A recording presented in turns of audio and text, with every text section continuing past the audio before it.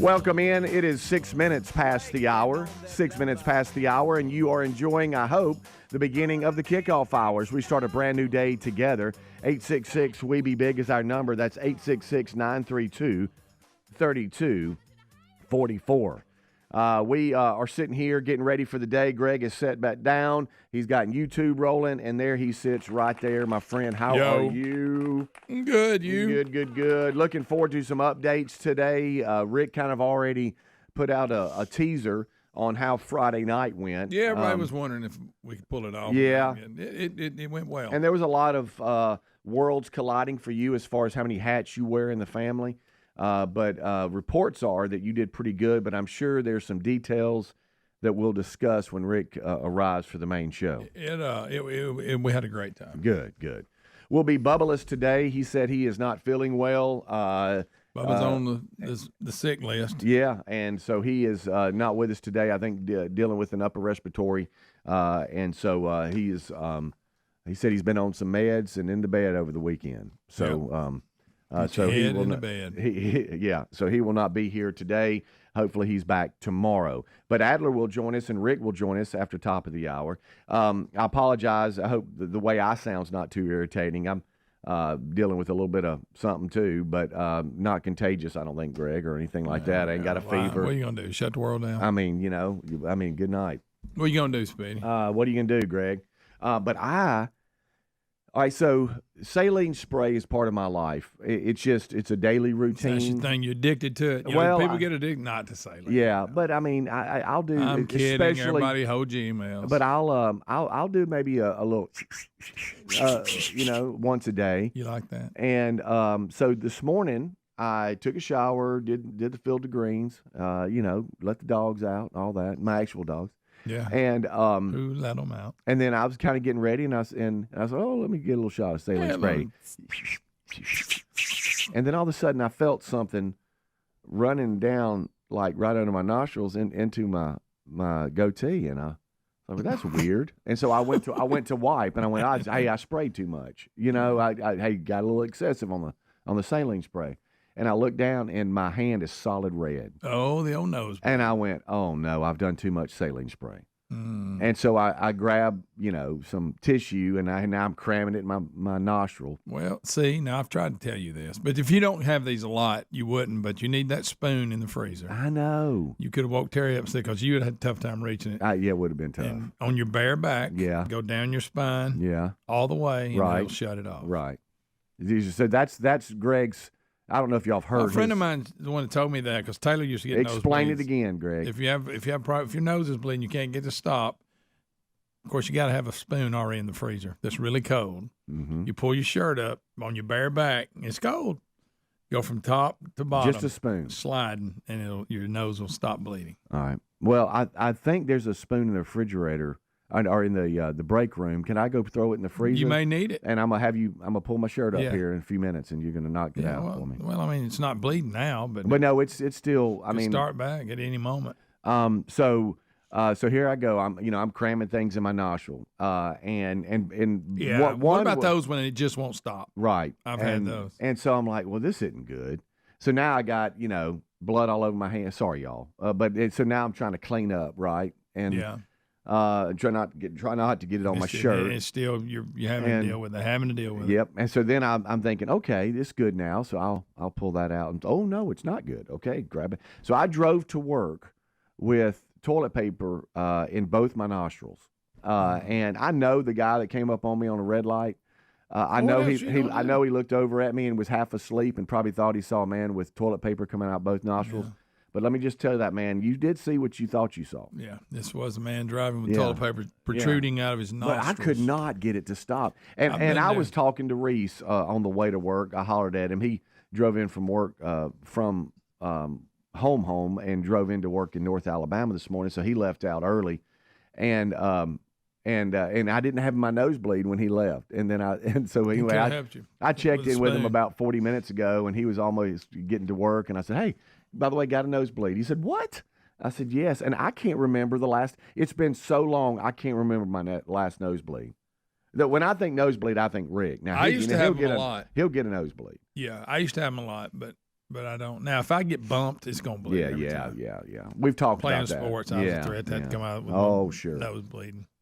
Speaking of sports, Saturday was quite a day. Good gracious alive. About the Roll Tide? Hey, Roll Tide went into Baton Rouge and made them like it. Yeah, they did. They finally said, let's just snap at the mill row and let him out-athlete everybody. Why not? I mean, why not? Let him use his legs, and he's your best athlete on the field anyway. And there's a lot of good ones, so that says something. But yeah, I thought that was a great game plan. Let's go. Yeah. But before that, having to defend that. Before that game, Georgia goes to Ole Miss, and Ole Miss beats the mess out of Georgia. Before everybody points it out, yes, I predicted Georgia to blow them out, and Right. how about this? I was wrong. You were wrong. I was wrong. Well, you know what? You were going off history, but Georgia. I just didn't believe in Ole Miss. And to you Georgia fans, this is a compliment to y'all. You've been able to win some close games that we weren't sure about this year, and you got your tough schedule. I give you that. Yeah. But you've escaped some games that you're like, oh man, how'd they win that one? Yeah, and this one got you. And now you got now you host Tennessee. So that Georgia could go from owning it and being in the top 12 and possibly winning the SEC conference to losing this weekend and out of it. I'm going to ask a dumb question because I'm sure potentially they broke it down. Depending on what we don't have divisions anymore. Right. How do we decide who top two play? But nobody. That's just weird because you don't play everybody. That's true. I give you that. But I don't know. All right, so because in the divisions you played everybody in your division. Yeah.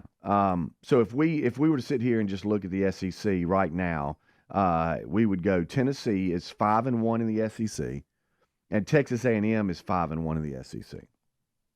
Texas is 4-1, and then there's Georgia, Ole Miss, and Alabama.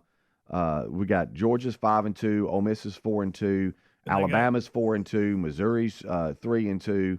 LSU's 3-2. They got all kinds of tiebreakers, I'm sure. Yeah, and what you got is the SEC, just like normal. Everybody's kind of just cannibalizing each other. I mean, it's just everybody's just kind of beating on each other a little bit. The new AP poll, which is kind of meaningless, but it does kind of forecast a little bit of what to expect from the college football playoff rankings that come out tomorrow night. Oregon is at 1, Ohio State 2, Texas is at 3. Penn State moved up to 4 at 8-1. Indiana, who beat Michigan 20-15, I didn't even watch that game, but they moved up 3 slots, so they're at 5. There's Tennessee, after beating Mississippi State 33-14, they've moved up to 6. BYU, and we got to talk about this. It came on so late that I didn't watch it. I watched the beginning of it, but BYU and Utah. They played, and BYU pulled it out 22-21, but there's controversy about this phantom Utah defensive holding call or something that that got the AD at Utah so mad that after the game he said we didn't lose the game, it was taken from us or it was stolen from us, and now he's been fined $40,000. Oh, hey, buddy. But BYU won, so they're at 7. Notre Dame is at 8 after destroying Florida State, and hey, by the way, Florida State fired both coordinators and the wide receivers coach, which is the first sign that he's trying to save his job. Yeah, that's when you call him in and go, guys, I hate, but y'all going to have to fall on the sword because I've got to make some changes here. Because you go from the year they had last year, a lot of people thought, well, they should be in the championship and playoffs and all this stuff. Yeah. To this. Yeah. After spending a lot of money on players. Got beat 52-3 at Notre Dame. Good night. Ole Miss jumped 6 spots. They're at 10, and this is the AP poll. And this is the only reason we're saying this. This might give us an indication of what to expect tomorrow night within 1 or 2 here or there, whatever. Georgia moved. No, Alabama moved up. I missed him. I'm sorry. Alabama moved up to 9, 2 slots after beating LSU 42-13. Ole Miss jumped up 6 spots after beating Georgia, and they're at number 10. And then there's Georgia at 11 and Miami at 12, who Miami got beat by Georgia Tech. And that rounds up your top 12. Yeah, I saw that. Yep. So we'll see how this plays out. And in the ACC, I know this sounds crazy, but SMU is sitting there undefeated in the conference, and then Clemson's right behind them, 6-1, and then now Miami's 5-1. So And, hey, congratulations to Deion Sanders and the Colorado. Yeah, they're slowly climbing. Colorado is at 5-1 and number 2 in the Big 12 behind BYU. They're 5-1 in the conference, 7-2 overall. Good job. So, wow, that's pretty impressive if you think about what he inherited and how everything's pulling off. Yeah. And they've got Utah, Kansas, and Oklahoma State. If they win out, then they're going to be in the Big 12 Conference Championship. How about that? Done a good job. Yeah. So anyway, there you go. And we got some splinter stories off of college football that we can discuss. I see that Vanderbilt's quarterback, Diego, is suing the NCAA. Yeah. He wants a couple more years of eligibility. And when he say a couple more years, he does want a couple of more years. Yeah. How about that? And what he has to say is pretty interesting. Yeah. We'll be right back. Rick and Bubba, Rick and Bubba. A medical test can reveal your body's biological age, which can show if you're aging prematurely. Better nutrition has been shown to reverse one's bio-age. Now, my hope of living better and healthier is why I take Field of Greens. Field of Greens is an organic superfood fruit and vegetable drink backed by the Better Health Promise. At your next checkup, your doctor will notice your improved health or your money back. Join me in better health with 15% off and free shipping. Go to fieldofgreens.com, use the promo code BIGVOX or rickandbubba.com for a link. There's nothing more frustrating than your earbuds won't work, so Raycon is making your everyday easier with their best-selling everyday earbuds. 32-hour battery life and multi-point connectivity. Raycon's everyday earbuds are now even more easy to use. They're available in a variety of vibrant new colors, and the quality rivals some of the biggest names in premium audio. And right now, you get 20 to 50% off site-wide when you go to buyraycon.com/bigbox. Buyraycon.com/bigbox or go to the link at rickandbubba.com. So let me guess, your medicine cabinet's crammed with stuff that doesn't work. You still can't sleep, you still hurt, you're still stressed out. Well, clear out the cabinets and reset your health with CB Distillery. CB Distillery's targeted formulations are made from the highest quality clean ingredients, and with over 2 million customers and a solid 100% money-back guarantee, CB Distillery is the source to trust. Get 20% off today at cbdistillery.com with the code BIGVOX, cbdistillery.com code BIGVOX, or rickandbubba.com under the sponsors. Hey, did you know you can join AMAC today for only $1? That's right, $1 for 1 year membership. I want to encourage you to visit amac.us/BigVox and join today with this limited time offer. AMAC, the Association of Mature American Citizens, works to advocate for the values that matter most to Americans. Becoming an AMAC member gives you access to free advice on Social Security and Medicare. Plus, members enjoy exclusive money-saving discounts on travel, hotels, insurance, and more. Join today by visiting amac.us/BigVox. If your approach to everyday aches and pains is to mask them, then repeat that cycle all over again. It's time to try Relief Factor. Instead of masking pain, Relief Factor helps eliminate it with a unique formula of ingredients that helps support your body's response to inflammation. Give it a try and get the 3-week quick start pack for just $19.95 at relieffactor.com or call 1-800-4-RELIEF to get that deal. You can also find that information at rickandbubba.com under the sponsors. Don't mask pain. Fight it naturally with Relief Factor. Our friends at TheraBreath have some good news if you have bad breath. Try TheraBreath Fresh Breath Oral Rinse. TheraBreath is dentist formulated by Dr. Katz himself. TheraBreath doesn't mask bad breath like those burning alcohol mouthwashes that can actually irritate sensitive mouths. It's alcohol-free and free of gluten with no added dyes or colors. Find TheraBreath in all your favorite retail and drug stores. Look for the bright orange cap or online at TheraBreath.com. You can find a direct link at rickandbubba.com under the sponsors. TheraBreath, confidence in every capful. The Man Church Conferences are coming in 2025. Inspiring speakers, powerful worship, great fellowship, and incredible resources designed for men's discipleship. Tickets are on sale now for Birmingham, Panama City, and Atlanta. Get your tickets and all the details now at themanchurch.com. Disciple men. Change everything. If your spine needs some extra TLC, then you need a Helix Sleep mattress from helixsleep.com/bigbox. Each Helix mattress is designed for specific sleep positions and comfort. With 20 unique mattresses made from your personal preferences, you'll find one that's right for you, and Helix lets you try it out for 100 nights risk-free. Take the 2-minute Helix Sleep quiz to get matched with the perfect mattress. Head to helixsleep.com/bigbox to save 20% off your mattress order, or go to rickandbubba.com. With Helix, better sleep starts now. Our friends at Tax Network USA tell us if you owe back taxes, don't gamble with the IRS. It's a no-win. You need Tax Network USA on your side. Their attorneys and expert negotiators employ aggressive strategies to help settle your IRS issues quickly and in your favor, even if you haven't filed in a few years. They've helped resolve over $1 billion in tax debt for people just like you. Talk with one of their strategists for free. Call 1-800-780-8888 or go to tnusa.com/bigbox. All right, when it comes to protecting your home, it's always better to stop trouble before it starts. That's why Simply Safe is changing the game with Active Guard outdoor protection. Now, it offers a double layer of defense, cutting-edge AI plus real-time monitoring by Simply Safe's agent to prevent crime before it happens. Save 50% on a new Simply Safe system with a select professional monitoring plan at simplysafe.com/bigbox. That's simplysafe.com/bigbox, or find that link at rickandbubba.com. There's no safe like Simply Safe.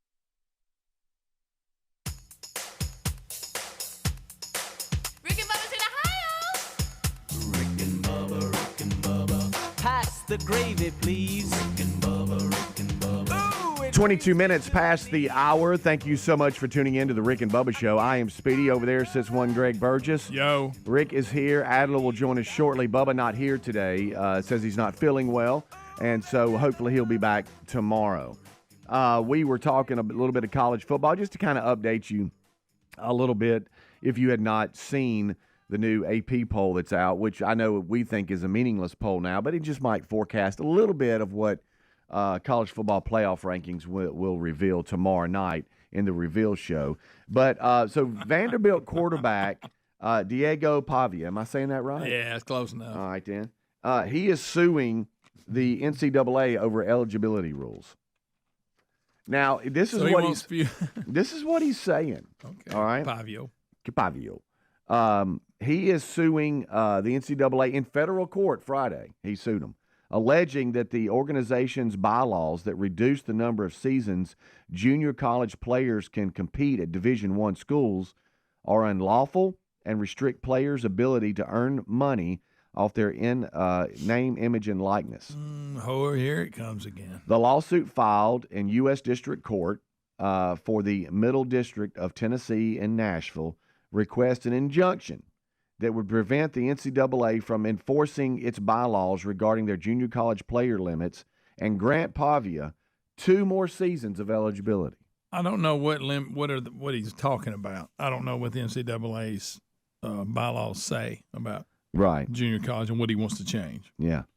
The JUCO eligibility limitation bylaws, and it'll get boring here, but basically he claims they neither promote competition nor benefit college athletes with respect to their impact on persons who attend junior college before transferring to NCAA schools, the lawsuit says.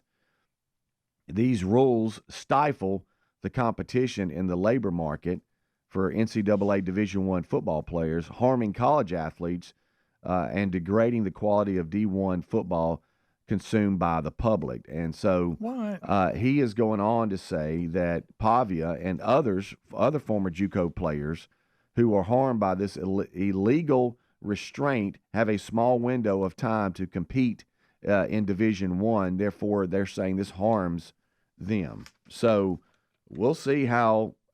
I don't know. Again, I don't know what that. The lawsuit is basically arguing the NCAA and its member institutions have entered in an illegal agreement to restrain and suppress competition. So it's all about JUCO players going to Division I. And how many years they have to play. Yep. Well, isn't now what you have 2? It depends. I mean, it depends. You could have to graduate. You could be redshirted in JUCO and end up getting more than 2. You know, you might redshirt in JUCO and then play 1 JUCO and then move on I know that's I'm thinking baseball now, so I don't know about football. But I mean, you could be a 5th-year senior that is at a 4-year school that started in JUCO. I mean, it just depends really on did you get a medical red shirt? Did you just get red shirted? Then you have all those. It's cleaning up from the COVID years where everybody got a COVID year. It just depends really. But he's saying that coming from JUCO whatever the rules to Division I, it's limited his NIL abilities. Because he only has 2 years of eligibility. Yeah, depending, because he went. Let's see here. He went from JUCO to New Mexico State and then to Vandy. Yeah, I think so. So what year is he right now? Do you know? It doesn't say in the article. So is this his last year, or does he have one more? I think it would be his last if he doesn't. Just depends on how long. So in football, can you just stay 1 year in JUCO, like in baseball if you have to? I don't know. I thought you had to graduate from junior college to be eligible to move on to D1. I don't know. Okay. Well, we'll look into that. But anyway, whatever that's the bylaws the story. are, he says that it limits their ability to. This all goes back to NIL. Yeah. I got a couple more years I can get paid. Yeah. All right. So he goes into talking a little bit about red shirt stuff. So he's 23 right now, Pavia. Yeah. Let's see. So he played here we go. He played 2 seasons at New Mexico Military Institute, a 2-year junior college, before transferring to New Mexico State, where he played in 2022 and 2023. Oh, okay. He enrolled in Vanderbilt in June with the belief that he would have only one season of eligibility. Yeah. Yeah. What's the beef? Yeah, I guess he's saying he's wanting two more. I don't Jeez. know. Confusing. Yeah. The lawsuits also takes issue with the NCAA's bylaws that start a player's eligibility clock once he enters a 2-year school, even if he doesn't play, as well as its red shirt rule and 4-year eligibility limit. So I guess he's trying to say JUCO should not count against your 4-year eligibility. So he just said even if you didn't play, at a 4-year university. He just said even if you didn't play, it counts right now. Right. Yeah. So like if you went to JUCO and in your first year you didn't play, but you didn't get redshirted, you didn't have a medical issue or whatever, that does count against 1 year, I guess, right? Or do you have to limit? Do you have to have a certain amount of? Football's so different. All I know is baseball with my boys playing, so I don't know. But anyway, that's in the news. We'll kind of investigate it a little bit more. I know some of you might help out with some of the information, but that's kind of what the ESPN story is saying. But I just thought it was interesting that here we are, Vandy's in the middle of a season, got beat by South Carolina, by the way, and he entered a lawsuit in federal court Friday to get more eligibility. Oh, wow. I know there are a lot of kids that go to junior college that the bigger schools have said you don't have the grades to get in, go here, and then we'll assign you when you get eligible. Right. I don't know how that works out. But. It sounds like to me he's basically saying if I go JUCO, that shouldn't count against my 4-year school eligibility as far as years go. I guess. So he's saying, if you have 4 or 5 years, whatever, and you go 2 years to JUCO, he's saying that shouldn't take Those 2 years away. Shouldn't take. Okay. We'll see. We'll see how it plays out, though. I know that would impact a lot of people. Yeah. Oh, yeah. 29 minutes past the hour. Rick's already here. If you missed it, Bubba's not here today, not feeling well. Adler will join us at top of the hour. We'll be right back. Rick and Bubba, Rick and Bubba.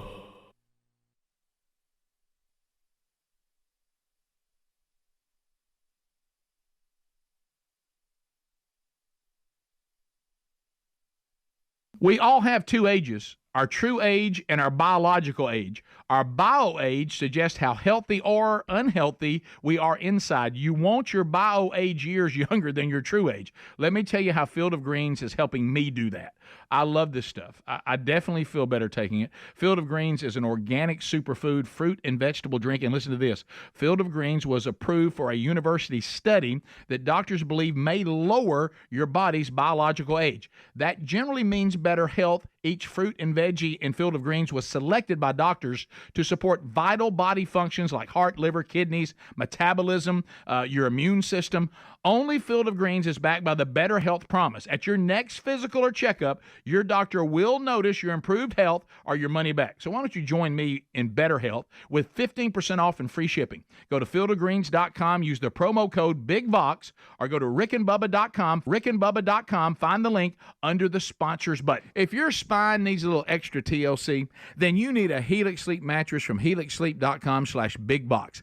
Everybody's unique and everyone sleeps differently. Helix has several different mattress models for you to choose from, and each mattress is designed for specific sleep positions and comfort preferences. In fact, the Helix lineup has 20 unique mattresses, including the award-winning Luxe collection and then Helix Elite collection, a mattress designed for big and tall sleepers, even a mattress made just for kids. Nervous about buying a mattress online? Don't be. The Helix Sleep Quiz takes into account your individual sleep preferences to match you with the perfect mattress. It only takes a few minutes to answer a couple of questions, and once you pick your mattress, Helix knows there's no better way to test a new mattress than by sleeping on it. So you get a 100-night trial, so see how you like it. With more than 12,000 five-star reviews, it's time to head to helixsleep.com/bigbox. Save 20% off your mattress order, or visit rickandbubba.com for the link. There's nothing more frustrating than when an everyday item that you depend on doesn't work. You know what doesn't cause that kind of fuss? Raycon's best-selling everyday earbuds. Raycon's everyday earbuds are made to make your everyday a little easier. Every time they update the product, they add new features to make them even more easy to use, like 32-hour battery life and multi-point connectivity that lets you pair with 2 devices at once.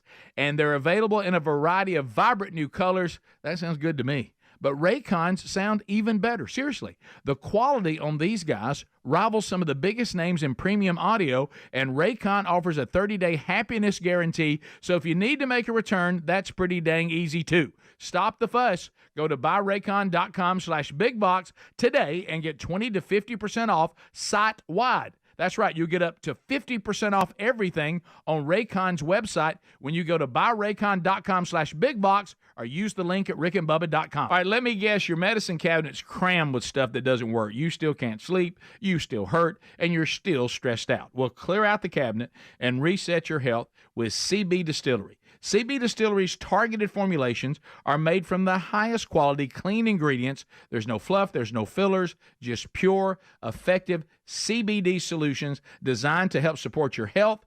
In 2 non-clinical surveys, 81% of customers experienced more calm, 80% said CBD helped them with pain after physical activity, and an impressive 90% said they slept better with CBD. If you struggle with a health concern and haven't found relief, check out cbdistillery.com, but you need to use the code BIGVOX for a discount.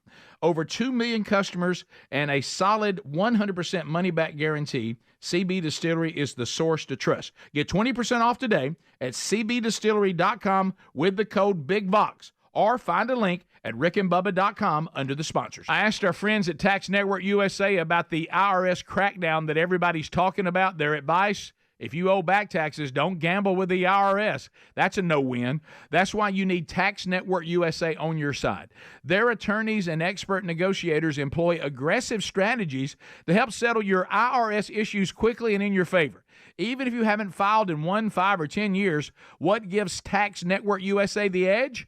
Their preferred direct line to the IRS and their knowledge about which agents to talk to and which ones to avoid. Now, they're not going to back down until they secure the best settlement for you, which could save you thousands. That's how they've helped resolve over $1 billion in tax debt for people just like you. Don't wait until the IRS closes in.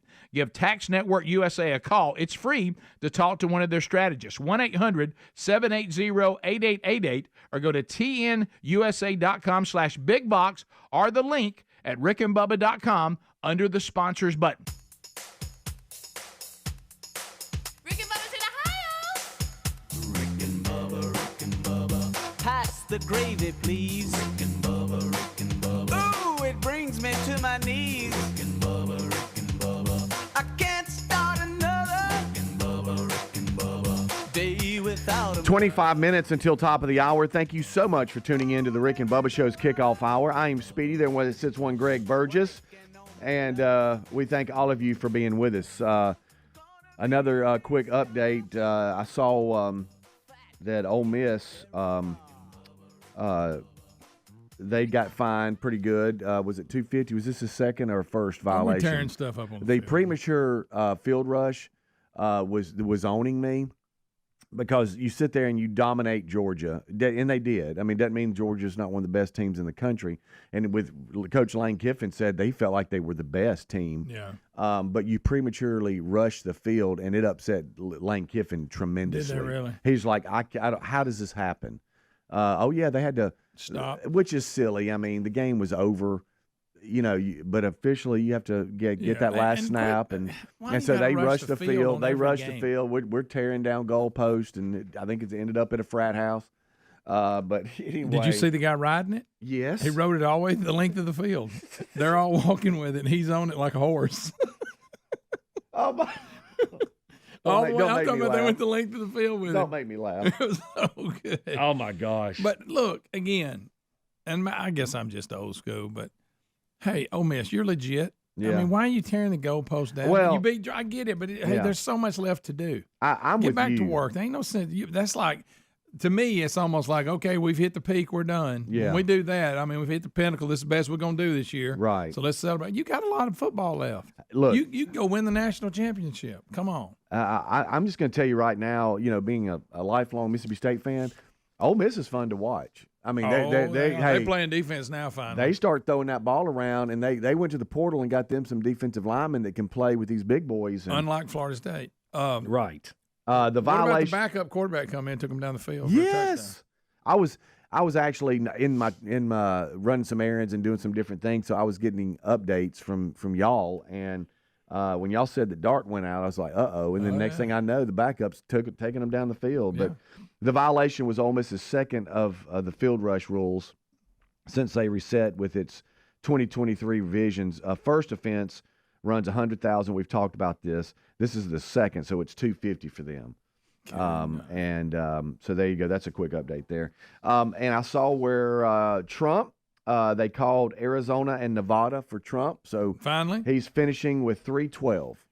He took all the swing states, right? He took every one of them. Wow. So he look at that map. He took Nevada, Arizona, Wisconsin, Ohio, Pennsylvania, North Carolina, and Georgia, all the seven that they were talking about. So he ends up 312 to 226, a blowout. Popular vote. The Senate still 53-46. They got the majority there, but the House, they were like, oh boy, what's up? Fox has got 214 to 203, but a couple of organizations has it at 217, and they only need one more with 10 races to call. So if they get one more, they'll have a full majority of everything. Wow. So, and let me just say, this is Veterans Day. I know a lot of you have it off, and thank you to all the veterans and your families for your service and commitment to country. And we wouldn't be sitting here doing what we're doing without y'all. Yeah. And it's a day that we celebrate you. And it's sad you only get one day, and others get a month. Yeah, if you know what I mean. But happy Veterans Day to all of you. Absolutely. Bubba not here today. He's out, not feeling well. Should be back tomorrow. He said he'll make that call today at some point. And Jack State, how about the Hail Mary from Jack State to win? Was it Saturday? I started getting text messages from y'all about the Hail Mary that was thrown, and then the extra point that was missed and sent it to overtime. So you get the Hail Mary. Game's over if you hit the PAT. Was it La Tech? Who was that? La Tech. Yeah. And we assume, I mean, we take those for granted. It's automatic. Yeah. Well, doink. He didn't get it. No. So they had to win it in overtime. And it wasn't blocked. He just missed it. No, he just missed it. He just missed it. How about that? Wow. And I went back and saw that. It hit social media. It's like ESPN's top play or top five or whatever. The college football review or whatever it is that comes on Sunday mornings. Yeah. They opened it up with that. Yeah. That was their first story. And again, defensive backs. I know you look. I know you got you a little something, but you playing defensive back, Greg. You can't let anybody be deeper than you. Yeah. And again, this time they didn't even touch it. He just caught it. They all jumped, missed it, and there was a Jack State receiver in the back. You can't let nobody behind he just caught. He just caught it. Go to the back of the end zone. Yes. From the back. That was another one though. They let him get behind him, and it just fell right into his hands. Yeah. Of course, then it went to when he missed the pitch. Could not believe that. But then in overtime, they score and hold. So congratulations to Jack State. Big win. Yeah. And a lot of you probably saw that play because it's a top play when it comes to college football this past weekend. All right, so we're sitting here just hopping around, going through tons of stories. Friday night, we'll have a recap. It went well. Thompson won in a blowout fashion. Mom got there. Brother got there. Wife got there. Perfect. Hopefully you didn't get hit by a train. Stopped by a train. No, we ended up changing routes halfway through. Oh, you didn't go 11? No, well, that's really local. Sorry, y'all. Started that, but that was not a good idea. It was backed up. I mean, just to get to it, 280. Oh. We had to make an adjustment, and it was the right call, and it worked out really good. Okay. Yeah. So were we caravanning or were we all together? We were all together. Who was co-pilot? Me. Who drove? Rick. His truck's bigger than mine. Everybody fits in it better. All right. And who had the map up? Because it wasn't you. Well, yeah, Rick did, just like I say, just at the beginning. We knew how to get there, but just to see about the traffic, and we had to call an audible. I cannot wait to hear that. It was an audible. It worked out, though. I cannot wait to hear that. A lot of people we'll have that update, there. but Boy, at least a lot of traffic. Right yeah, there. there's been a lot of talk about a picture that Rick posted of you, and there was one of the family. But what is owning everybody looking at comments is you holding the blanket. Yeah, what'd I tell you? Did I not call it? That she would bring a blanket? Yep. And it's 70-something degrees. I called it. Yeah. Sure enough, there it was. And who's in charge of holding it? Well, I was. It ended up that way. Of course, we never used it. I think Ellis got it out right at the end just because he wanted to. Okay. But I told y'all she was going to bring a blanket. I told y'all. Yeah. I don't care. If it gets below 80, and she'll think about it if it's low 80s.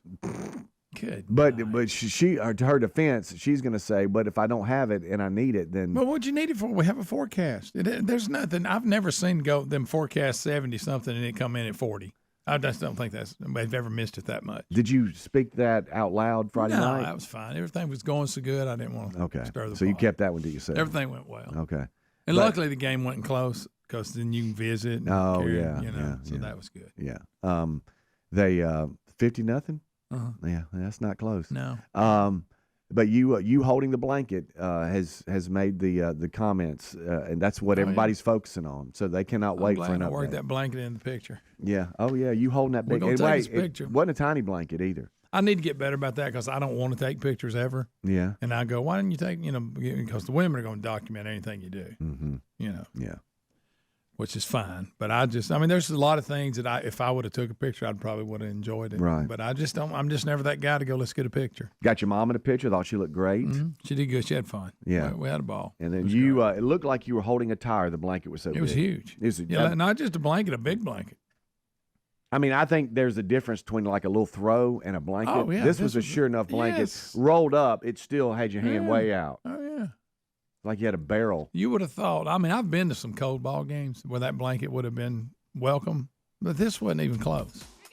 And I called it. I told y'all that's what was going to happen. Yeah.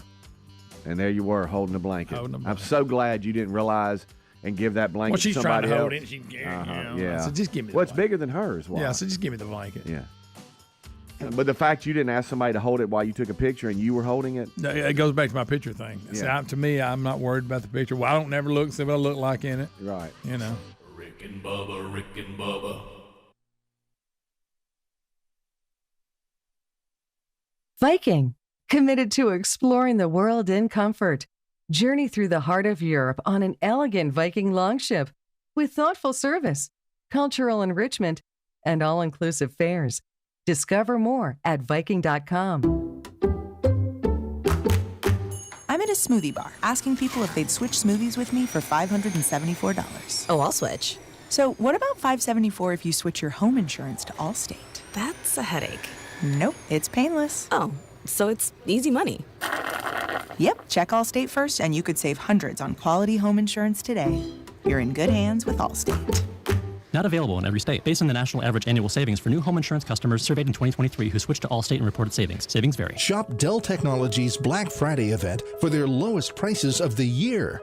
The future is on sale today with limited time deals on select PCs like the XPS 16 that accelerate AI with Intel Core Ultra processors. Black Friday is their biggest sale of the year and the best time to upgrade, but it's only here for a limited time. Shop now at Dell.com/deals. That's Dell.com/deals. At Boot Barn, we believe the cowboy boot is the foundation for a life well lived. We work, we raise, we break bread, and tomorrow it starts again. This life requires a boot that supports perseverance. Ariat boots undergo 150 steps to ensure performance. Boot Barn carries over 250,000 Ariat boots nationwide because out west, tenacity is second to none. Ariat at Boot Barn. If you're living with dry age-related macular degeneration or dry AMD, you may be at risk for developing geographic atrophy or GA. GA can be unpredictable and progress rapidly, leading to irreversible vision loss. Now there's something you can do to slow it down and get it going slower. Izervay is proven to slow GA progression. Izervay gets GA going slower. Izervay or avacincaptad pagel is a prescription eye injection used to treat GA. Don't take it if you have an infection or active swelling in or around your eye. Izervay can cause eye infection, retinal detachment, or increased risk of wet AMD. Izervay may temporarily increase eye pressure. Your vision may be impaired after an eye injection or exam. Don't delay. Ask your doctor about Izervay today. Izervay gets GA going slower. Visit Izervay.com. That's IZERVAY.com. Viking, committed to exploring the world in comfort. Journey through the heart of Europe on an elegant Viking longship with thoughtful service, cultural enrichment, and all-inclusive fares. Discover more at Viking.com. All right, if your approach to everyday aches and pains is to mask them, feel better for a few hours only to have the pain return, then repeat that cycle all over again, it's time to try Relief Factor. And the good news is Relief Factor makes that easy. Their 3-week quick start is only $19.95, less than $1 a day. Instead of masking pain, Relief Factor helps eliminate it. How? Well, it's a unique formula of ingredients that helps support your body's response to inflammation. Relief Factor was developed by doctors and is 100% drug-free. And for so many people, including some of us here on the show, Relief Factor has been a game changer because you just feel better when you're not in constant pain. You'll feel the difference. Give it a try and get the 3-week quick start for just $19.95 at ReliefFactor.com or call 1-800-4-RELIEF to get that deal. You can find that info at rickandbubba.com under the sponsors as well. Don't mask pain. Fight it naturally with Relief Factor. Go right now to rickandbubba.com under the sponsors button or go directly to relieffactor.com. There's nothing more frustrating than when an everyday item that you depend on doesn't work. You know what doesn't cause that kind of fuss? Raycon's best-selling everyday earbuds. Raycon's everyday earbuds are made to make your everyday a little easier. Every time they update the product, they add new features to make them even more easy to use, like 32-hour battery life and multi-point connectivity that lets you pair with 2 devices at once.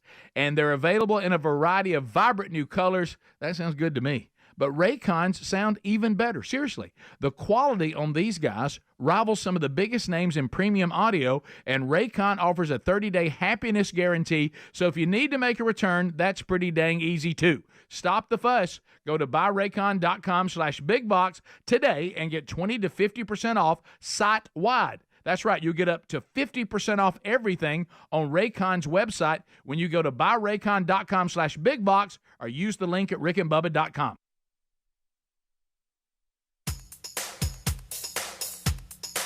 Rick and Bubba's in Ohio. Rick and Bubba. Pass the gravy, please. Rick and Bubba. Ooh, it brings me to my knees. Rick and Bubba. I can't start another. It is coming up on 10 minutes until top of the hour. I am Speedy. There sits one Greg Burgess. Rick is here. Adler joins us shortly. Bubba not here today, not feeling well. Hopefully back tomorrow. The updates coming in from the weekend we'll continue to talk about. One update has to do with actually a show, and one of the most famous shows ever out, and that's Yellowstone. And they final season. Now, Kevin Costner left. He did. And I was interested to know how they played this. And so what I won't give it away. So you watch how do they do it? Is it just one episode at a time or the whole season? They just come out once a week. Okay. And so first episode came out this past weekend. And first of all, and we've talked about this before, I don't know why they have to do this, because when it first started, it wasn't near as bad, but especially with this the daughter, how they've let the language get really. Oh, really? And I don't understand why. But said so so you enter at your own risk. How do you watch? Is it Paramount Plus or is it on the Paramount Network? You can do both. Okay. I think it comes out Plus maybe a day later when it comes out, but I watched it on just a regular network. Okay. And but to put all that aside, you know it. If you've ever seen it, they'll drop an F-bomb. Mm-hmm. But anyway, I'm not going to blow it, because I was the same way. I was curious. I said, because it's known Kevin Costner is not going to be in this one. They're done. And did he say that because of his Horizon deal? Didn't him and the guy that writes it have a falling out or something? I'm not sure. No. I know can't when he started this two-part movie. Yeah, that was a flop. Yeah. But anyway, they right out of the gate, you figure out that he's not going to be there. Oh. And they address that early. And then they do the typical. We do that, and then now we go back to before that, and we come, the show's coming up to that. How we'll start off with something happening. Right. And then we'll go back to like months or years before and work our way up. Yeah. It's that. But they do, but right out of the gate, you go, so he's not going to be in this at all. So can I ask a question here? Because I think we all understood and we all know, hey, he's not going to be around. So it's not like you're spoiling anything. No, I just didn't say how. Right. And here's my only question did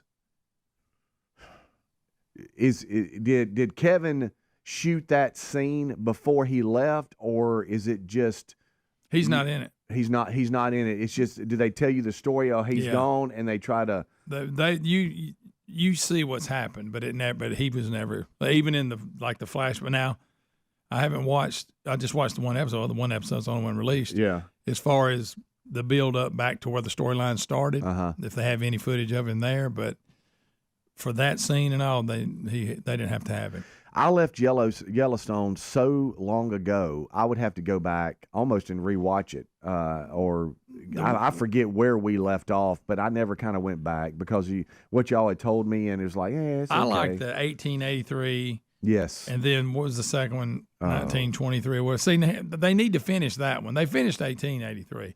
The other one they didn't finish, but they're advertising starting season 1, showing it again. Oh. Well, I've done seen season 1. I would like to see more of that other. I don't know if they're going to finish it or not. Right. Didn't they say there was going to be some like was it 1950 something too? Probably. Who knows? I don't know. I might have made that up, but I thought that's what I'd heard back in the time. Yeah, they also advertising a new one coming out. That Sheridan guy, he writes every show on TV. Yeah. And it's got Billy Bob Thornton in it. It's about the gas and oil industry, Landman or something. Yeah, it looks pretty good. I saw that. It's about to come out, right? November 7th? Yes. Something. Yeah, it's coming out this month. Yeah. I'm sure they'll F-bomb you to death in that one, too. But. Yeah. But this is more about the oil industry and the money behind it. And the all corruption and all that. So. Yeah. But if he's behind that means it's going to be pretty good. Yeah. But, again, if you haven't seen it, they answer the question, what are we going to do about Kevin Costner pretty early. Oh, okay. Yeah. Talking about right out of the gate. Yeah, because we knew he wasn't going to be back. So yeah. He is. But what is it that he left for? Is it Horizon something or another? Yeah, it was like a 2-part movie, and now it's out streaming. It's on. That's one Rick said was terrible. He went to the movie to see it, and it was terrible. I think it's HBO Max or something. It's available now, and I think the second one there was confusion that it did so bad they canceled it. It wasn't that. It's just it's going to go straight to streaming. It's not going to go to the movies. Is that right? Right. I'll tell you another flop if we're going to talk movies. I was reading an article today, the Joker, the latest Joker. Yeah. Everybody, the critics hate it and the public hates it. There was an actor they interviewed who had a part in it. He said he knew when they were filming it. He said, this is horrible. It's not any good. It was some actor I've never heard of. I think he's got a small role, but he said that him and the other guys were like, there's no plot, there's no nothing. Really? Yeah. Of course, that's too weird for me anyway. I tried to watch the first one, and that's just weird. Have you ever seen it? No. Very weird and dark. Yeah. But the second one is bombing. Speaking of weird and dark, have you ever stopped and watched any of Penguin?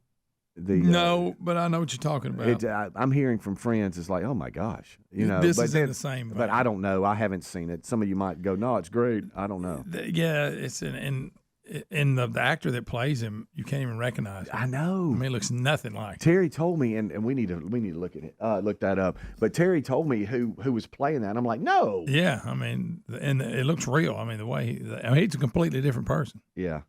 Let's see here. It is Colin Farrell. Yeah. And you would never guess that's who it was. Never. Because even if you haven't watched it, you've seen trailers and stuff, and that's him. It's him. No, nothing like it. The Penguin actor is him. In this latest deal here, but I haven't watched it. I haven't stopped in, but some of the friends we got together with some folks this past weekend, and somebody said, hey, I stopped. It's weird. Yeah, I saw a little bit of it, and I was like, yeah. But that's good to know about Yellowstone, because we'd gotten a couple of emails about everybody was pumped about it coming out the last season. And so now I guess that now the family's going to have to deal with him being gone, and I'm sure it's full-on war now. Yeah, and boy, the sister ain't happy. No. Well, now they got is it all about revenge and finding out who did it? And yeah. I won't give it. Okay. All right. So there you go. There's a Yellowstone update from this past weekend. And again, if you're offended by F-bomb, you don't want to watch it. Yeah, it's pretty nasty. And you know, when it first started, they might every now and then, but I don't know. Just make the show. Yeah, I know. There's a report out today, Greg. America's top city for UFO sightings revealed. And it is. We would think Roswell, but that's too obvious. The top city. So it's in that area. I mean, in that part of the world. Phoenix, Arizona. Okay. They have been ranked as America's supernatural hotspot, with a whopping 323 sightings in the last decade, according to data from the National UFO Reporting Center. New York City came in second place. That's you've seen some people from New York. They look like aliens. Well, sure. I wasn't going to take that line from you. They are in second with 313 reported incidents, and Nevada, which is home of the infamous Area 51, came in third with 309 alleged sightings. While the data only goes back as far as 2013, Phoenix has been a hotspot of paranormal activity. And their biggest UFO event occurred on March 13th, 1997. And they say on this date, hundreds of people reported seeing the Phoenix Lights, and that's what they're calling it. The sightings were so widespread that witnesses said that the night freaked them out to where they've never forgotten it. And a 12-year-old, Megan McCain, claimed she saw them with what she witnessed that night, leaving a mark. And her mom allowed her to go out to the yard. I think just the memory of it's never left me. Okay. I don't know if it actually left a physical mark on her, but it says that she allowed his mom allowed me to go outside and take a look.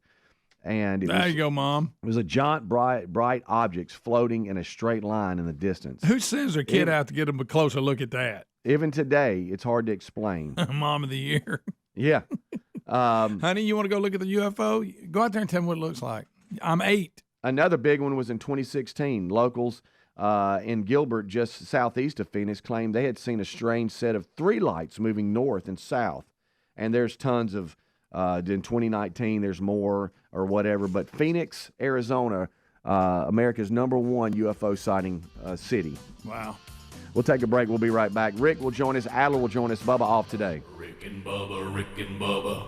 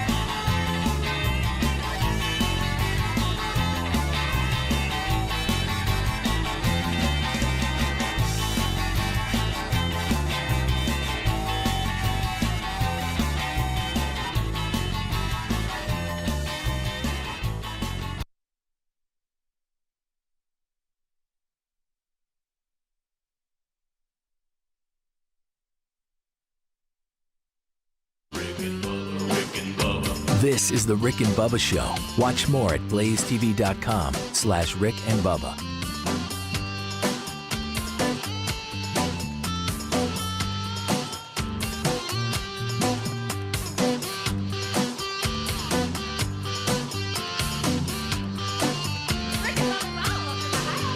Rick and Bubba, Rick and Bubba.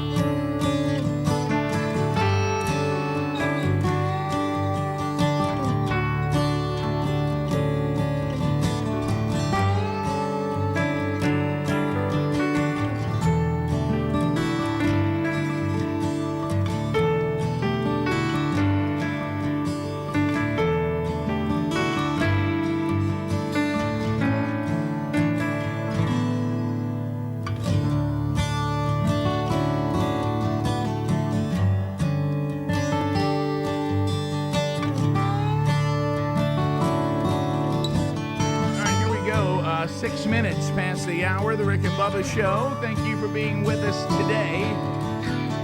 We are back on a brand new hour, on a brand new day, on a brand new week, on a brand new show. It is Veterans Day. So thank you, veterans all across America, for your service to our country. And we start this hour with the national anthem.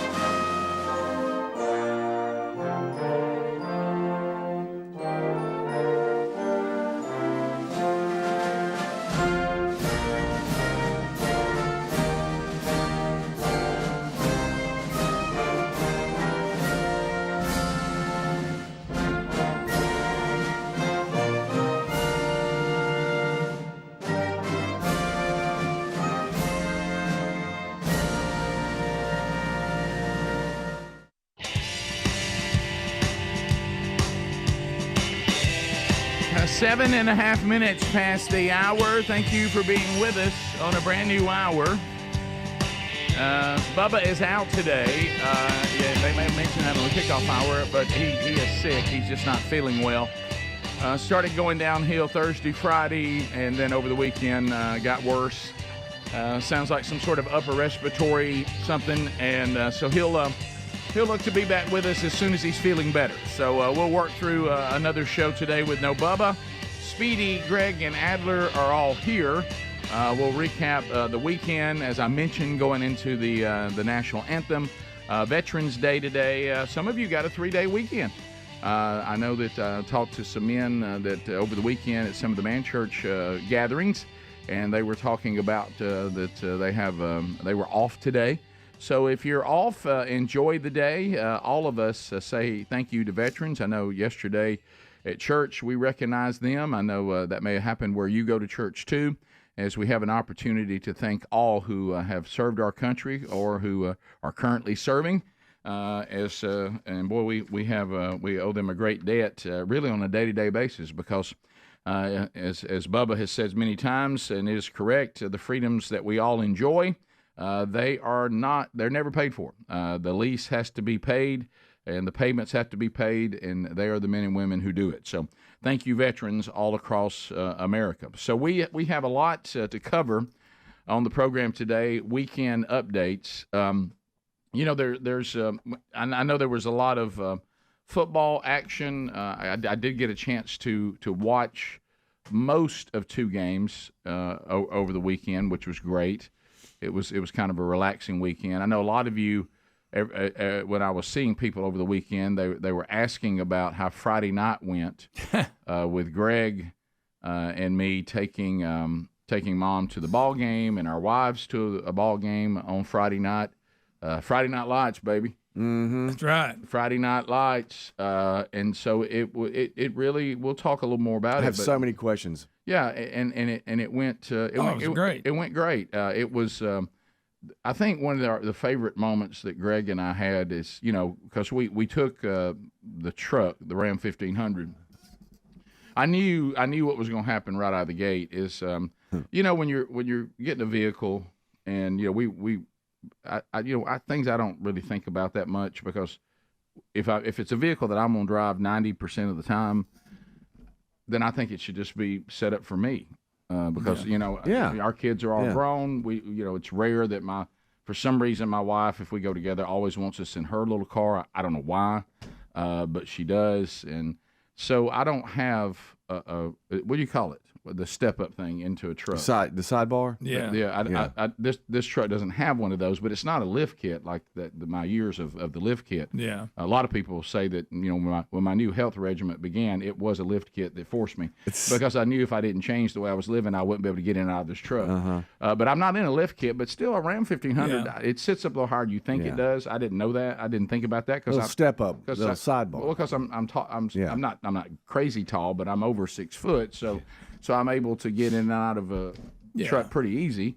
And so first of all, I had to work through, which I knew was coming, is the disdain from the women on why I don't have one of those step-ups. Yeah. Because we were 5 of us, so we weren't going to go in, Sherry's car or Greg's family car, and Mom's car, is getting where it's not all that reliable. Yeah. So not being used. There was plenty of room in the truck, but I knew there was going to be, and I was just kind of waiting on it, because once the women get together, it's as if Greg and I are not even on the planet. Running boards. There we go. Yeah, running boards. Greg and I don't even exist when the three of them get together, because here they go, and the corn's on the ground, and the hens are pecking. And I mean, they are, and Greg and I just kind of lived our own life, and so they don't realize it, because they're not paying attention. They're talking, and Greg and I are just waiting on it. And then I said, hey, well, I think the 3 chicks in the back. Me and Greg will be up front. We got to navigate. Of course, Greg was worrying us out about that, worried about it. Oh. And all of a sudden, you could see that all of a sudden the realization hit them that I didn't have a running board. And of course, then. Well, grab that handle there. Yeah. Pull yourself up. Everybody grab the handle. My goodness, why don't you have one of these running boards? I've told him to get a running board. I don't know why he didn't have a running board. Why don't you have a running board? Well, we don't have. There's no step up. And then Greg doesn't either. He didn't have one either. Okay. Well, I know I've said the same thing to Greg. Well, I've said it to Rick. I don't know how many times. Well, I've told both of them. And we're like, guys, there's no way a running board's going to appear now. Yeah. Okay, y'all can y'all can lament and we don't have running boards. There it is. There's not a running board. Anybody needs help, let us know. Well, I don't need any help. Well, I'm not. Okay, and then so we start all that. Well, surely you helped your mom in there. Mom, she got in there better than any of them. I will tell you, Mom got in there pretty good. Okay. I mean, I went to help her when we went, but on the way back, she was just sitting in there, and I was like, "Did anybody help Mom?" No, she got in there, and she got on in there. But the deal was that they had to all weigh in on how many times they'd asked us to get running boards for them. Well, I don't know what you waiting on. Well, I just ain't thinking about it. Can you not drop it off and they put a running board on it? They can. I guess with all that free time I have. And I don't know why they don't have a running board. You're gonna have to get a running board. I mean, this ain't. You ever gonna get a running board? I know. I told mine to give a running board. I don't know why I want. Well, I've told both of them. Yeah. That's what Mom almost had the thing where she had the ultimate. Well, I told them both. Yeah. Oh. Rode them both the trucks. Right. And but we'll tell you about it. It went good. It was a great night. Yeah, we had a good time. And we ended up having a which is rare, a stress-free game. Because wow. Mm-hmm. Yeah. We got to visit during the game. Yeah. So. I heard the score. The Warriors were ready, and don't think the other was. It was ugly. Warriors probably had something to do with that. It was a relaxing night. It was. Yeah. It was over quick. Yeah. Greg said that you guys had to kind of call a change in directions right out of the gate. Yeah. And that call saved y'all. Yeah. Oh. And so I can't wait to hear that. Yeah. We'll run down all that. It was. I made a mental note of that. If I ever face that situation again, I know where I'm going. Yeah. That was. I don't know what that was, but it wasn't going nowhere. No. right, we'll hit that today. I'm already getting the requests. So where's Dickie Nadmeyer now? Oh, he was down on the Tide. Is he back up on the Tide? I'm sure he's got him back to top. So I don't know. We'll hear from him today on the program. How'd Adler's song do over the weekend? We'll chat about that. Weekend recaps, your phone calls, lots to cover. Rick and Bubba, Rick and Bubba. All right.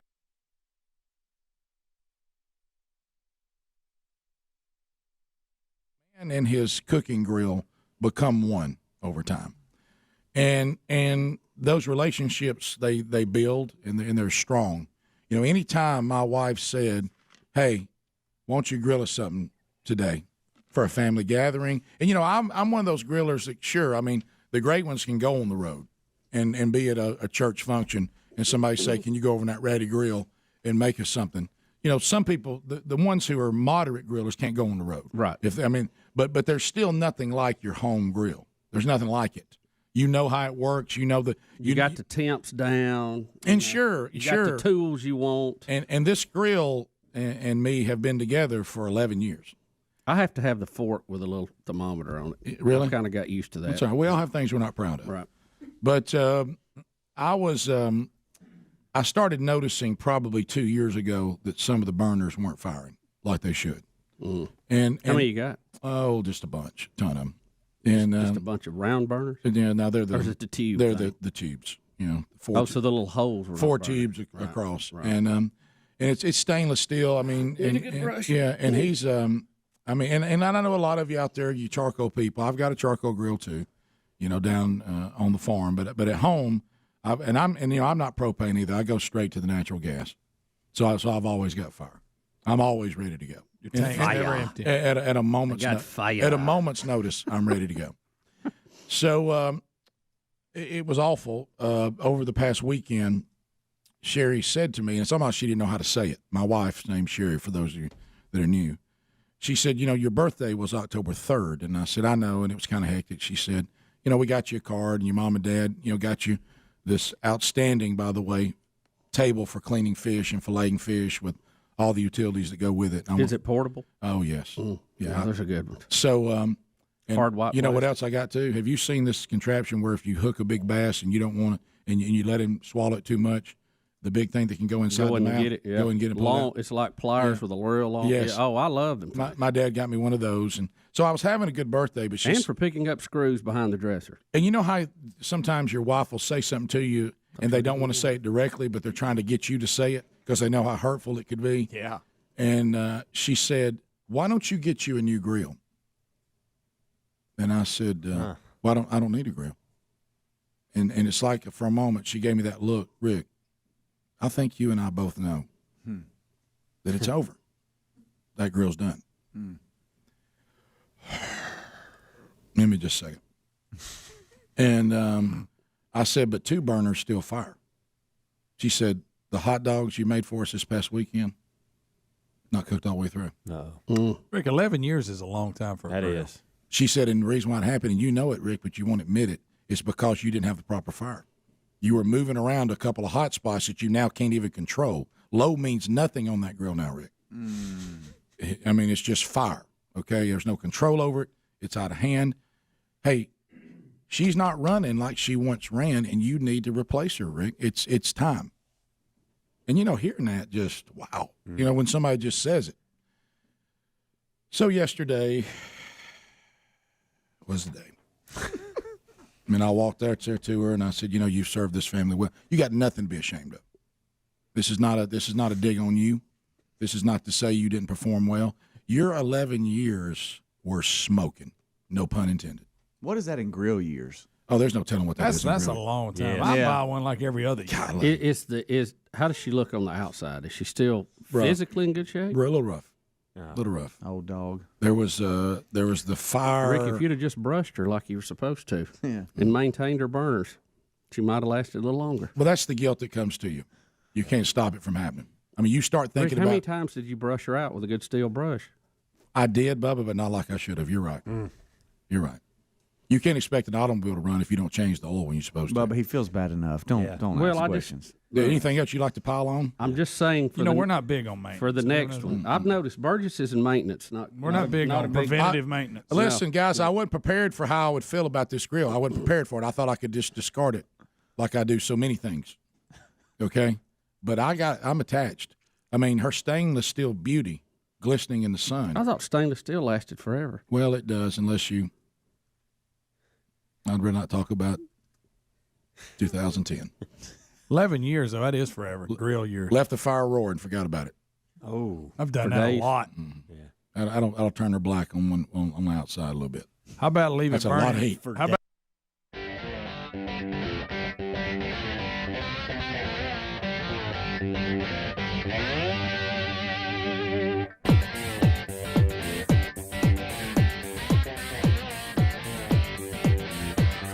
Bubba out today sick.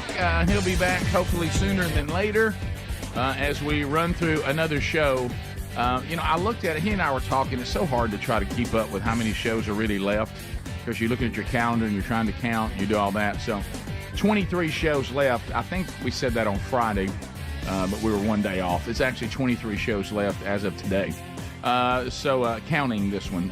So anyway, as we roll toward the end, December 13th, the big year ender will be coming up, and then we'll have about 3 weeks worth of some of the best moments in Rick and Bubba history that you can enjoy over the Christmas break, and then in 2025, as far as the four of us that are here today, the Rick Burgess Show will start on January the 6th on all the same stations and platforms that you hear and see now. So we are celebrating the past, grateful for the past. Good gracious, so much to be grateful for, but also excited about the future. So, Adler, over the weekend, you did a song on Friday, and it was a big hit with the golden ticket seats, big hit with all of us. Matter of fact, we don't hand out a lot of standing ovations, and you got a standing O, and so we launched it out over the weekend. Now you did, because you were having fun and you were being comedic, but the song was celebrating Trump's victory in the presidential election. So, when you're going out there on those platforms, not everybody with platforms loves the whole Trump thing. So you're kind of pushing uphill, trying to get something to go viral with that. How did you think it went over the weekend? A little bit of a dud. If we're just being, are you calling dud? Yeah, but that's fine. What? That's fine. It's What? fine. It's fine. It's the way it goes. Does it hurt? Yes. Do I feel like a loser? Yes. No. Do you really? No. It's fine. I got it out late-ish on a Friday. There are so many things that have to happen right in order for something to go viral. And I would not say that it went viral at all this weekend, but that's okay. Well, that's fine. what do you blame for that? Well, I mean, it did considerably. It did okay on Instagram, 30,000 views, and that's pretty okay for our Instagram videos. But on Facebook, I noticed it had like 100 shares, and the views for 100 shares were not. For 100 shares, something should have more views than it has right now. I think it's like sitting around like only 10K, which is not great at all, especially for our Facebook group to have, I think, almost like 250,000, somewhere around there on our Facebook group. So the reach on that post was not great, and I'll do. So you're disappointed? I am, but that's okay. Is there some suppression there, you think? I do literally talk about big tech censoring conservative pages. I do say that. Do you think in your song, if you're talking about big tech censoring you, that caused big tech to censor you? I'm not saying that. Yeah, we are. We're saying it. We're saying it. But it did okay, and he's disappointed, all guys. All of the feedback has been phenomenal. The feedback on the live radio show was unbelievable. It made me feel great. After that on social media, it made me feel not as great, but that's okay. Not as great. That's part of the game that we play. Yeah, buddy. Yeah. Just keep swinging. You can't win if you don't play the game. Get in there and swing. All right, here we go. So the people out here are saying, Adler, you're not the dud. It's the anti-Trumpers that are the duds. Sure. Okay. Some people saying, do you think it was too long? I wish it was under 5 minutes. I like to have a 4 and some change just on the time, so people go into it thinking, the $4.99 price tag kind of thing. Oh, it's not $5, it's $4.99, and it was 5.5 minutes long. It starts slow. You kind of have to, it starts slow. You kind of have to really want to hear it till the end and all that. Technical question here on Facebook. What considers a view? How long does somebody have to watch it before it's classified? I mean, do they have to go beginning to end, or can they go 30 seconds? I think it's 13 seconds. It's what they'll count therefore as a view. So the length does not matter with Facebook then. That's true. I just think that you have to sit with it for almost 3 minutes before it rocks out at the end, I was kind of going for like a Stairway to Heaven kind of vibe. Yeah, that's true. A lot of people are like, wow, this reminds me of how good Stairway to Heaven is. I'm like, that's what I thought too. All right, some people are saying on their feed it did not show up. I'll post it again. I generally don't repeat posts. I just put it out there, see how it does once. If it doesn't go, I just move on to the next project, But with this one, I'll probably post one more time on our Facebook group this morning. Somebody asking, do you think you having it already pre-done and that way when it was put out, you couldn't hear us laughing and loving it? That took away some of the excitement? I meant to. There's so many things like just putting in the subtitles alone took so long, and then I meant to go match up the radio audio with what I had on video, and that would have been another probably 15, 20 minutes. I had to go pick up my kids from school. It's getting crazy. It's a mess. Well, I was just like, I just got to get this out, so I just put it out. And I don't think, even though those are great points that everyone's bringing up, it seems like just Facebook, the numbers were way down. And that doesn't make sense. Depression. Especially with the number of shares. Because if something gets a lot of shares, a lot of comments, a lot of thumbs up, it should respond with more viewership. But that's fine. And so how does it hide from somebody's feed if they're following the show? Can it do that? Like it just wouldn't show up. Yeah, it just wouldn't necessarily show up in everybody's feeds for longer. Why? I don't know. Well, I don't want to blame. I don't want to blame all of that. It can also be, my content. My hair's really long. That's off-putting. That's off-putting to a lot. I thought that rocked. I'll tell you what I did. I said, I'm going to find out. It's the hair. I'm going to find out the level of this song, and I'm going to place it in front of really probably one of the strongest critics I have access to, and that's my wife. If you get a compliment from one Sherry Burgess, you have earned it. Mm-hmm. She doesn't hand out charity. Trust me. I've been excited before about something that I thought I did well, only to be corrected. And her quote to me is, she'll never say that it wasn't good. Her quote with me will always be, "Well, now I've heard you do better." And sure. So I knew when she sat down and she gave you the full 5.5 minutes. Yeah. I thought this is going to be a big moment here. And she thought it was great. Yeah. Well, I appreciate that. Yeah, and that's earned. Trust me, that's not charity. What I thought about doing, what I honestly should do is, when it kicks up towards the end, and I did that like harmony part where it's like, yeah, whatever it was. You did that for your dad. I could cut it right there and try reposting it. Don't overthink it. You're just always like. Don't overthink it. Greg said you got to swing. You got to just keep on swinging. Don't overthink it. When life knocks you down, you got to get back up again. Let me like Chumbawamba said. Well, now posting an edited version that gets everybody's attention with the possibility of clicking on the full length.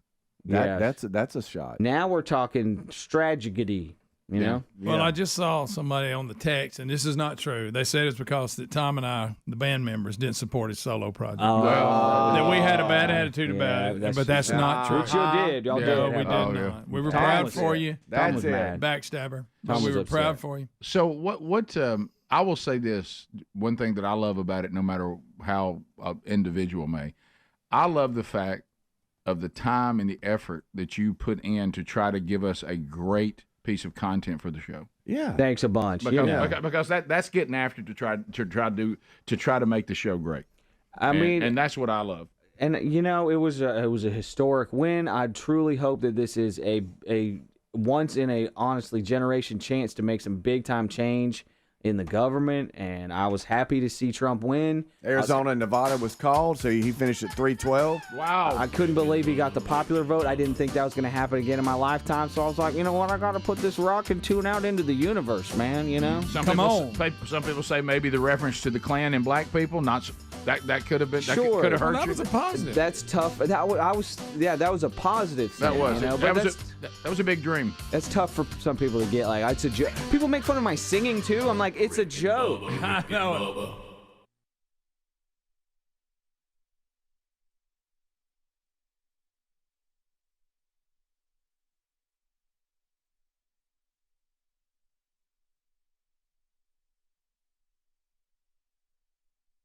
Tell you some things that happened during the break that I saw, Bubba, with my own eyes. Okay, Yes, sir. Share it, Rick. Share it. All right. I you know how sometimes around here, I mean, the real Greg Burgess didn't know I was anywhere around because you people walk by your office, walk down the hall, out away from the studio. I walk by and I kid you not, I hear this. How now, brown cow? and I hear him say to somebody, I don't know who it was. Man, I'm gonna start opening my mouth more. Was that you? I think it was. I'm gonna start opening my mouth because. But listen, is anybody familiar with the classic movie My Fair Lady, where he tries to take the woman with the the Cockney accent and tries to turn into an esteemed British woman, and the rains on the plains blow whatever. I kind of know. I forgot who was in the movie, but it was a classic. What if Greg had sessions every week that he would Skype with his niece, my daughter, in Philadelphia, and she would do things like that and teach. I mean, he had like sessions that we would tape. Bubba, he's actually working on it. I hear him walking around. Yeah, but he won't be as funny if he's not as redneck. Hey, can I do something real quick? Oh, you actually think he could be changed? I'm talking about the process of him thinking he can change. He can't change. He's cutting a commercial in the production room right now. And he always needs my help on You know the what he editing. said to me? Could I take this wireless in there and him not see it and just see if we can catch it? I don't think so. Have the 10-second delay ready in case he Oh, messes yeah, the commercial. we got that. But So listen, we're safe. Let me tell you this. He left here. He said, I'm going to go try it on this new commercial. He's going to cut a commercial and say he's going to try to open his mouth more. All right, well, can we try it? Let's at least go in there and see what he's doing. Tell me if you got me. Have you I tell you, this, y'all are playing with fire. yeah. Have you ever heard him do a commercial? Have you heard some of his commercials? Check. All right, I can't hear y'all, so okay. Okay. Where's my dump button at? I hadn't used it. Here it is right here. Yeah, okay. I got Let me get it. Yours still. Your mind's so far away. Man. Yeah. You're going to have to be the dumb guy. Well, it's inconvenient for a reason. Yeah. Okay. And we're going to. Oh, no. Let's see if we can hear it picking up. Bubba, he was saying it. I'm trying to get them done. I've cut like 2 of them. I'm trying to keep you out of this whole process. Well, let's here at 11. I understand. Well, let's back this up right here.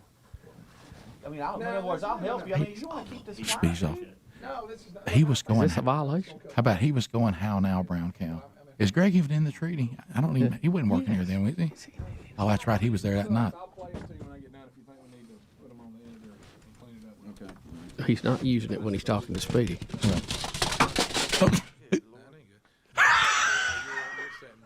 You are setting me up. With what? You son of a gun. That's a good one, by the way. Hey, son, you're going to say I was in there working on my new voice? He called Speedy. I really would. I'll Yeah, you lying son of a gun. I think when Speedy took his He is microphone. such a liar. I saw you. I did not doing anything. Well, I'm working on my new speaking since I've learned it. Hey, Yeah. this is Greg with the Rick and Bubba Show. Are you losing your hair? Well, I found a solution at the Men Clinic. 838-1313. That's good. How you like that? I like that. Did I learn anything from Brandy? Yeah, a I'm little opening bit. my mouth more. Exactly. You thought you had me, didn't you? No, I'm not. We're not live right now. All right, I'm going to put Speedy down so he won't violate that. He won't violate the treaty. There's the voice guy. They got him a haircut. I don't have him. Cut over about here. a foot off. Yeah, I don't have his.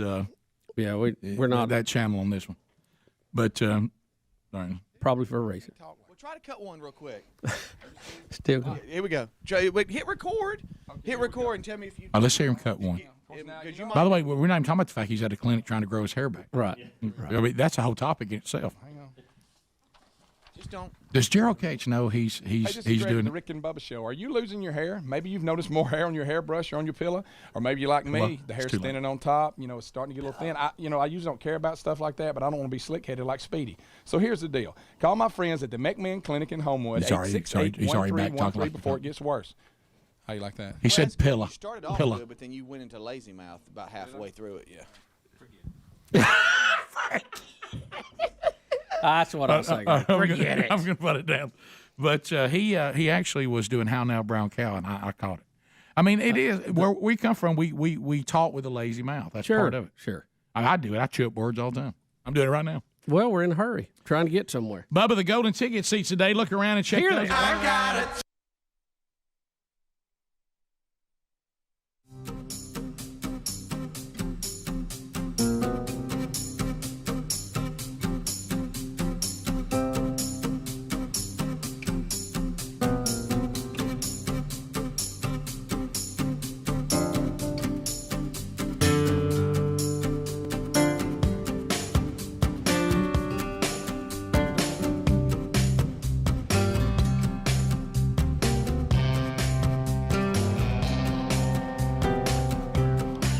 Yeah, we got 3 of those coming up in 2025. Go check the lineup at themanchurch.com. Click on all 3 locations. You'll see the speakers that are lined up. It'll be a great time together. Panama City, Atlanta, and Birmingham. Speedy, Greg, and Adler, they're also going to try to make their way to be there at those as well, so you get to see them. Along with the speakers and the night of worship. We'll have our new resources ready to go for next year.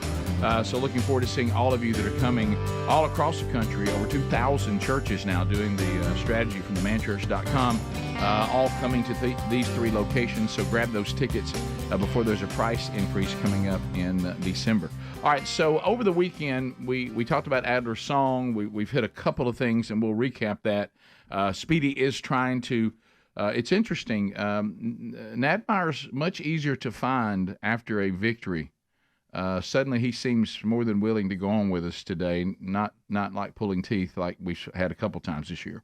So we should hear from Nadmeyer next hour. It'll be interesting to hear where he is on Bama now, because he sure was down the last time. But anyway, speaking of, it's odd that we would talk about basketball, even though it has started. With football, normally it's hard to pull our attention away from football on anything, even like the World Series. We struggle to even care about it. But basketball has started. But this story is so intriguing. And you know how you hear something and you're like, I don't think I heard that right. So when Greg and I were at the ball game Friday night, which we'll talk to you more about that coming up, a friend of mine from the Crest, where we live, he's one of these people as our kids got older, people are leaving the Crest and going, to live at the lake or they're doing something, downsizing, whatever. And so they left the Crest, but he's a big Auburn fan. And so his son now is a baseball coach at Thompson, which I didn't know, one of his sons. So I see him at the game, and we're talking, hey, man, catching up. He goes, how about Auburn basketball? And I said, what are you talking about? He goes, you don't know this story. And I said, no. I said, I know they're playing Houston, right? And he goes, well, we'll see. And I said, what do you mean we'll see? Yeah. And he said they had to turn the plane around because the Auburn basketball team got in a fight on the charter plane. Well, that don't happen. And it's like, you tell your kids, I'm going to turn this plane around. Right. And take somebody that's it. back. We're going back home. That's it. And there's audio everywhere over the weekend of the actual pilot, because a lot of these schools, they charter a plane that just has their team on it. Yes. But they need a big plane, so they charter your commercial-sized plane, right, and then fly it, there and back. And so the pilot on this starts to talk to the tower about whether he can turn the plane around, and then talking about why. Here's the audio. It's been everywhere. Yes, sir. We have got an altercation on board. We thought to declare an emergency and land. We got a bunch of basketball players fighting. The flight deck is secure. The threat level is contained for the moment. We just had, police on the ground, and we had 2 players that got into physical altercation. Clothes were ripped, and 1 bloody player. And Center 2681, it's kind of crazy. Were we direct Montgomery? There you go. That is insane. Wow. We got 2, got 1 bloody, got clothes being torn. Wow. And need to declare emergency. God. So you got you a good team now. Well, that was the thing. Bubba and I were texting about over the weekend, and he said, well, I guess Auburn must have a pretty good team this year. And I remember even Dad would make the comment when he was coaching college back when they would let them have athletic dorms. Of course, in the brilliance of the NCAA, they now let players be all over the campus and off campus, which has really turned out great. There was one time you could actually hold them accountable by keeping them in one place. But anyway, this is back when they could do that. And Dad would say, look, if I'm not called in the middle of the night to go over to the athletic dorm, we're not going to have a very good team. Yeah. And then you see the end result. Everybody was making that joke, and then I'm sitting there over the weekend, and I saw the score. Yeah. And I was like, my goodness, Auburn beat Houston bad. Yeah, 74-69, and Houston was number 4 in the nation, Auburn number 11, but still, that's a big win when you having to land and get players off the plane. Yeah. You know, players fighting amongst themselves on the plane, you don't like to think that is a positive, but you start thinking, I'll tell you what, this is an intense team. We might have something here. Yeah. So Bruce Pearl was jacked up after the game. Here he is, screaming at the fans. That's Auburn being Auburn! That's Auburn being Auburn right there. Yeah, but I mean, we had to turn the plane around. I can't imagine what that does to the schedule.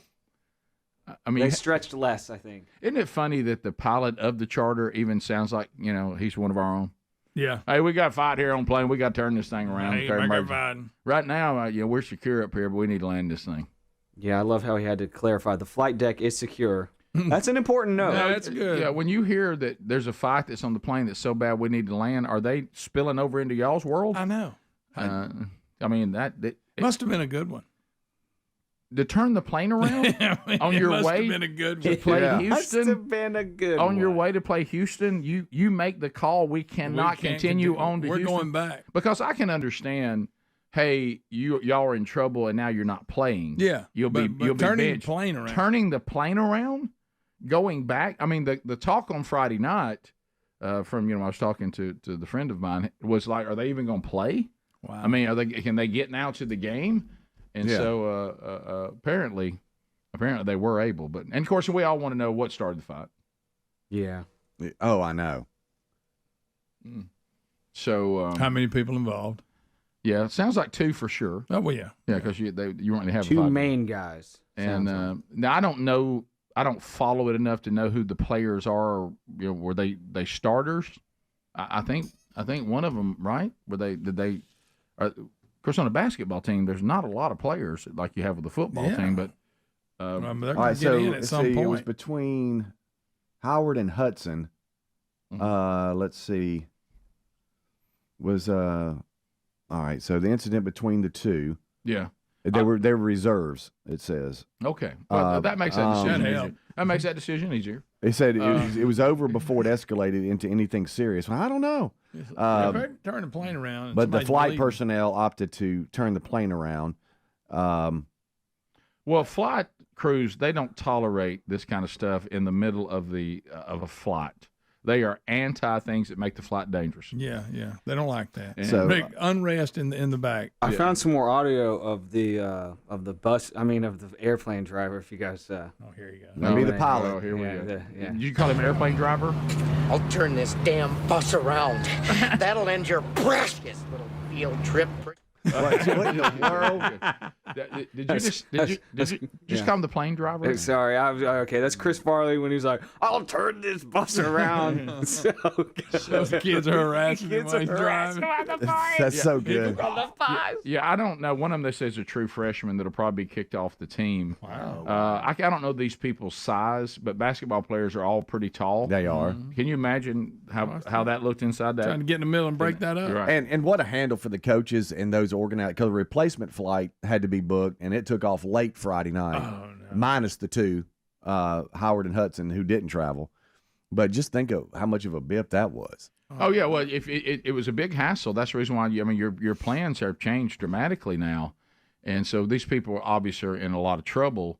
But I'm loving the text person that has now labeled this Houston. We have a problem, because when they landed, they ready to play. Yeah, apparently, and that's a big win. It did say they called the police. They wanted the police to be there at the plane when they landed. So, when you think about, and I got in trouble a few times, when I played little ball, but nothing. This is anything I ever did. There was a chance I still would remain on the team. You know, and one was close, but I mean, this one, you're done. I mean, if you cause your team to cancel a charter flight and have to go all the way back to hand you over to the police and then rebook everything, the money that's cost and all that, and then go again, you're done. And I don't know how far out they were when they turned around, but when you're really mad and then you get over it, on the way back they got over it and they're thinking, why are we in there? You talking about when they're sitting there with their clothes torn up and one of them bloody, and they realize, and one of them looks at the other and goes, was it worth it? Yeah. Somebody sent a link to the story. Says they're starting to kind of let us know what caused it, but I haven't seen any of that. Okay. But we'll look. Yeah, we'll look into it. All right, we'll be back. 15 minutes to the top of the hour. Crazy story. But they did win. They did. There you go again. I said it's great to be an Auburn Tiger. We'll be back. More of the Rick and Bubba Show coming up right after this.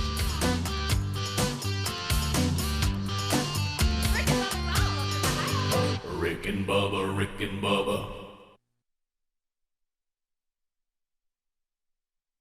The golden ticket seats.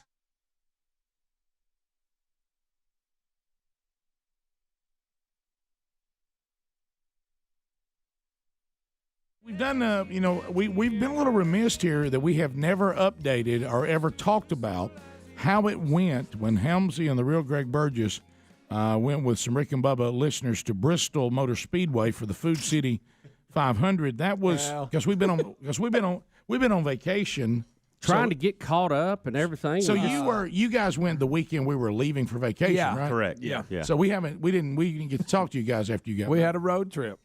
Did we ever? I love the Rick and Bubba road trips, by the way. We had a good time. Now, I did get the picture of all the celebrities that were having Q&A sessions. That was the most ridiculous thing I've ever seen. That was almost embarrassing to see our names on signs. I panicked. I did too.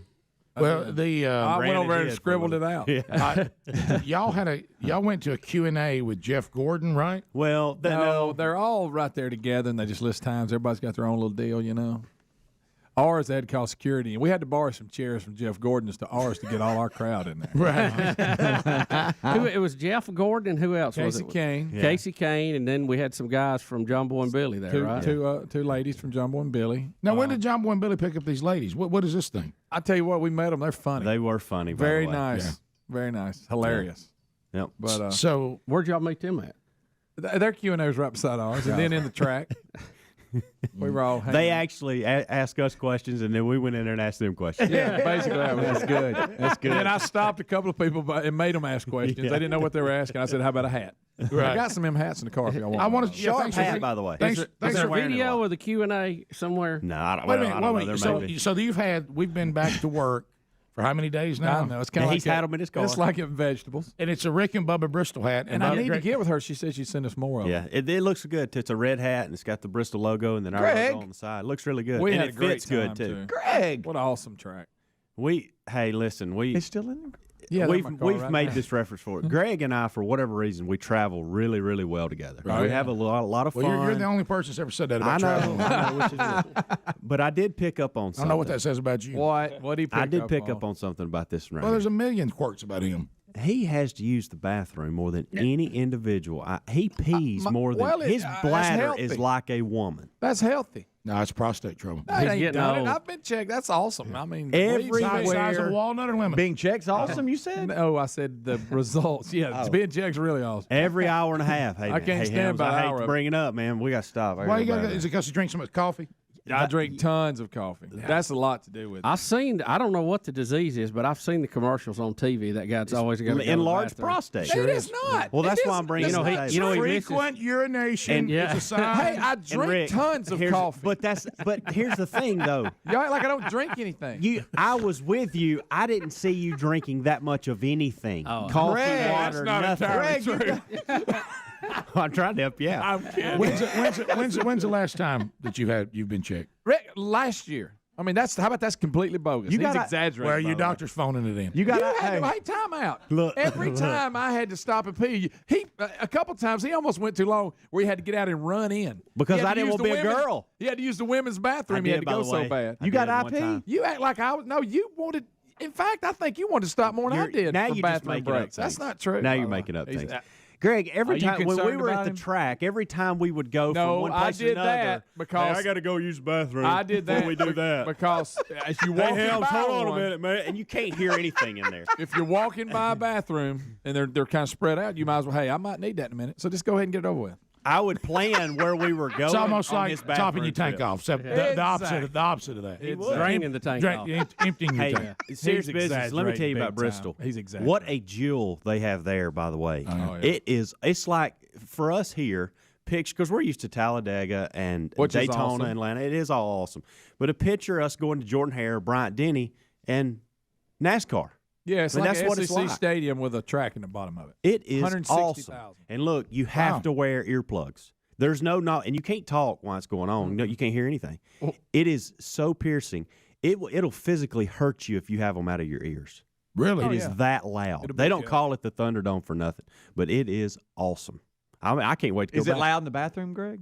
Very. Yes, Is it? that's the only place we'd I have couldn't to hear talk. myself peeing. Maybe that's what it was. You needed to talk to me, and that's what because we could hear in the bathroom. Is it like?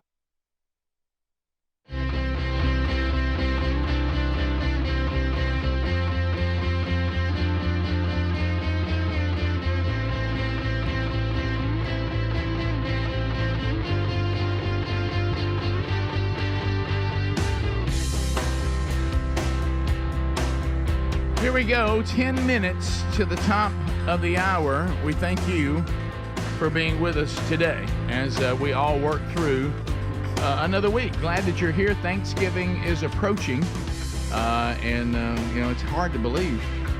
It is hard to believe that that's where we are. Hey, one of the things also happened over the weekend is a NASCAR legend, Bobby Allison, passed away over the weekend.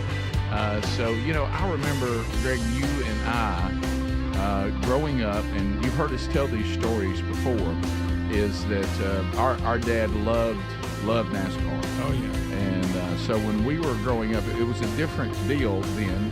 Times were it was just different. And I don't know what to say about it other than different. I understand that some of the things that the old school parents did probably weren't the best. But when I look at the state of society and the state of people prepared for life versus then, it just, I guess I actually heard a young parent say this, and this is good parenting advice. It really, really is. It was just the way everybody did it when we were growing up, but now I think you have to say it. And they had their new baby, and they had the baby at the ball game Friday night, which we'll talk about that when we come back next. But and so I was like, wow, the baby really is doing great here at the ball game. And this was a baby; it's only a couple months old. Yeah.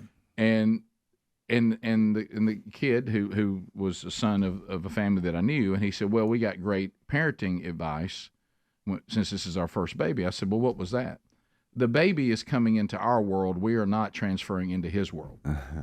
And so it doesn't do any good. It's not good for the baby, and it's not good for your family that all of a sudden a baby arrives and everybody goes into the baby's world as opposed to teaching the baby he has been born or she has been born into your world. Yeah.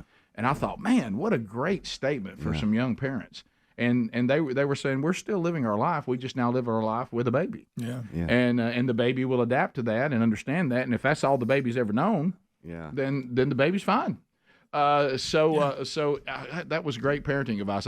If you're new to babies or about to have a baby, I'd write that down. Yeah. But anyway, so that's the way everybody used to be raised. Mm-hmm. And so, but I think about things, Greg, like, so we would go to Talladega, and this was the format. So the men twice a year, the men would get all the kids, and we were all boys, because I don't remember Angie ever being old enough to do that. I don't remember. I know she loved Bobby Allison. I was going to make that point. That was her favorite driver.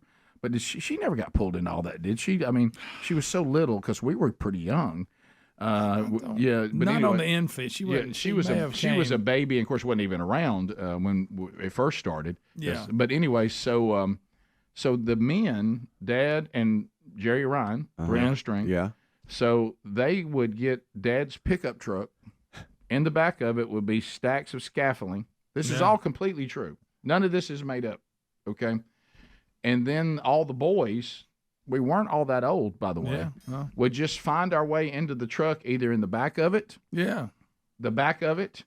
Because it only had two. Yeah, everybody rode seat in back front. pickup trucks then. Yeah. So we rode On the interstate. We rode in the back of a pickup truck on the interstate on top of scaffolding. Golly. Okay. Yeah. And then they would go into the infield of Talladega, which we all know is a very child friendly place. Yes, it is. Especially then. Yeah. Especially then. This was the 70s. Yeah. Okay. It was in the 70s. If it's almost like God owed Sodom and Gomorrah an apology that he didn't destroy the infield. Yeah. You know, I mean, you would be exposed to Oh, my anything. God. And it was just red dirt. It's Red not dirt. nice like it is now. It was just. And before they forbid it, they didn't. I can't believe this ever was allowed at all. They would build their scaffolding So they could see the whole track. So they could see the whole track and sit up on the scaffolding, and we, the kids, would climb up and down the scaffolding. Yeah. Okay. There's not a harness. There's not a. We're in the back of the truck. There's nobody seat belted, and nobody in the cab seat belted either. No. And I don't know if he'd had a seat belt. And the wives would bring fried chicken and stuff like that. We'd eat. And they'd come second. So they would get the place, let the wives. I don't know how they let the wives know. Yeah. How do they communicate? Yeah. How did the wives know where They to have go? a cell phone. I guess they Turn would. 360. I think they would go. You know that place we normally go. Yeah. Yeah, I We're in guess so. turn 2. Yeah, we're in turn 2. Just look for us. And then the women would arrive with the food, and it would all be set up. And in those days, I mean, Bobby Allison was as big a name as anybody. That was when it was great. Bobby Allison, Donnie Allison, But you could David Pierce, and Richard Petty, Cal Yarborough. That was just it was so much. And you fun. had access to them. Oh, you'd be eating at Oxford at Huddle House, and Richard Petty would be sitting there with that big cowboy hat on. Right. Because they all stayed in the hotels. They didn't fly around like they do now. I can remember like Bobby Allison and Petty, and I mean that big, being involved in a crash, which means they came over to the fence because they're waiting to be picked up. Yeah. And you'd run up to the fence and they talk to you. Yeah. I mean, it was, Wow. hey guys, and hey, wow, it's a crash right in front of us. And those were they were roughnecks. They worked on their cars. They came up. These nowadays they at 18 years old they sign with a big company, and they develop them and they bring them up, and they all work out and they all got perfect hair. Them guys were rough. I'll give all the way. I'll even put Jeff Gordon. He belongs all the way. You're putting him in? Yeah. You're going to hear about that. Well, I mean, he was just a staple. I don't disagree with that, and but it was you're gonna hear still about great that. when he was going. I don't put him in the level with Bobby Allison and Pearson and Petty. Those were my favorite times. But up about Earnhardt, Gordon, once them guys went away, yeah, I'll glance at it now, but it's just not the same. It's just a completely different game now. Yeah. But I want you to know that these men, these fathers, would bring their children into this world. And we would be corrected, and we were told to behave. I can remember a drunk guy crashed his motorcycle into our area one time because he was riding a motorcycle around an infield. Women were Sure. Got it. I was like, okay, so well, how about that? So, and I mean, it was my memory of Bobby Allison had to do with this show. Yeah. Because when we had IRO, we would, just ride lawnmowers around the Bluff building where Big Boy was. He would just get on it and ride with y'all. And then I remember Bubba. I was about to say, driving him into the curb. I know this is where Bobby Allison has passed. I hate to bring this up today, and Bubba's not here to. He can't defend himself. He knows what he did. Well, there's video proof too. I mean, he drove him into the curb. He ran Bobby Allison into the curb. Yeah, absolutely did. Went for the win. Yeah, So. and for the win. Yeah. And so, but I think didn't Bobby appreciate that Bubba would do anything to win? He did, but seeing him, didn't he say he would have run Bubba into the curb if he could have? I'm just glad they didn't fight like he did at Daytona when he was younger. Remember when him, Cal Yarborough, and Donnie all got to fight on national television? Yeah. Oh, but it's different. Oh, speaking of that, I meant to tell you, this is breaking. Auburn football coach Hugh Freeze has now, these basketball players that were fighting are now playing for the football team. Have y'all heard about that? Sign them. No, but we watched the Allisons, they would fight. Right there. I mean, if it was remember, just a different time. It was a different time. But so the Mark Martins, the Dale Jarretts, Gordon, I'll take all of them. All them. Yeah. That's about the end for me. When all them guys got finished, that was about. And I think Joey Logano won the championship yesterday. Really? Yeah. Okay, I didn't know. He did. But and now see the scoring's different. It's just different. Like It I say, is. all these they bring these kids up young and they've trained them and they've. you don't have like Pearson used to smoke cigarettes during the caution laps. Yeah, Rusty. Well, I remember. Yes, Rusty Wallace, awesome, and they bang knocking Sterling? around. Mm-hmm. Sterling Marlin. Yeah, all that. We were going to Talladega so long ago when these men would take us into the infield that Marty Robbins, the country singer, was driving. Yeah, he'd drive at Daytona and Talladega. Yeah, I still see his purple and yellow car with Marty Robbins across the First race we ever went to. You remember who won it? Hamlin? James Hilton. James, yeah, 1972 or 70. I was close. I knew it was something. How do you remember that? I don't know. Yeah. Wish you'd remember other things. Yeah. Do you remember we got live here? But you'll remember that. It's right there. Okay. Yeah. Top of the hour. Rick and Bubba, Rick and Bubba.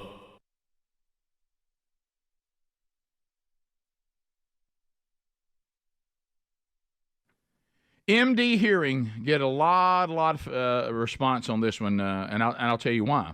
Because MD Hearing has made it possible for you to get these high-quality hearing aids at 90% less than what a clinic is going to charge you for hearing aids.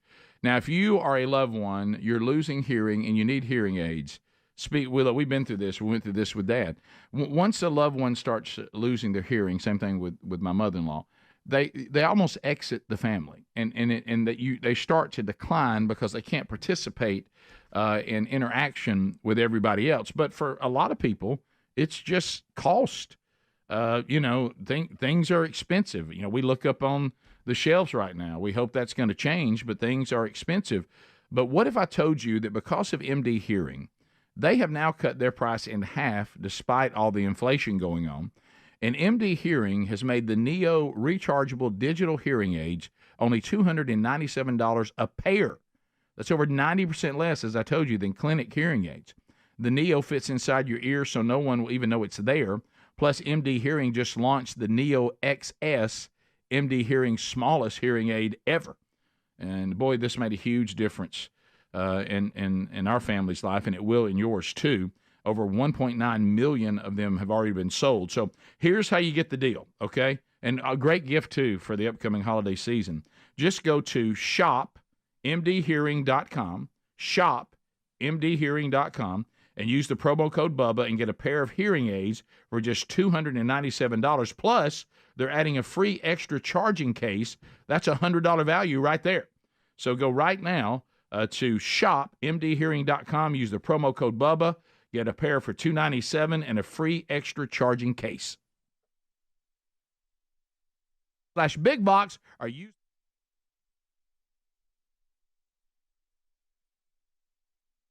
It's like having your kids weeding your wife. Yes, it was no, I'm not. Hey, listen, hey, he was just it's kind of funny. Greg dropped something in the bathroom, and I thought I saw an adult diaper on him.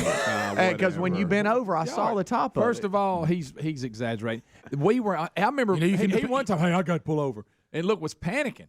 Took off at a dead sprint. But my one every 3 or 4 hours. That's not true. Unlike this one here. Now, in the track, I'll give you that. I just do that because if I see a bathroom, hey, I better get it while I'm here. You know what? Looking back, we remember Texas a year ago? How did Greg get left?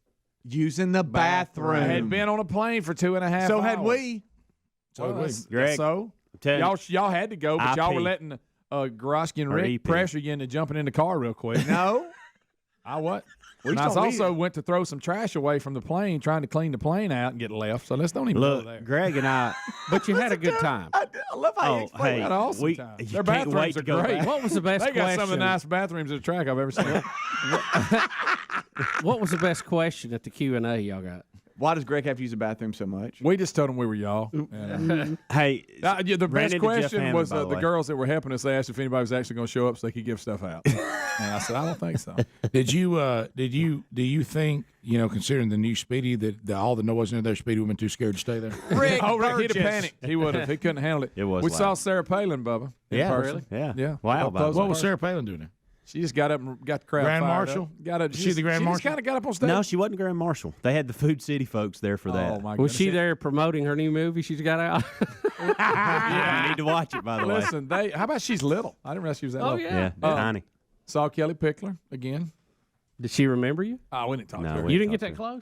We were I was too standing busy right signing next to her, autographs. but I bro. hi-hatted her. I understand Answering Jeff Q&A. Hammond gave you a lot. Jeff hi-hatted Hammond did. Hammond. By the way, You we didn't had, say Kelly. I'm Greg from the Rick and Bubba Show. hi-hatted we her. had several people. come up. Greg hi-hatted Kelly Pickler. Hey there, this is Kelly Pickler, and you're listening to the Rick and Bubba Show. I understand Helmsy met her, but he said Greg's in the restroom. But Listen, Hammond they had came the up. Food City people because it's the Food Oh, City 500, Rick. and you know how they be do. careful. They had all the No, managers.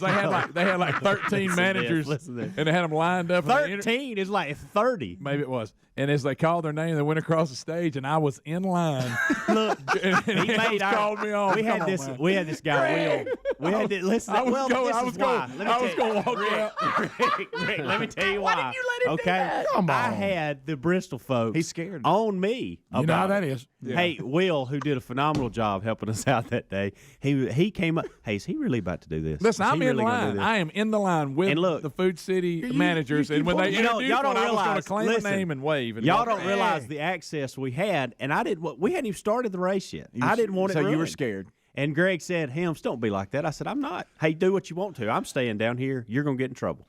We have a prepared.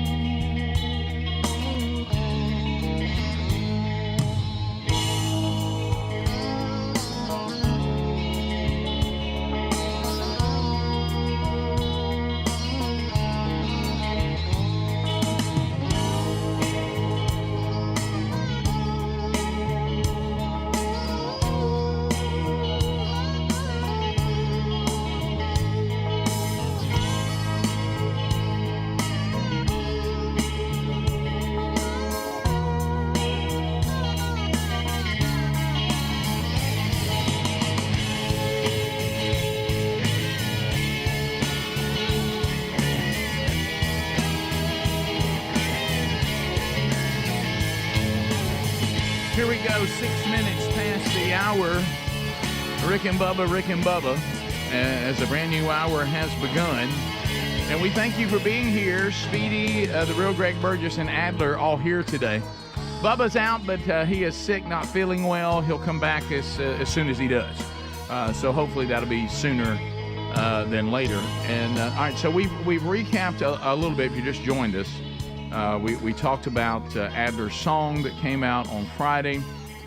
We've hit a little bit. We did the Auburn basketball story that you know, the fight, and they had to turn the plane around. We've already dealt with that. We talked about Bobby Allison has passed. We talked about that a little bit. So and kind of a lot of you over the weekend, you know, you knew that when Greg and I were leaving out on Friday that we were his son is a football coach, the only football coach in the family so far, which is kind of shocking that with Dad and such a legendary coaching career. And so this grandson decided he wanted to get into coaching too. He's a great football coach. He's really been successful on some great staffs and teams in college and high school, and has now been doing high school for how many years? So long, he's been so Grayson in Atlanta, Monroe in Atlanta, and then Thompson, right? Yeah, Thompson. It's his 5th year at Thompson. Yeah. So anyway, about 10 years probably. Thompson High School out of Alabama. They've won, I mean, state championships. Good night in the highest level. Since he's been there, they won 3. Good grief! And I think they've played for like the last 6 or 7. Yeah. So it's a great program, and they're really good, and so we were looking forward to having the playoffs started in Alabama last Friday night, and so which is fun. It's a lot of fun, and so you know, Mom has as we've covered, she's you know, went through as Dad began to deteriorate. You know, it's been very hard, as you know, on the caretaker, and we had to make some hard decisions there, you know, toward the end, and you know, so then she had some health issues, you know, that she's been recovering from. And but she said, I want to get to where I can go back, and I want to start getting where I can interact with my family. She went to, you know, the birthday party back in October, and she met it. She was like, I'm going to be there, and she was there, and had a great time. Then she says, I want to go see, my granddaughter in the dance line where my sister teaches, and we got her to that game. Yeah. And then we were like, all right, now let's go see Taylor coach. And she's like, I'm ready now. And so how many games do you think she's been to? Oh my goodness! You remember the other day I started going. If you take mom as a wife of a coach, then you say, and then went to all my son's football games, my grandson's football games, my grandson who coaches football games. Yeah. She's been in a lot of games. The number is mind-boggling. Yeah. And so she said, I want, and after she went last Friday, she said, I felt like with the birthday party and going to the game last week that I'm getting part of my life back. That's awesome. And she turned 83, this month. So we were like, well, the problem with Friday night is now I'm now having to enter Greg's world. Mm-hmm. And, before, when this is Greg's world. I mean, he goes to see the Warriors play. He's got his world. Oh, yeah. And now his routine. And now I'm coming into his world with my wife, our mother. Greg's wife is, who's been, she's she involved goes in a bunch. She goes anyway. But when you have the combination of all of us, and at first I was concerned because I knew that Greg was giving up navigation to some degree to me. Oh, we look old. Now, I want you to look at this picture. Remember we told all of you, those you can't see, I want you to know, you can see it on my Instagram if you want to. Yeah. Remember we told y'all that the women would bring a blanket no matter what the temperature was. Oh, yeah. There was no need for a blanket. Boy, that's a big one, too. Look, there he is. There. See, that's what Big blanket. Now we got it. Well, she's trying to carry it around. Now we've got a blanket. Look, give me The fact you didn't put it down to take the picture owns me. I want the picture to be and over and the comments about you holding that blanket that's as big as a tire. See, here's what I people mean, understand. that's sweet. When I get my picture made, unlike our wives, oh my God, I don't even look at it. Oh my I really don't care. I just want to get it done, get it out of the way. But they got to critique it. Oh, which led to oh my Rick, gosh, this one poor girl. Oh no! Somebody taking the picture. Yeah. Oh, no. take All it right, again. all right, Take so, it again. So let's go back. Yeah, we got to go. Let's go back. No, that's part of the recap. Because we can't leave that out. Greg, you look like Linus. I'm sorry, but he's just Yeah, like with my you're- blanket? Yes, security Yeah. blanket, Linus. Yeah, I do. From I Peanuts. was tired of watching her struggle with it. Just That so was you nice. Give me the blanket. just That so was nice. just so you two know. Tried to tell her to leave it in the car. Right. Just so you two know. Okay. I didn't let you down. This picture before it was took. Know that before this picture was took, it did include me shouting loud, I want a picture with my baby brother. Okay. Yeah, of Okay. course. And drawing attention to him. Of course. And all that. So know that I did that for y'all. So early in the night too. So don't leave anything out. All right, so we go. So first of all, I get home. So my job one for both of us is to get our wives to mom's apartment on time. Yeah. Okay. And I was really proud. Lisa did not make me late, which was, in fact, we were early. I was shocked. So we were going to leave at 5. We could tell that Not as shocked as I was. We could tell that bothered Greg. Kickoff is 7, and I like to get there and settle. And we realized, yeah, me too. And I realized he didn't like 5. No, I was doing. You were talking 4:30. Yeah, well, and we did. I came home. I said, Sherry, I'm gonna go ahead and say it right out loud.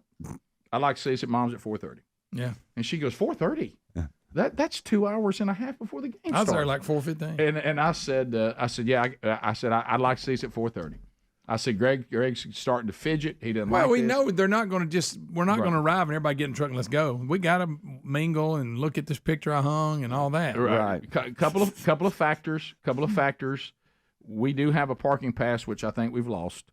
No. How does that happen? Did you go look and see if it was in the truck? I didn't look, but it's hanging on your thing. I don't think it is. Yeah, it is. Okay. But anyway, so we. How did that happen? Or it's in your console. Do we move that It's around? in there. It's somewhere. Okay. All right. So anyway, so we have a parking pass. That's good. We don't have reserved seats anymore. So you have to get there in time to find good seats because the state takes over the playoffs. Yeah. So now it's back to everybody's got to have a ticket. Everybody's got to. And Greg was very nice to make sure we all had tickets and let me know what I owe you for those tickets or whatever. Greg, I think we're going to be okay. But anyway, so we're there, They're not that expensive. and as we predicted. Oh, let's throw in too. Early in the day, you got a haircut. You got a haircut. Oh yeah, I'd get one all right. for the game. So throw in that Greg and I, as soon as we, and I could tell the relief on his face. I walked into Mom's apartment, I think, at 4:20. Yeah. Oh, we were ahead of the game. 4:20, 4:25. Now we got time to look at everything. Look at this picture I've hung and all that. Because Now we're joking around. For some reason, Mom's picture she has over her breaker box is something that Lisa and Sherry have. At one point, I felt like, have y'all been praying about this or something? Well, they didn't like that breaker box. You can see. Well, the breaker box is right here. I don't know why anybody would put one where you could see it here in this room. You got to put something over that, Nana. And so Nana did. And so we had to look at that. Yeah, and we did. But that gave you time because you were early. We didn't even have to run. Then the whole discussion about, did everybody wear team colors? I don't know what it is. My wife is going to wear team colors if she's going to watch a team. Yeah. And so then everybody had to talk about their outfits, and I love that, and I love that too. You don't love mine as much as I love your outfit. Yeah, and a lot of that. So what are y'all doing now? We're just listening. Looking at our one phones. time, Rick goes, "Just listen to him." Right. Okay. Don't let them know you listen. One time we just went silent and just listened to the sound. It's hilarious. They'll shift from topip to topic. They change gears. I mean, quick. Let me tell you, they change gears quicker than I'm talking about a Formula One car. What about the debate on Lisa was accusing Sherry of posting a picture she told her not to? I got the receipts. I'll show you.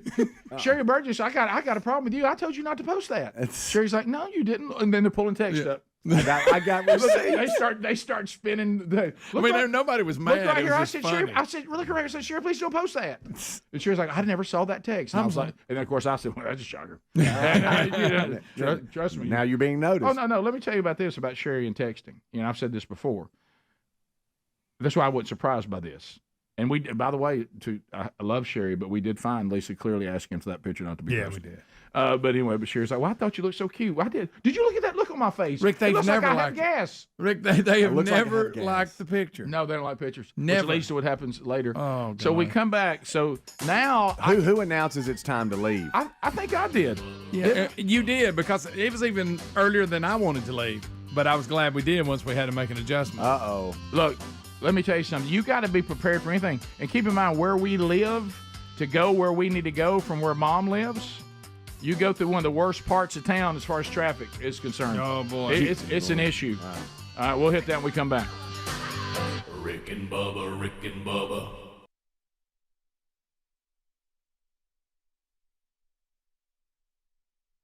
This story hurts me to even scan over it, Rick. Oh, my goodness. How bizarre.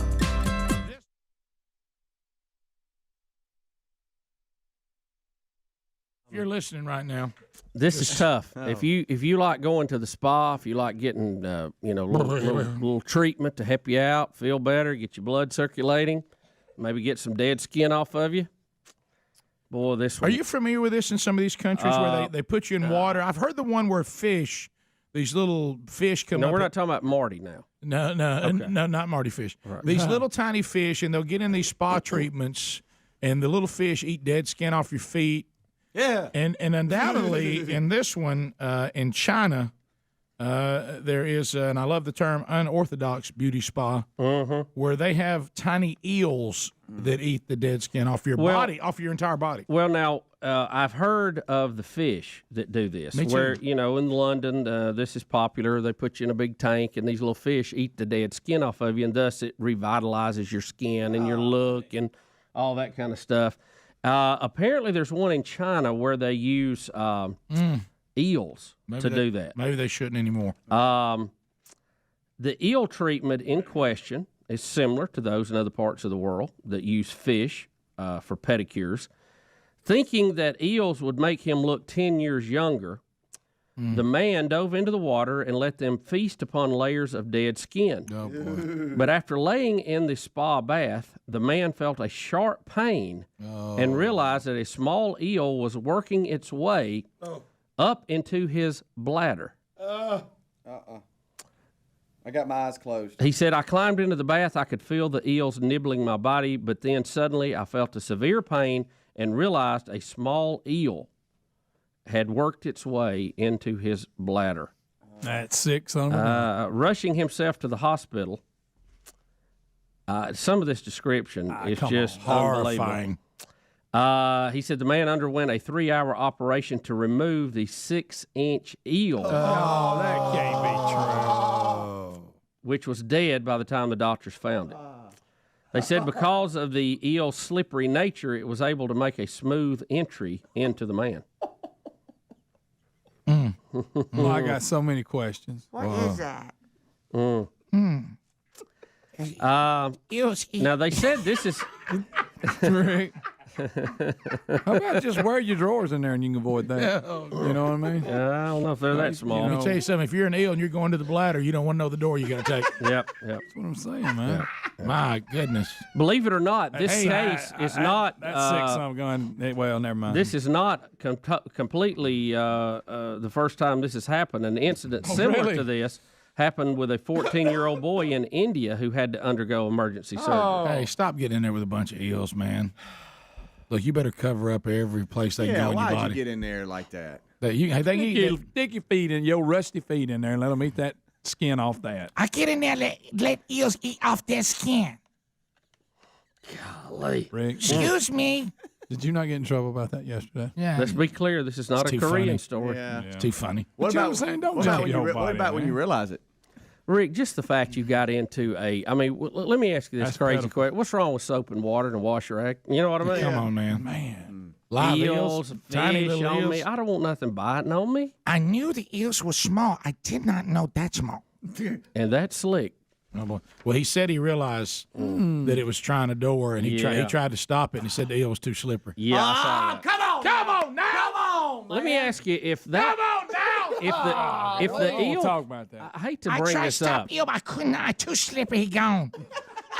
You know, I hate to bring this up. If the eel can work the front door, what about the other door? The back door will be nothing. I mean, that's a garage he's pulling into. You know. I mean, the other's like he jumped through the window, but I mean, that's a. He could park a bus back there. Oh, hey, 2 or 3 go in together. I know. I mean, but seriously, if they'll Come on, y'all. Hey, if they'll root around like that, how do they avoid that? Yeah. I didn't know I had dead skin there. Thank you. Hey. Well, I'm just saying. Every now and then, it does make you wonder if this evolutionary thing doesn't have some more weight to it than we give it. You know? I'll tell you one thing. That's an eel that won't find its way onto the sushi table. No. You hope not. The doctor said it was dead when he got it. Well, it's about as long as a pair of scissors. Yeah, It is not the forceps. What do they call those things that lock? A surgical.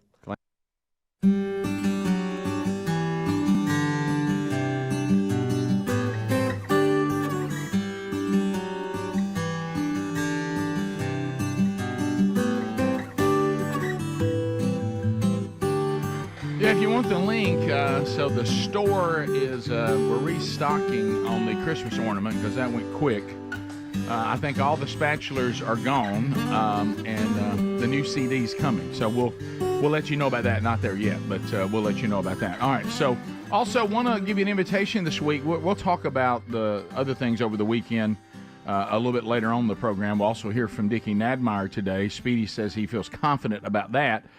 So that'll be coming up a little bit later on. But I want to give you an invitation for the men in and around the Birmingham, Alabama area. This Friday night, my home church, Valleydale Church, we're having our next man church, Danny Lanier, outstanding evangelist, coming to speak. But we're also having the chili cook-off. So there'll be chili recipes as far as the eye can see. And it's going to start at 6 local time. Look, not trying to bring it. I want you to know too. Every now and then, the worship leader, he brings me up to sing one. Oh no! I'm gonna sing one Friday night. Are you really? I am. So that could be a disaster, and that's worth time. Is this the same place that happened last year? Yep. Yeah, I remember that. Mm-hmm. Every now and then, Kirkwood will go. I got a little something special. I remember that, and so we'll see how that goes. So that'll be going on. A little fun there. I'd like to see a worship leader put his job on the line. So anyway, chili everywhere.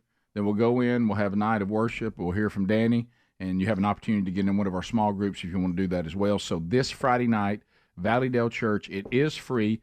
Use the link at themanchurch.com just to let us know you're coming if you would. But right, and also I asked Barry, who's kind of overseeing the chili cook-off, and he says we could probably use 3 more chilies.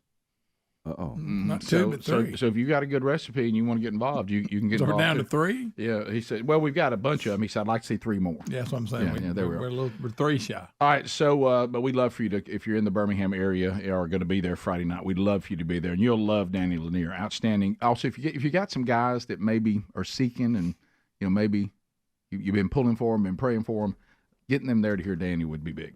All right, so Greg and I are getting ready. So I make the call that we're off and running. Let's go. Let's go. Let's go. Why not? So I talked Greg into using modern technology, and I said, why don't we go to Waze and just let Waze tell us the shortest route to the stadium? We knew the way our options. We knew our options. And this all depends on how you hit the traffic. Well, and I was doing things. How many too. times did he bring up the railroad tracks? Right? So many. And a factor. Well, and I did things too because see, I always try to pay attention if I know I got to get somewhere. Like when we were turning into Mom's apartment community. They need a light, by the way. Yeah, they do. I looked and I said, it's going to be hard to even getting out of here. Yeah. And Sherry goes, wow, are you already thinking about they that? need a light. I said, you have to think about things like that, honey, if you're a navigator. That's right. I said, you got to factor in how long it's going to take us to actually let somebody's going to have to let us out. Traffic here is so bad, and us trying to get out of this parking lot, we'll need help. Yeah, and it's two-way. Mm-hmm.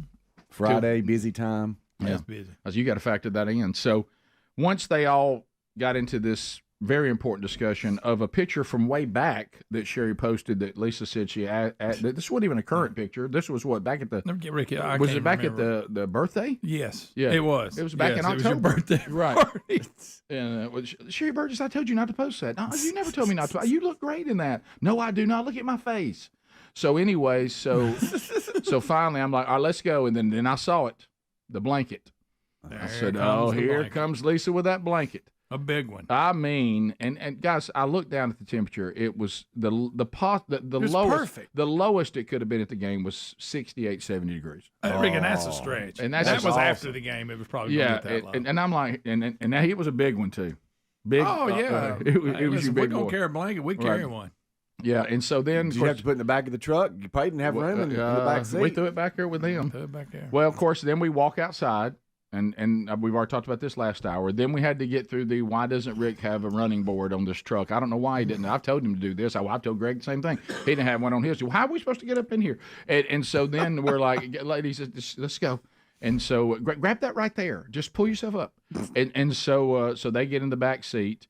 Now, when the three of them got in the back seat, Mom in the middle, Lisa and Sherry on the outside doors, Greg and I no longer were on the planet. No, okay, we didn't even exist. There was like a shield came up between us and them. But they didn't pay us any attention. But I was kind of glad of that because what we didn't get is now why are you going this way? One time we did get one. Who was the chime? Well, we did make a major diversion. Major adjustment. That was Sherry. Yeah, why are we in here? Of course, you're talking about the world's most intense backseat driver. Okay. But I understand why they would ask. It was a drastic turn. It was very. It was a major turn. It was. It should have brought attention. Right. Yeah, Greg told me what y'all did, and that is a big turn. I'll have to disagree with Waze. The Waze technology was incorrect. Yeah, because it didn't give us the option that ended up being the best option. It didn't even give us. It didn't even give us. The first time. So.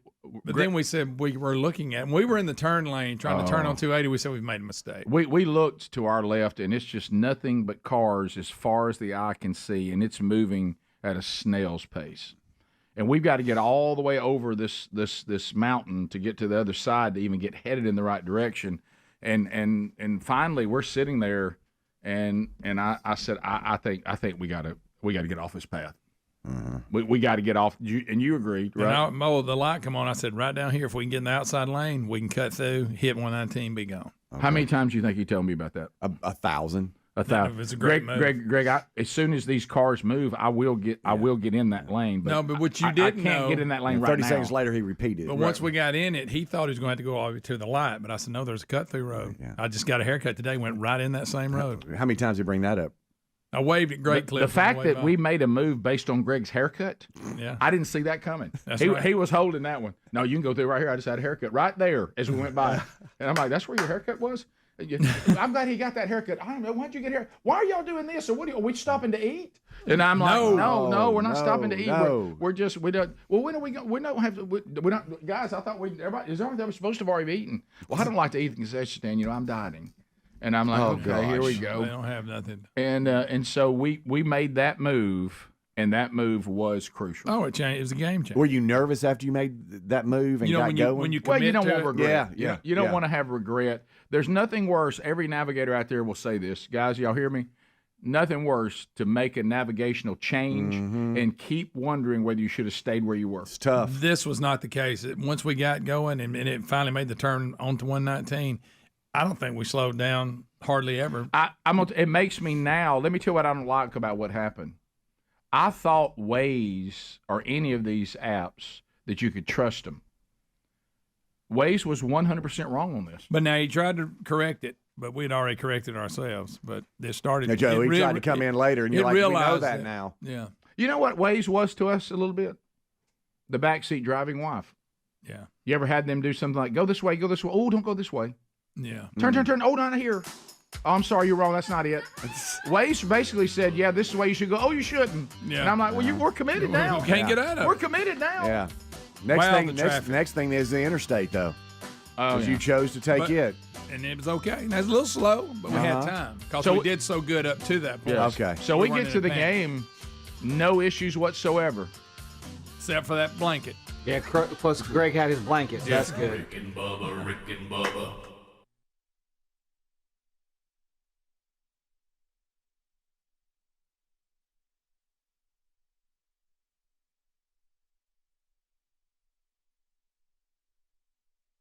A lot of people going back to school this week and the beginning of next week. And one of those people, Reese Wilburn, the boss, Speedy's youngest, playing his first year of football and agreeing with his dad that he would play center as long as he go out for passes. Right.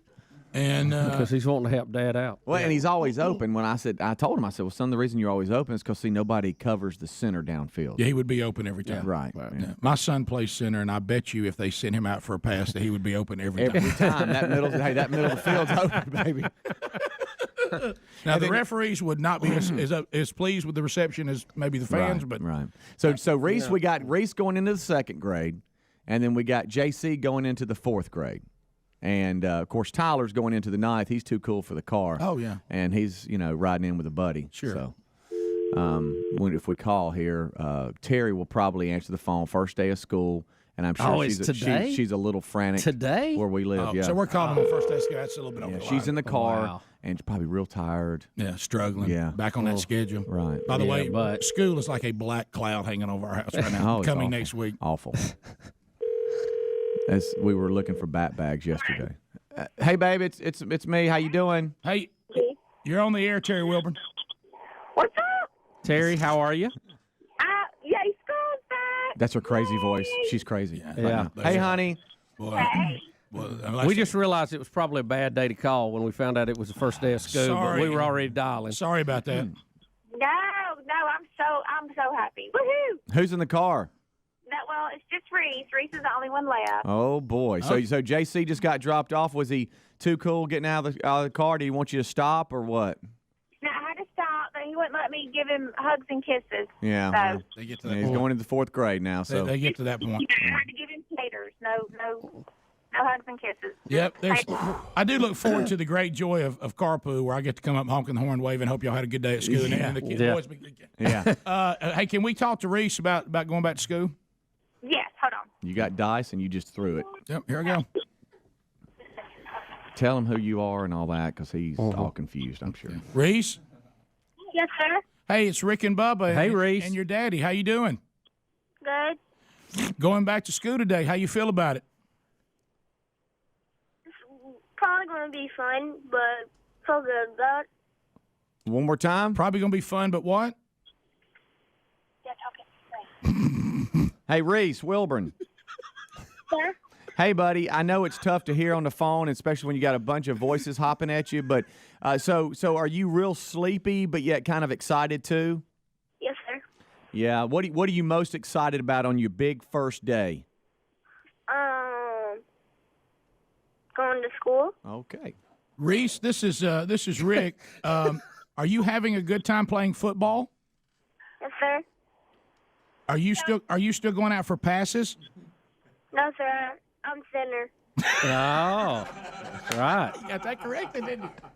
Well, that's a shame since you were open every time. Well, he was a free agent, and I had to make a deal with him. More Army men don't go out for passes. All right. Hey, Reese, if you went out for a pass, when you went out for passes, were you open? Yeah. Yeah. Yes, sir. Yes, sir. Yeah, he's done good so far. He had Mama coaching a little bit there. Hey, Reese, Yes, sir. Is it fun playing for your daddy in football? Yes, sir. Does he run you guys a lot? Do you have to run? He screams a lot. Screams a lot? They get real excited? Does he get real excited when he's talking to you? Uh-huh. Yes, sir. Hey, Reese, what is your favorite part of school? It's okay to say. What's that? Morning call. Morning call. What is morning call? I have no idea what that is. Is that like before school starts? You guys just all meeting in the morning? Yes, sir. All right. Now let me ask you a question: is your girlfriend in the class, or do you have? I mean, what's the deal there, Reese? I'll have one. You don't have one? Well, you will after today, probably. Those big blue eyes come in that class. Now, when you see somebody, and the fact you're a center that catches balls. Yeah. Now, when you go to school and you're walking up and down the halls and you see your football buddies, you're going to kind of feel real tough. Yes, sir. Yeah, I thought so.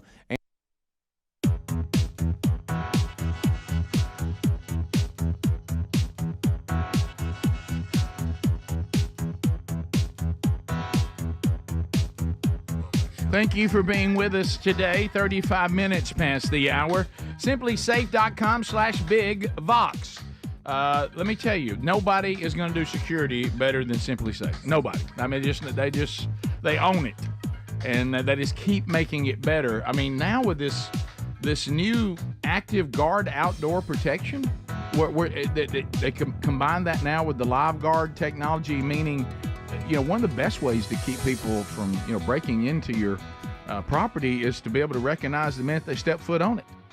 And now you have live monitoring with outdoor cameras on the outside of your home, your office, whatever property you're protecting. And so now you know when intruders have come up, who is this person? And they can even say, what are you doing here? What are you doing on this property? They can floodlights come on. They can hit a siren. They get help on the way. It is outstanding, and they are on that property 24/7, and you can be monitored for about $1 a day. And on the system, we're getting you 60% off. 60% off if you use our URL, which is SimplySafe /BigVox, V as in Victor, OX, BIGVOX, or find the link at rickandbubba.com under the sponsors button. All right, so we're recapping Friday night. Baby brother and me with mom and our wives go into high school football, playoff action in Alabama where we live. And so we're there. Greg's parking pass, which looks like that'll be another topic. Yeah. Thanks, buddy. Didn't know you left it in the truck. Sorry about that. Don't know where it is. Throw it away. There's a strong probability of I've thrown your parking pass. It would be different if it was paper, but this is plastic. You can tell it's something you're supposed to use. Well, and I'm just going to tell you that when I used to have a parking pass, when Blake was playing at Auburn, they give you a different one every week. See, that's different. And so I'm sorry. I didn't know that was for the whole season. I'll go look because, no offense to both of you, y'all have to look at everything. Right, we do. No, I know. If it's not hanging on the thing, I don't. Anyway, I may have took it off. I don't know. We'll deal with that later. Stay with that, Rick. Okay. So anyway, you wish you felt better. I feel fine. I sound terrible, but I feel fine. You sound fine. You know you have what Bubba has. Huh? You have what Bubba's at home sick with right now. Oh, really? Yeah. Same symptoms. But anyway, so we when we get there and we park, I'm so pleased. Greg's parking has actually back when he had the pass, he has actually upgraded from the last time I went with him. I mean, we are literally parked right behind the stadium. Oh, Greg, that not bragging. That's just where you park. It's the best high school parking spot I've ever had. Yeah, it was incredible. It you was get incredible. out, you just walk around the gate. There you I mean, your mom doesn't have to go up any steps. She didn't have to go up a hill. We're walking right into our seats. Yeah. And we'd had somebody save us some seats, but we were trying to get there in time so that people wouldn't be fighting over them. Yeah. That worked out perfectly. Of course, we had a blanket we could put over our seats now. Yeah, we got a heck of a blanket. So now you get into this world now of everything we do. The women have to document it, and we have to have pictures. And now we getting those out of the way? Is that what we're doing? Trying to. Okay. That was planned. I'd like to apologize to this Thompson High School student. I don't know your name. Very sweet girl. You sweet, sweet girl. I'm so sorry that you encountered us. And you were so kind to, as you realize probably about halfway in, to make the mistake of agreeing to attempt to take a picture that includes 3 women from our and family. all of them agree that it's good. That's your goal. And the only way that you can stop taking pictures, as Greg just said, is us for them to be unanimous and all 3 women to like the way they look in the picture. And then they would there was times where you didn't want a cat fight to start where you want to post that one because you look good, but you don't care about the way we look. Oh, and and you're just like, okay, didn't everybody, get to that, but you could tell I didn't want us to get there. I know. And what about if you ever those seen 3 that happen? What about if they all look good but y'all don't? We don't care. We don't care. Okay. I don't care. No, if I'm saying, do they care? No. Yeah, Okay. they'll call Do you they? out about it, and then I go, well, I don't care. We all look great, but Greg's eyes are closed. Who Yeah. cares? Yeah, I was at the point. I refuse to retake. Look, if I was at the point Greg was with If me, I'm the one. because I felt so bad for the student who was trying to enjoy the game or the festivities before the game. And so, how many times, Greg? There's 3. She took and was going for 4. She took a picture, took about 4 pictures. No. Right, and walked away. Yeah, don't forget, walked Walks away. Don't ever miss. Don't ever miss. Walks away every time. Pretty far. Walks away every time. Okay, and then they could not agree, and Sherry's like, I'm gonna go ask her Went again. and got her. No, brought her back. I was to the point that if the picture they wanted to use had me cross-eyed, I would have said it's fine. Okay, Listen. I would have been posted with my eyes crossed, and I would have been fine. One, Rick, after the 3rd one, and the girl has left and gone back to where she wants to be, they're looking. This is the 3rd one, and again, she ain't like she's standing there. They're going to have to go get her.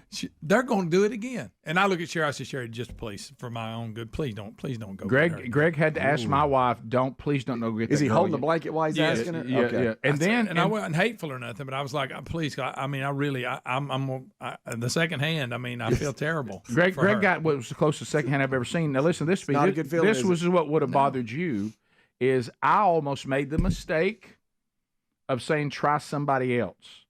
And then I would have been for that. And then everybody was like, but then she'll see that we thought she wasn't a good picture taker. How will she see that? Well, she's standing right there. She's not far from us.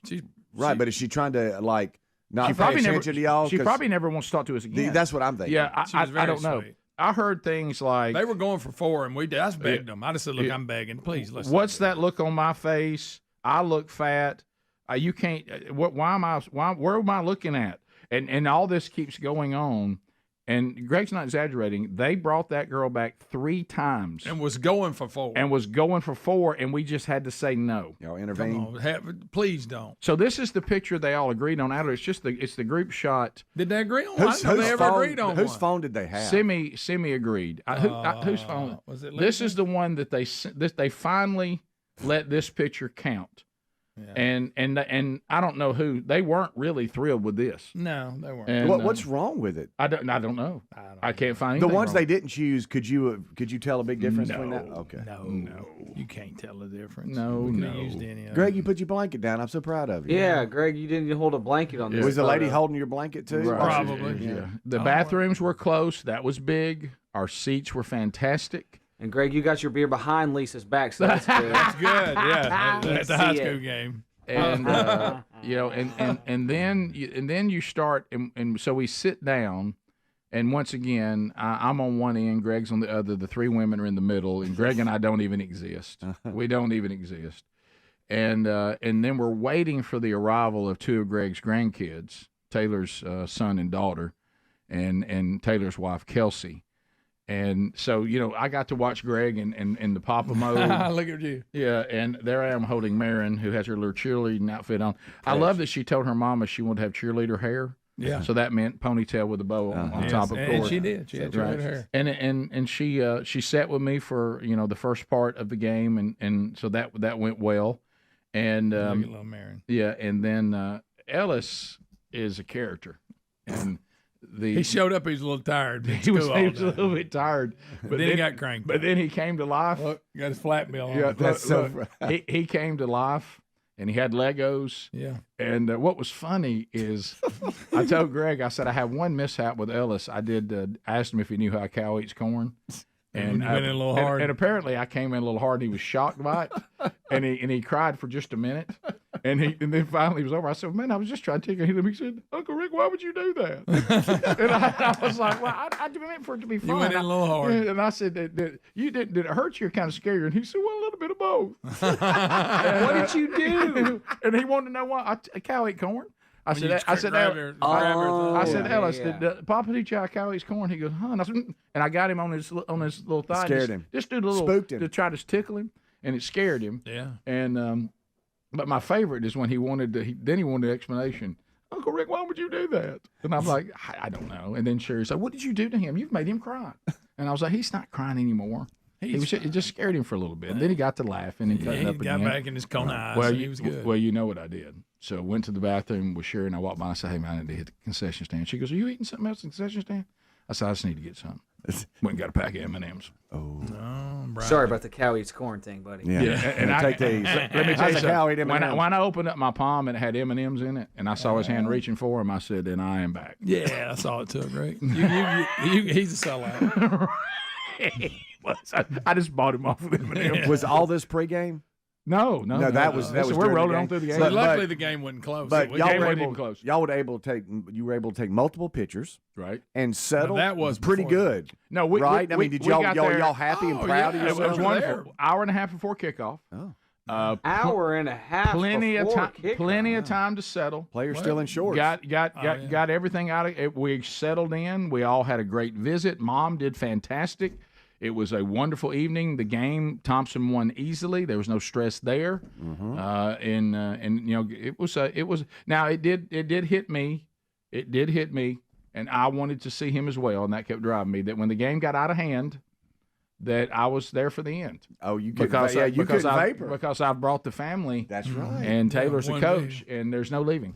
So you're in for the long haul. It was fine. I didn't have anything to do. Did y'all go down the field at post? No, we actually, because we didn't want Mama to have to go up and down the steps, we actually met Taylor coming out of. Well, he actually missed him, right? Yeah. Then he came back. Okay. Yeah. And Ellis was disappointed he didn't get to go to the field. Well, that's his favorite part of the whole thing. Well, yeah. Think about it. You've heard Bubba tell this story. And we talked about when Taylor, who's now the dad, when I used to aggravate him.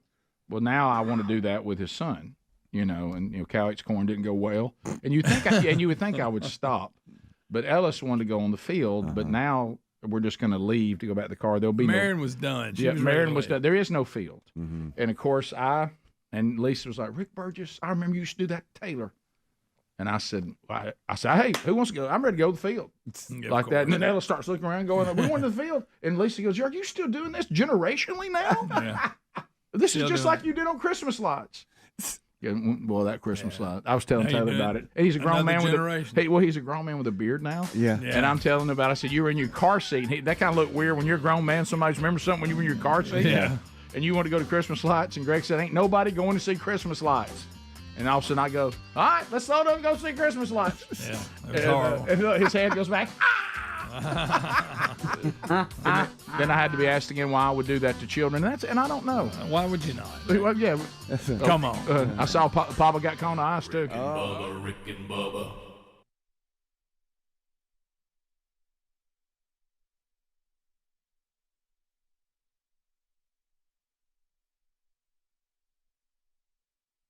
You know how much I have enjoyed driving the gigantic van that has become my everyday vehicle. Oh, yeah. At the house. And, you know, I was concerned because the van is 8 years old, okay? We bought it in 2003. Then, and at that point, because we usually had dealer cars as show host until that was all ripped away from us. Some of us. So we would drive it to church on Sunday. Anytime you had to have the whole family in one vehicle, we sacrificed for the other guys, Rick. Right. They still have. Yeah, they still have theirs. So we Sarah Nissan.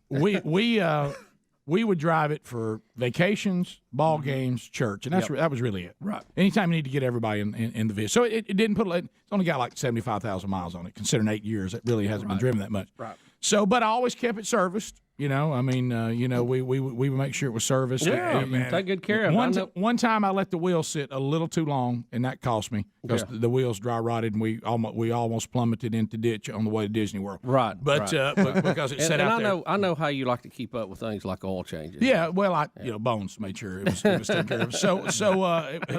He would call me and go, time again. I go, all right, good.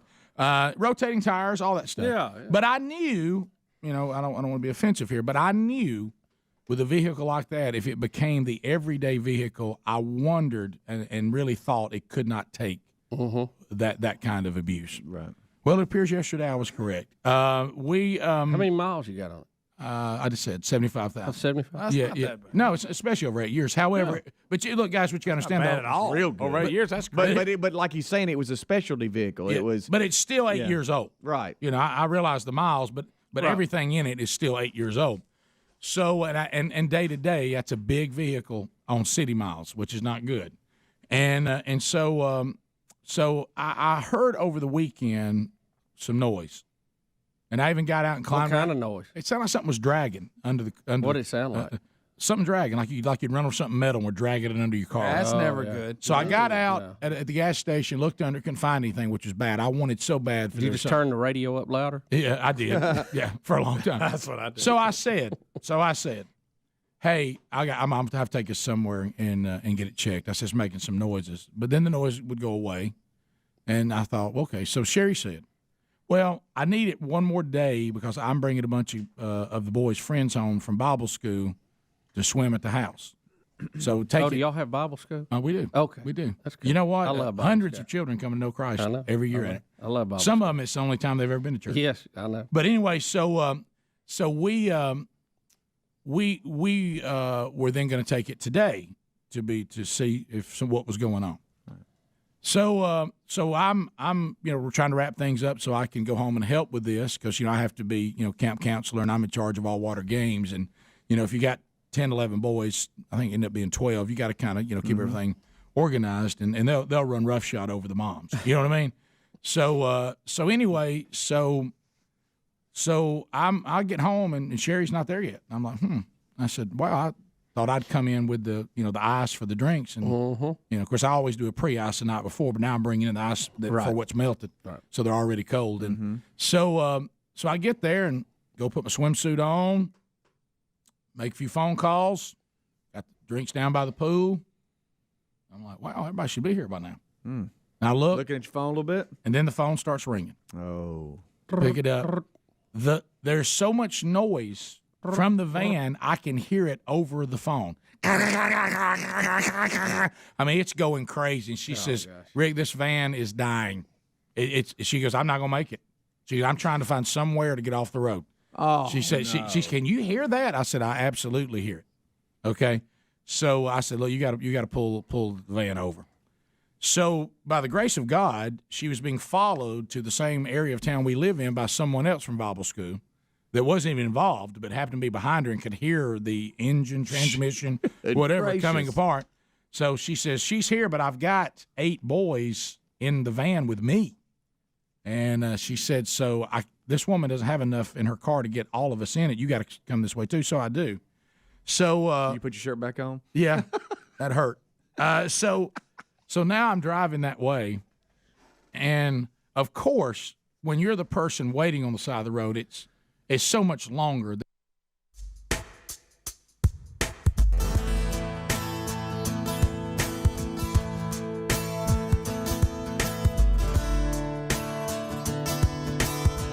All right, so we're back. Still to come, Dickie Nadmeyer, the Alabama LSU game over the weekend. Wow. Ole Miss, Georgia. Wow. We'll talk about that a little bit later in the program, probably next hour. All right, so Greg, I'm sorry. Everything went really, really smooth Friday night. I want to thank you for being such a gracious host. Yeah. I love watching you interact with your grandkids. They're wonderful. You're a great papa. Of course, the game was a blowout. You really gave in on the Kona ice. Coach Freeman had them ready. Yeah, and Greg did. I watched him get his grandkids the Kona ice. A lot of flavor talk. Yes, they like the mixed flavors. I didn't know they like mixed flavors. So we've sent Speedy out to the truck because there is something awkward now, and I apologize. This may be on me. Greg has a parking pass, the best one that I've experienced in high school football history, and Greg thinks he left it on my rearview mirror. I thought I did, and that it actually is one pass for the entire season.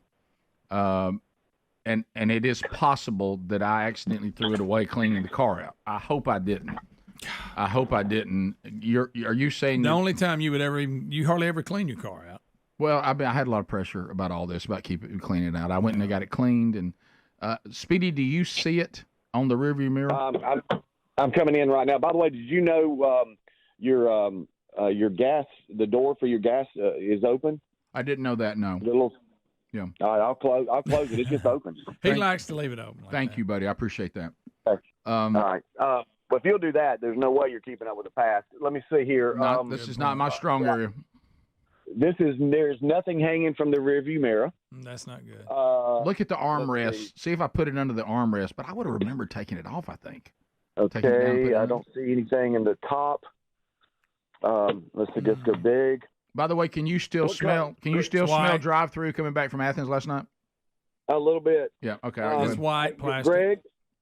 Greg, it's what? White and kind of red and white, right? Wasn't it? Yeah. Okay. Hang on. Let's see here. I don't see it anywhere. I think Greg. Sadly, I think Rick knows he threw it away, and he just can't come out and say it. No, I'm serious. Look, hey, look in. Really look around in that little area. It's real deep there. You can put a lot of stuff there. Yeah, I see your glasses down here. I pulled it back, and I see a piece of paper here. Let me pull that forward. I see some glasses there. Okay. I'm going in here. Insurance card. That's important. Yeah. Yeah. Could you It wouldn't be in under all that. No. Well, Greg, he said, Are you look sure good, you left Greg. it in there? This is why you're not out here, Greg. I don't know. Oh, I'm sorry. I'm power cord. I'm going to do one thing here, and I'm going to look under the seat. Yeah. All right. Possible. Is it laminated? Rick, does it say season pass? Why would you throw this away? I don't even remember it. I don't even remember what it looks like. I mean, I remember seeing it in front of me while I was driving. It's got like a picture of a player on the front and then number 041. Yeah, I'm sorry, buddy. All right, now I'm on the passenger side. There is nothing. I hope you find There's it. nothing. I'm going to the back seat. Greg, Rick, who keyed your car? No, that's where I threw that bicycle back there that time. Attaboy. All right. By the way, very, very clean truck. It's very impressive. Well, I got it clean because of all the women were going to ride. I couldn't have it nasty. I was told to go get it clean. I did. So you threw it away, Greg. I'm so sorry, buddy. Yeah, he probably did. I don't see it now, Greg. Is there a chance? Do I need to look in your truck? No, I was in Lisa's car. Yeah, they were in their car. Maybe it's in that. I don't know. All right, did I come out of that? Did I bring stuff in? Is it in the house? All right, thanks, Speedy. I'm sorry, buddy. Hey, Greg, let me ask you this, Greg. Is there a chance that you even need it again? Can they play back home? I'm not sure. I don't know how that goes. Maybe you wrapped it. It's a disgusted voice. Rick, he's disgusted by you. I know. No. It's my fault. I should have taken it. If I was in his position, maybe I did. Did you wrap it up in the blanket, Greg? Did you wrap it up in your security blanket? If I'd have took it in Mom's, I'd have had to walk around with it and brought it back out. It's on me. I mean, I'm the guy with the truck. It's whatever. It's the pass is there. I should have been more. Hey, let me check everything out the next day. Well, no, I should have just got my pass. Quit being silly. Speedy, did you check the crack? Yeah, I did. Both of them. What's that? On the side in the car, in the crack in the seats. Yeah, oh, that's true. In between. Did you look in the side things? Everything. Man, and I know Greg. He's going to want to look too. How does this change our relationship? No, I mean, I don't know who throws that away. Season pass. Rick's never thrown anything away out of his truck as long as I've known him. But if it was, there's a chance. But you know, when I'm cleaning, I tend to just go nuts. You were already cleaned. You should have left it, let it build back up. There it is. There's the anger I knew. There it is. We were waiting for it. I was picking away. Why are you still cleaning when it was already cleaned out? Now officially mad at me. Yep. Yeah. But was it not already cleaned out? Right. Go ahead, let it out. I'm just saying. Let it out. He's making good points. He's making great points. Wait, here's a plastic thing with it's obviously got a Thompson football player on the front of it. Get it all out. And the giant number. Get it all out. Yeah, I'd have thrown that away too. Was it thick plastic or thinner plastic? Pretty thin, but I mean, it was obviously plastic. Yeah. And did it say season pass and like words on it? Here's why I think I threw it away. Maybe because no excuse. My whole experience with parking passes is they're only for one game, and so I take them. Well, is it trash ran yet? Did you try reading it? Did you look at what it was? Normally it says like. It is trash day. It really is. All right, okay, but Did you just see that face they gave you? No. Bless his heart. He's had to do it his whole life. Well, he ain't never cleaned anything out.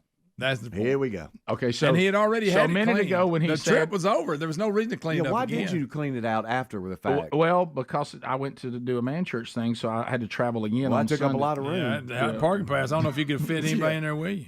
Remember a minute ago when he said he's not mad at me? Yeah. I wanted to be sure we knew that he was. Yeah. Maybe I took it and put it in Lisa's car. I don't remember doing that, and the fact that I Maybe- would have had to carry it with me. Maybe back we in need to it. call in and check Yeah. with Lisa. How about Nah, it ain't in there. That's fine. It'll work out. I guess I'm just confused why you would throw it away. Oh, so you're gonna go with him? Well, I mean, it was a little obviously bit. it wasn't paper. Yeah, at all. well, Hey, yeah, ain't paper because at I'm all. sure it doesn't say game 10 or So, play. It says just so I season. know, all three of you are on me about this. Just want to be Yes. sure I know where I'm at. Season pass gone. I probably stored It's not away. Gone. We're in the playoffs now. He's Seems- used it all year. Did it work this past Friday night? It did Yeah. really Yeah, well. the parking pass works. Then it probably would have worked the next one. What they give you another one? Rick and Bubba.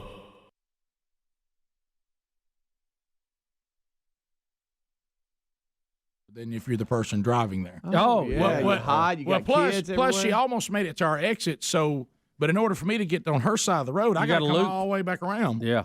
And now you've got the discomfort of my wife knowing that someone pulled over to help her. Now that person's day's been hassled, and now she's got boys in the car. And I said, well, just let. I said, does the air conditioner work? She said, the engine's running. It just won't go anywhere now. She said, I said, well, put a movie on. So she's got a movie on in there, and I'm headed this way. Here we go. These texts were in. I mean, they came within minutes of each other. Okay. Here's the first one. Hurry. Next one. Come on, will you? Where are you? How long does it take? That's what's up. That's me. All these came during the trip to get there, which was about a 15-minute trip. Okay, and so I told her, I said, this Sunday. You didn't text back patience is a virtue. I did. She started laughing when I got on the phone. I said, this Sunday I might stand to preach on patience. That's our pastor. But anyway, so we get there and we unload and we leave it on the side of the road. And so That's awesome. Yeah. So we all get home and so then I realized I don't have a car. And Bible school's this week, so I can't drive Mama's car. So I call up the rent-a-car place to get a car. And I'll tell you, I was a little bit disappointed. They said, well, we don't really have anything. Tornadoes hit us pretty hard. A lot of people need cars, but we do have a Volkswagen Beetle. And I said, please tell me it's down there. No, please. And if it's yellow, it would be right. perfect. And I said, well, doggone, Don't punch back. And you know what I said? Well, doggone, I got to have me some of that. Yeah. And undoubtedly, the rent-a-car place, when they hung up, it turned out that there was a young lady there named Amy, another one named Rachel, that ended up being big fans of the show. And their quote was, "We had a discussion that we did not think you could fit in a Beetle, and we searched to find you something else." And they I did. wanted you in that They did. Beetle. They did. I'll tell you this: if you'd been in that Beetle and didn't call me to watch you drive in this morning, I'd have been mad. I actually wanted to ride it. Now the kids, you know how the kids live in this fantasy world. Right. Yeah. I'm leaving. Where's Daddy going? I said, I got to go get a car. Get a Ferrari. And I'm like, son, I don't think they have Ferraris. How about a Bentley? I'm like, where do y'all hear these? Who tells y'all these things? Who tells y'all this? Where did you even hear that name? And then I looked at Mr. Cool, Big Love. I said, guess what? Daddy's coming back in. A punch buggy. And they were like, no! And but actually, it turned out I'm actually in a Impala. Okay. Think I'd rather have the punch buggy, frankly. But I am rocking it. I am rocking it. Rick and Bubba.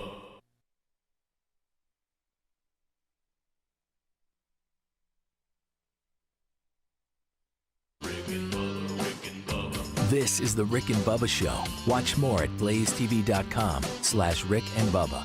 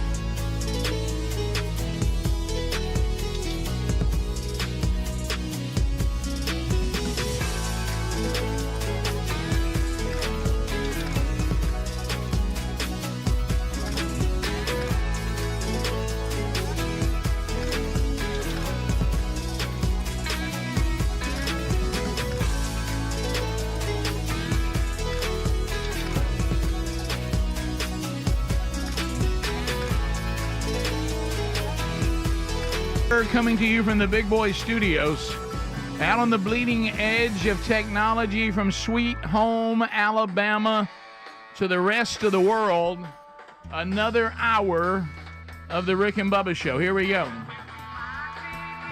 Bubba is out today. He is not feeling well. Had a rough weekend. We'll see if he can be back with us tomorrow. So when he feels better, he definitely will be back. So Speedy, Greg, Adler, all here. We've recapped the weekend. We got more to go, and we should hear from Dickie Nadmeyer, Speedy, this hour. Yeah, that's what he's saying. I'm currently texting with him right now. College football over the weekend. By the way, we just got an update from Greg's wife, Lisa. They drove in her car to meet us for the game Friday night. She says that Greg's parking pass is not in her car. So that's unfortunate. It is possible that I threw Greg's parking pass away. The Warriors are on the road this Friday, so he won't need it there. If they were to win, that's when he's already mad at me, and for some reason Speedy's decided to join him and Adler. So it's everybody on Rick. But it is on me if I accidentally threw it away. It is trash day, but one of the text options remind me that today is Veterans Day. So if my trash company doesn't run today, Greg, I can go home whenever I can and look and see if it's in the trash. It's from Lisa. Mm-hmm. Tell Rick thanks for throwing away my keepsake for the season. She keeps all the passes every year. Oh, my gosh, Lisa. No big deal. What a terrible day. It was such a great night, too. It was such a great visit. So much fun. And but how about this? By golly, something's going to change. I need to get past you thinking you can throw that away. It seems like you would give it back to Greg and go, I don't know if you need this, but you left this in the truck. I explained that. I don't get it. It doesn't look like anything you would throw away. No. Can y'all at least consider that I've gone through a lot of years of parking passes? No. And my parking pass experience but it wasn't yours. Has been you got to have a different one for every game. You have a different one for every game. Yeah, the paper ones, yeah. Okay. Well, I didn't know what it was. I don't remember it being plastic. Did it have any reflective, like a hologram on it? No, I don't think so. But it was laminated and looked. It was nice laminated with the player on it, and I just that's not yours to throw away. Okay. Clearly not something you throw away. Right. Okay. Somebody said they live where I live, and the trash is being picked up today. Okay. Really? Yeah, I was going to say mine is. Yeah, I don't know. Sorry, bud. Look, here's the thing. Sorry, Greg. Actually, why does the people that do my trash not love veterans? Greg Thompson plays on the road this weekend. If you need it again, that's a good problem to have. That means they won. They're back at home. Right. So we'll deal with it then. I'm just worried about Lisa's keepsake. I know. You're talking about the little shoebox that she keeps everything in. Like this was from 2024 here. Did you check the visor in Rick's truck? I did. Yeah. Check the visor. But if it's as thin as Greg says, I mean, it could be hiding from me. But your truck looked pretty clean, which makes me wonder why did you throw away something from a clean truck and not just bring it in today? There was no Rick. To me, there was only one thing to pick up, and that was the pass. Your truck was clean. We didn't put anything in it. I know. What were you cleaning out? I can't explain it, Greg. I don't know. You know what I'm saying? It ain't like there was a bunch of trash from the trip in it, and it got right. There was no trash from the trip. We didn't eat in your truck. Right, I know. That's like Brody borrowing you a HDMI cord down at the farm, and I should have got the pass. Yeah. I get that, but why don't you help me out a little bit? You're right. Golly. Yeah, I don't want you and Lisa to be mad at anybody but me. Look, it's Little Rick. I ain't seen Little Rick in a long time. I'm just throwing stuff buddy. away. Yeah, Greg. Yeah, just gonna throw it away. Here's what I'm hoping for Lisa and What have Greg. I got with that football player on? Yeah, what's this Thompson thing? That game's over. All right, so listen to me. Here's what I'm hoping, because I know I'll just park that we serve a gracious God who also puts in our lives other gracious people, and I'm hoping that somebody at Thompson will say, Rick, no problem, you buffoon. We will simply get Greg and Lisa another one, and that way Lisa will have a keepsake, even if they don't get. And we hope they win. I know some of you that are your team's playing against Thompson, you don't agree with us on that, and that's fine. But if Thompson gets back home for a playoff game, that someone at Thompson High School, they're wonderful humans. I can walk up the hill, Rick. It ain't a problem. And they can replace it, even if it's not plastic, maybe a paper version. that for the rest of the playoffs, and Lisa will have that, though it will look funny in the shoebox with all the plastic. Yeah. Greg, do you have a contact there? Somebody you go to at the football? I'm over. I was going to say, I would make Rick call. with it. I make Rick call and go. Yeah, I threw away. I'm trying to think. Yeah. So here's what's really. Yeah. Unless I some reason took it off and was like, hey, I need to take that with me. If not, that means you took it off the mirror and threw it away. Who does that? People that throw away parking passes all the time. Could you ask because they're no good mom's? after the game? Could it be at your mom's? No. Did you take it in with you? No. And when you got back? By the way, somebody on the text line that obviously isn't married, somebody on the text line who obviously is not married, has put the ridiculous idea up. Why don't you call Sherry and tell her to go dive into the trash can and see if she can find it? I bet that'd be enjoyable. You know what? What if you just peek in I'd there? rather just have everybody mad at me. Yeah, I get it. Okay, I get it. I'll do what I can do to replace it, because I can't replace what would happen if I literally called Sherry and asked her to dumpster dive for me. I know. Just real quick. Can you do imagine want that call. Hey, baby, what are you doing? Yeah, I'm up here. You know, I'm in my office. I'm doing this, and this. Hey, could you just stop what you're doing and go out there and see if you can, put your head over in the trash can and rummage around in there, see if you can find Greg's parking Maybe pass. just look in there. Yeah. I think you owe it to Greg to make the call. Guys, we're done. We're moving. We're good. Okay, so we were going to have throw fun. stuff away. I throw parking passes away. I'm sorry. You got this thing about parking passes. Well, I probably didn't like that in my way up there on the review. I don't know. It wasn't very. Put in the elbow About rest. safety, really.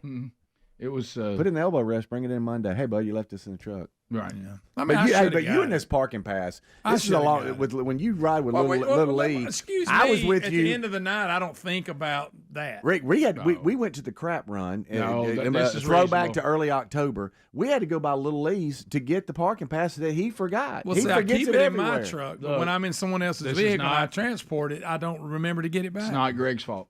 It's 100% my fault. This is good. Yeah. Little Rick's Yeah, good. it's fine. Look, this is part of it. You got to take responsibility for parking passes Yeah. that were put on your rearview mirror. I should have got it. I get it. No, it's on me. I should have known you'd do something destructive with it. Right. Well, let's move on. Let's just call Sherry, Yeah. get her to look in the garbage, and move on. Baby, hey, and see, the thing is, our garbage cans, so those big green ones, she's really not tall enough just to, reach that. I mean, she would literally have to, it would. Well, but Yeah. it's for Greg, not though. worth She'll it. understand. It's not worth all that. Well, it's, Maybe y'all's trash, but they'll just forget you today. Right. Do you think the people who said they've already picked up their mess with me, they really don't live over there? I don't know. They do normally pick up early, don't they? No, they don't. Oh, they not where you are? Okay. Usually we're in the afternoon. Well, then you can hustle home and get it after the show. But, you think somebody's messing with me? Rick, I don't don't worry. know. Well, that's How okay. quick can It's you get fine. home after the show to go check? Not very. It'll have to be an over and back, which I can do that. Well, you can do that. For No, me. look, it's not worth all that. It is, Greg. I mean, if you want Apparently, to ruin the game, possibly the whole season. Right. Besides that, I think it's fine. So, other than destroying the keepsake and possibly Mojo in the team, and now you're upset with me. Right, Hey, so- that's worth it there and back, Rick. You can leave right now and you go Can I tell you look what? if you Can want. I tell you what? I think that in a way it could be positive for Thompson, because I think Mojo would like for Thompson to win, come back home, and me be in trouble. That's true. That's true. So Mojo may be in our favor on this. It may be. So I'm just trying to help Thompson win. Well, thank you, Rick. We'll be back. More Rick and Bubba coming up right after this. Rick and Bubba, Rick and Bubba.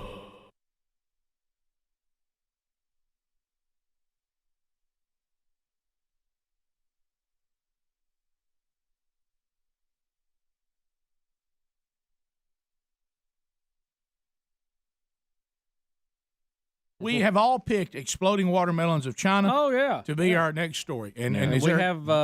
Here's the story, Rick. All right, let's listen. For farmer Li Mingsu, watermelons were his livelihood. He lives in China's Yingsu province, and like many fellow farmers, he planted seeds imported from Japan. No. Earlier this month, he used a growth chemical on the crop, but the next day, he found his fruit in ruins. I used the chemical on the 6th and found the exploded watermelons on the 7th. I found more than 80 exploded watermelons on the morning of the 7th and more than 100 in the afternoon. More and more watermelons exploded on the 8th, and don't mention the 10th, I didn't count anymore because I couldn't bear it. And he's not alone. 20 local farmers planted the imported seeds, and 10 of them have experienced exploding watermelons. One experienced farmer said his crop had started blowing up despite not using any growth enhancers.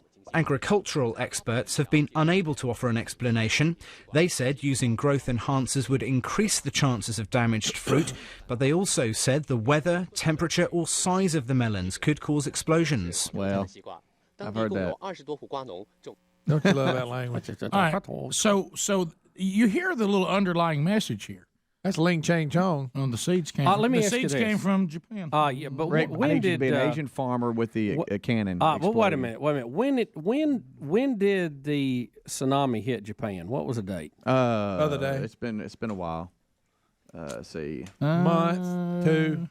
Yeah, but I don't think those watermelons have had time to grow full bore since then. I'm gonna go ahead to and get say seeds that were supposedly in Japan, sent to China, in the ground, and they've already grown full size. That doesn't even make sense. No way. I mean, I didn't win any FFA awards, but I think the timeline's off on that. Bubba, you know that I have grown watermelons for 2 seasons. Yeah, and I know that takes. I think it was March 11th, Bubba. See, there's no way. Not for it to be that size. Now there's. Is it exploding watermelon or just cracking? No, I wanted to see them blowing up. Exploding. If you plant watermelon seeds around our spring break, they wouldn't be ready till close to 4th of July. Right. Correct. I know my watermelon cycle. You're correct. Boy, I love watermelon. We come out here, all watermelons explode. I walk out there and see watermelon here, it gone. What is the chances? I put growth hormone in, they blow. What are the chances of the guy who's claiming this that he sells local Chinese watermelon seeds? What do you think? Well, I mean, there's various farmers. I love when he said, I come out here on 6th day, come out here 7th day, don't want to talk about 10th day. He quit talking about it. Good night. Don't even talk about 10th day. Look at that. Good night. I say, look at that. Why would they show that? Why would they show that? I'd rather see doggy puppy than see bloating lot of melon. I don't know. I'll tell you this. I hate to see them all damaged like that. I know it. This year we go hunt with a cantaloupe. You know, I hate to say this. I was looking at the footage. Is that yellow watermelons? Well, it looked a little yellow meaty to me. No. You what kind of racial show you mean, Yankee dog? Yellow meaty watermelon. Yippity beep. There go another one. There go another one. Well, I won't talk about day 10. Let me ask you this: something still. China's a big place. It's got a lot of range. Wow, got a lot of range and temperature and weather. Why are they importing seeds from Japan? That doesn't make sense. You'd think they have their own seeds. I told you for last time, no seed from Japan. Hear what happened. There go another one. Day 10. There go another one. All right. There go 2. Huh? You got the tools to pull it off? Wait just a minute. I don't know we have tools. Pull this out. What I need is the watermelon picker get hold of it. Pan down after he does it.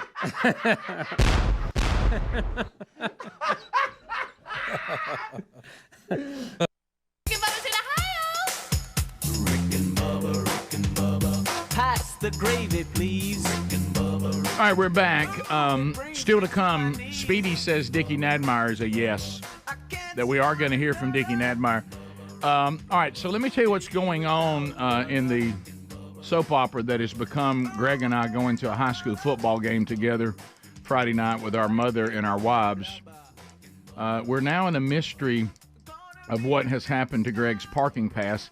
Can I tell the person who texts that says you're with the city school system where Greg's son coaches?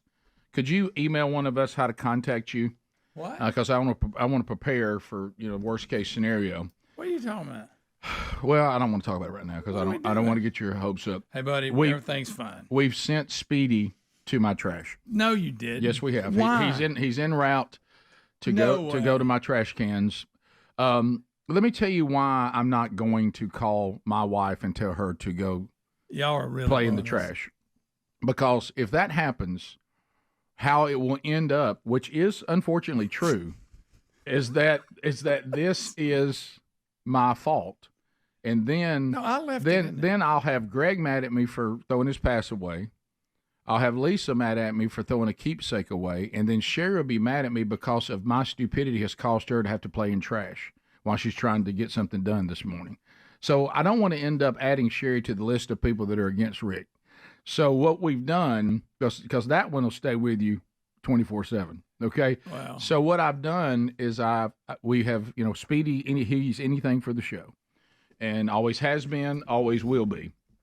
So he is en route to my trash, and we're going, if it hasn't already been picked up, now he may get there, and he may say, Rick, I'm sorry, they've already picked it up.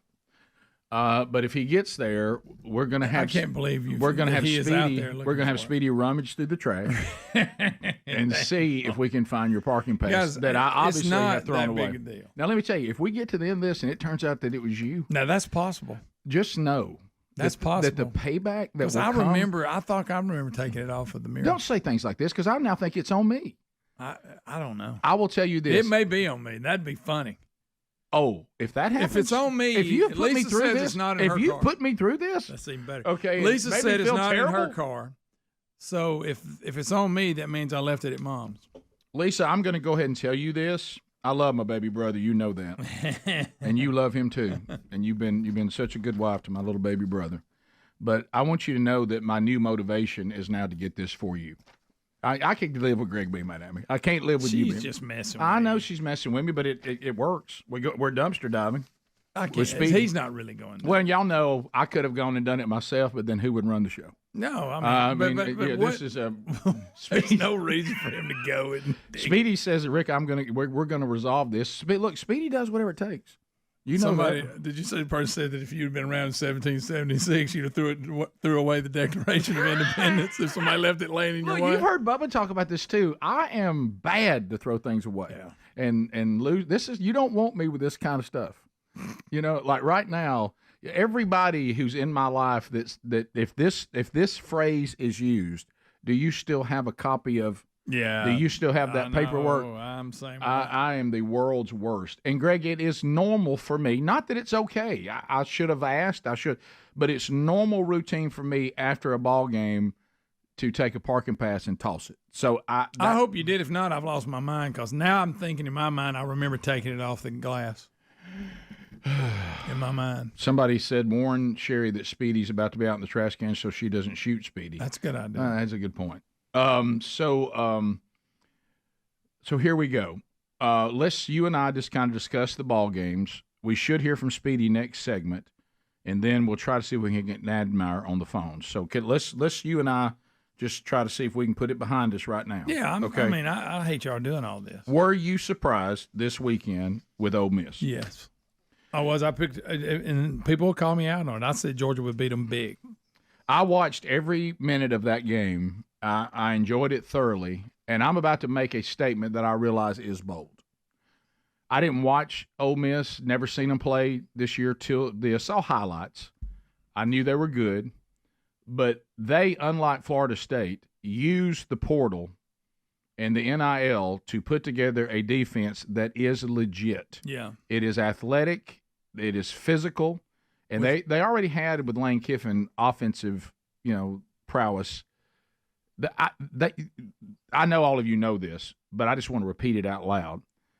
Ole Miss beat Georgia straight up with the quarterback getting hurt the first series of the game and limping the rest of the game. The backup took Ole Miss down the field for a touchdown.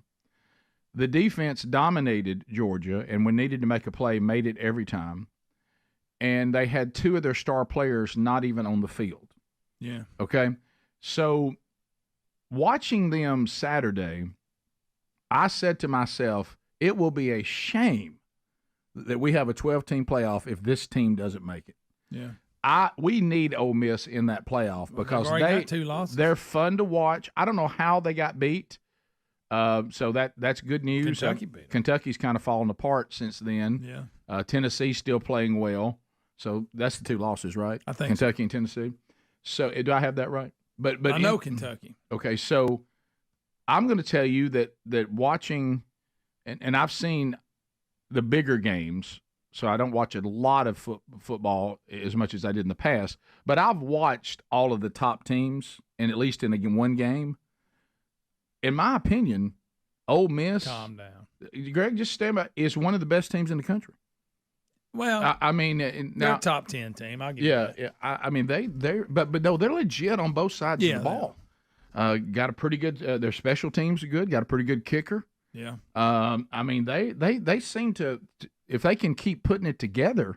When they put it together, they have a great team. Yeah, they do. I don't know what happened in these 2 losses because I didn't see those games. LSU beat Ole Miss. That's who it was. Okay, so it was LSU. Of course, that's the problem for the playoff is the 2 teams that beat them Wasn't that now aren't playing well. It LSU got drilled. We'll talk about that with Nabmeyer here in a little bit. Did they? And then Kentucky's fallen away. So see, that's going to hurt them, isn't it? On when you look at their losses, those teams have not continued to play well. Yeah, the Ole Miss loss to LSU was in overtime, 26-29 LSU. They didn't lead the game until the last play. That's right. I remember they that. Scored, went for 2 and got it. And if I remember right, Kentucky's defense just shut down Ole Miss's offense, right? Yeah. When they played them. Yeah. If I just saw the highlights on that. That Ole Miss win was the highest ranked AP win at home in Ole Miss history. Right. Wow. Storm the field. Wow, did they storm the field? They really did. Too early, 16 seconds early. I saw that. Game wasn't over. Right. That's kind of The important. guy riding the goalpost like a horse was fine. Well, when you drunk people do drunk things. He got settled in, had him a good spot. Right. He did. So the state trooper that was taking Kiffin off the field just punched that fan. Did you guys see that? I did not see that. Oh my gosh, No. just a straight close fist to the oh, face. Oh, wow, he sure did. Wow, he did. So many That's people. a pretty good jab, by the way. So many people on the field. Yeah. Well, I'm just saying I was impressed with Ole Miss. I don't think Georgia, I've seen them play 3 times now. I don't think they are as dominant as the other teams I've seen that, the championship teams they've had. It's obvious they've got they're a little more susceptible than they normally are. They're not as solid top to bottom, but still, they're a great program and a great team. And Ole Miss in that game was just better. Yeah, they were just better. Every time they needed to play on defense, that's the difference. They got it. I mean, their edge rushers, good gracious, they're the real deal. Yeah. So somewhere, Florida State's investment in defensive line not so good. So whoever did the evaluating? Well, they said they went out and they said they went to the portal. And I think they said they got 26 players. And buddy, they found some good ones. They did that. So anyway, there you go. All right, Speedy should be approaching the trash. If it's can. not there, then I've done something with it. And I don't know what I did. You know what I hate is he's going to get there, and for some reason, because it's Veterans Day, I didn't think they were even picking up today. They picked up earlier than normal. I don't know. Funny. Trying to give, I don't know, the new schedule or something. We'll be right back. Rick and Bubba, Rick and Bubba.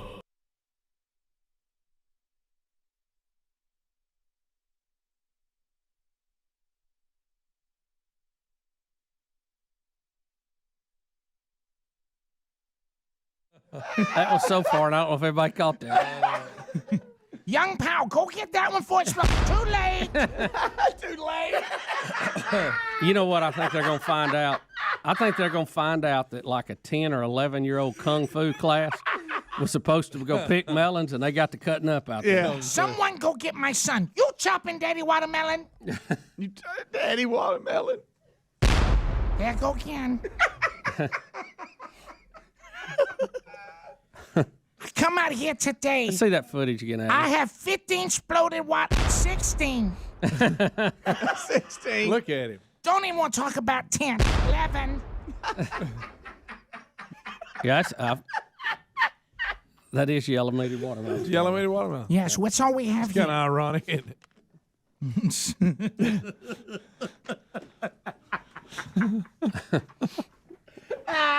Good night, look at that.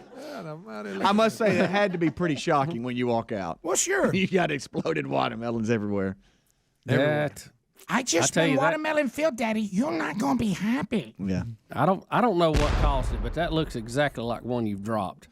You know what it looks like? Greg, where's your meter? Where's your meter on this, Greg?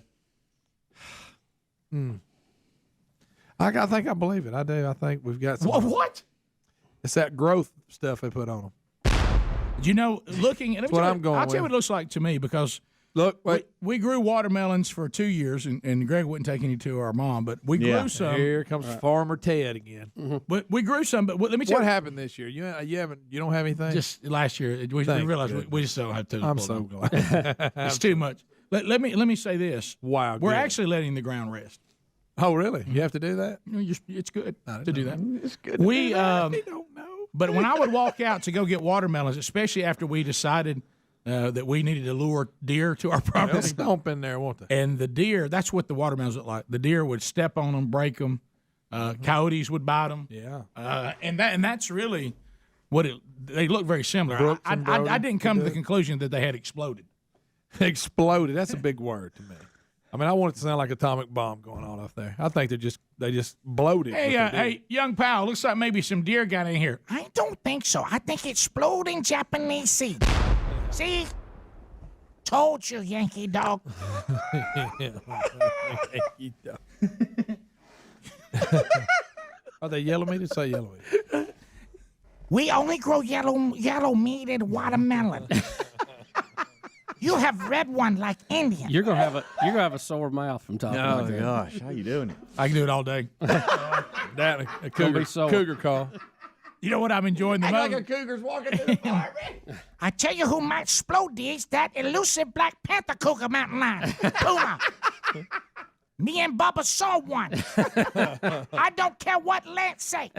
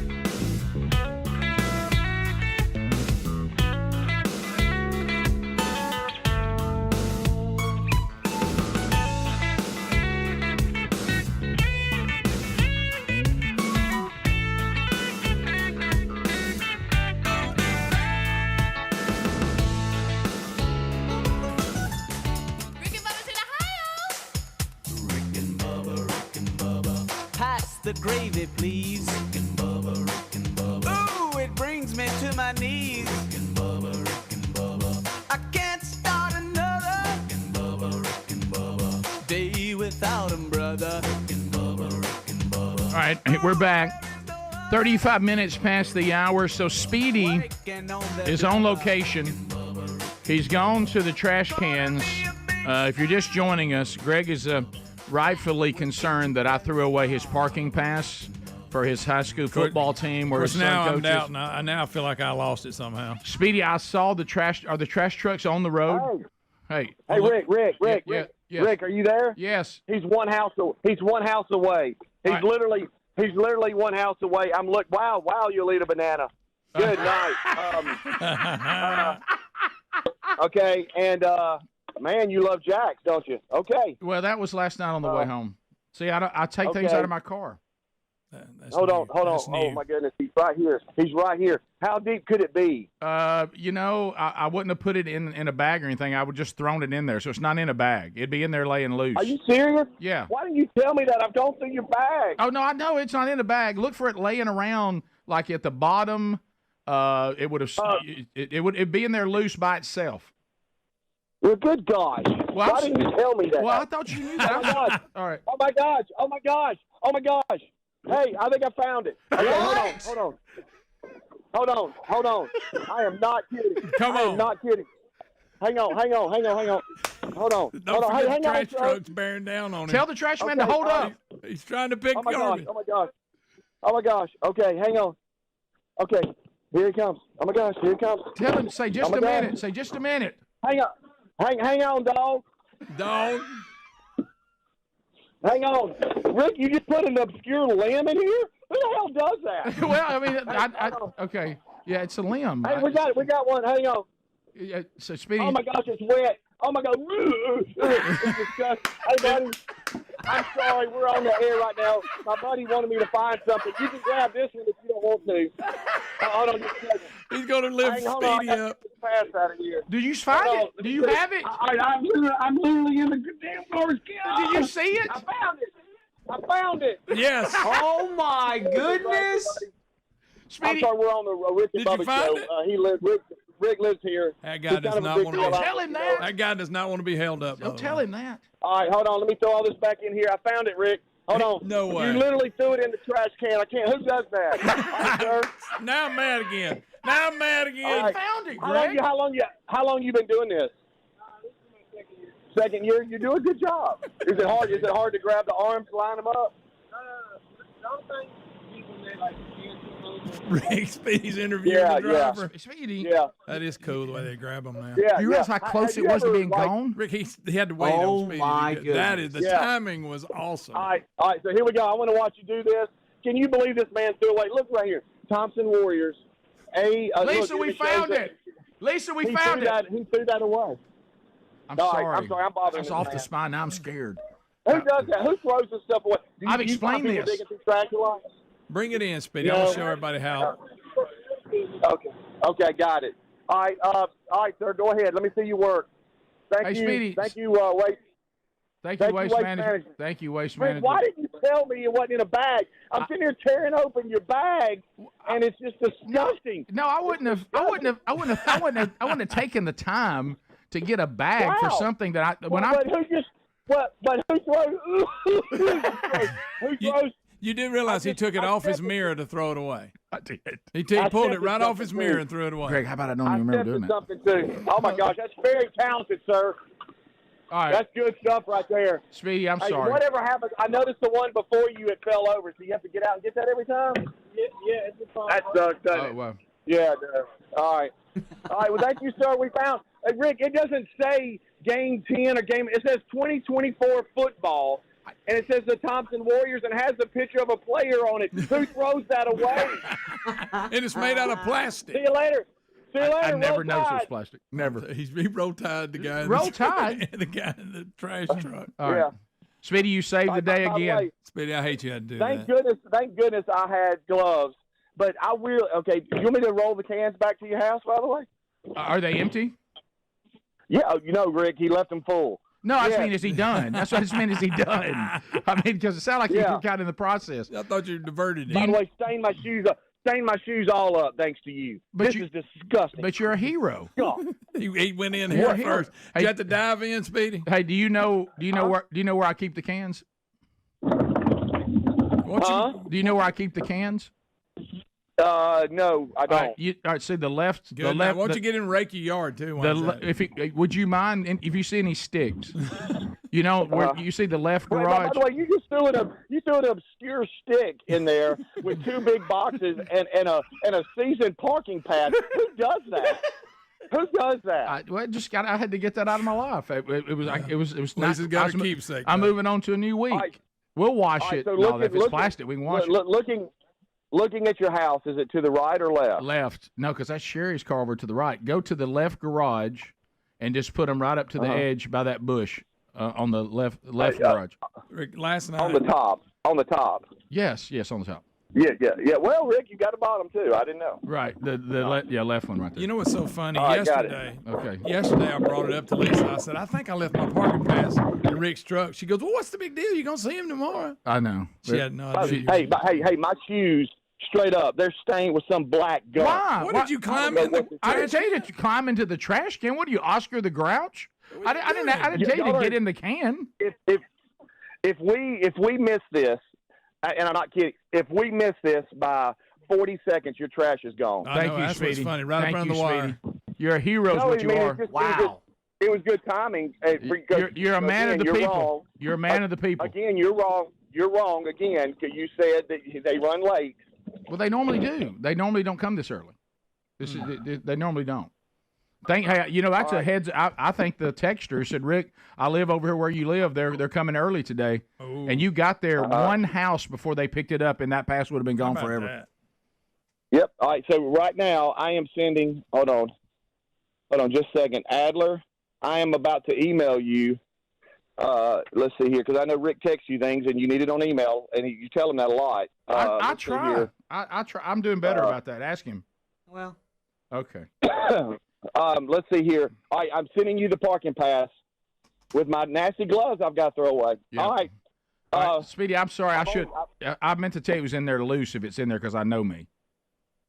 Rick, that's a big thing to say. It's not in a bag, buddy. Don't be looking in bags. I would like to tearing open the bags. I would like to say again that all my years of parking passes, you had to change it out every week. I didn't know. But they weren't made out of plastic. Looks like I stepped in crap, man. Sorry. How about this? If it's comforting to you, we don't have any feces in our trash, so it can't be that. I know. What concerns me even more, what was that? Well, could have been chocolate milk. I don't know, but I just emailed Adler a picture. Hopefully he gets it, proof that I have it. Good. Wow. It was. Did you see it, Adler? Yes. Yeah, Greg. Okay. See if it's just like your parking pass. I want to be sure there wasn't. It's not even. It might have been one. There it is. Is that it? There it is. Wow, Rick, you threw that away. 2024 Hey, football. Rick, It's made out of plastic. It doesn't look like it's made out of Rick, plastic. I was gonna give you a pass, thinking that maybe you threw it away when you grabbed other things and it was in a bag.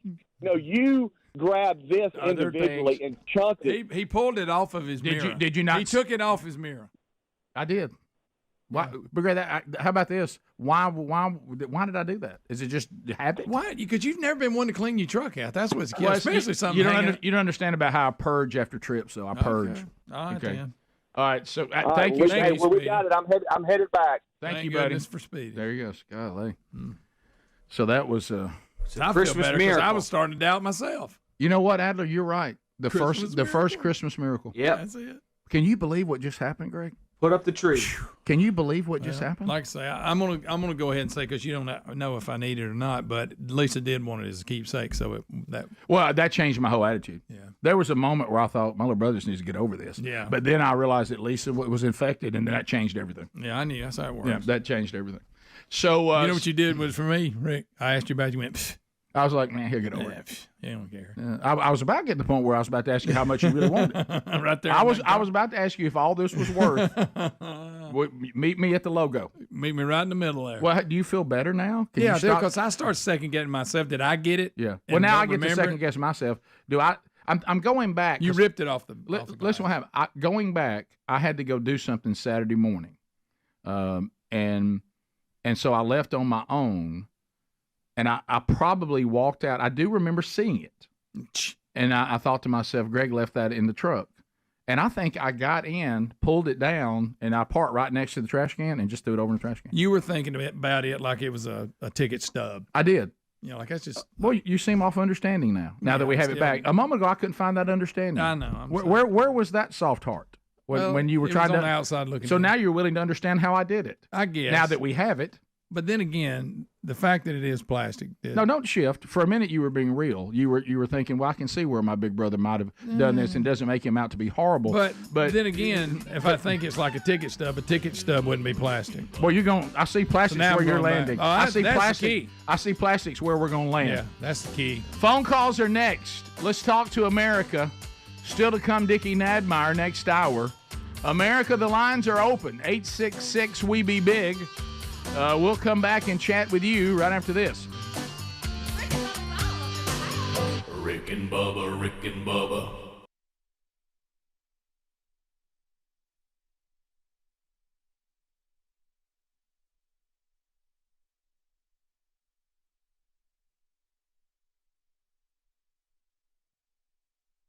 Calvin Speedy Wilburn last hour. We if you missed it, we discussed the diagnosis is in from the horrible hunting incident when Speedy was walking through treacherous mud. Rick, I think I've got theme music for this. Yeah, we Are you ready? Yeah, I'm ready. Bring it on. Here it is. Take a mudslide, slow down.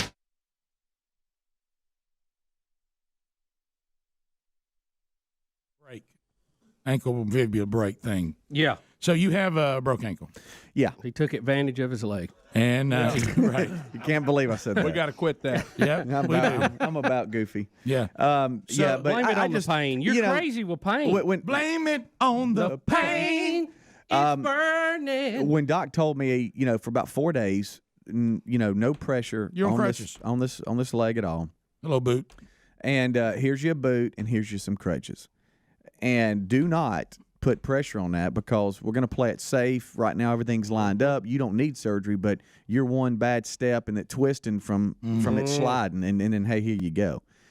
So, that made me start thinking, I said okay, and then I got, in the Jeep, I'm going home, and then I just realized, hey, just getting out of the car, getting in the house, Going to the bathroom. Yeah, going to the bathroom. You ever tried to pee with one leg up?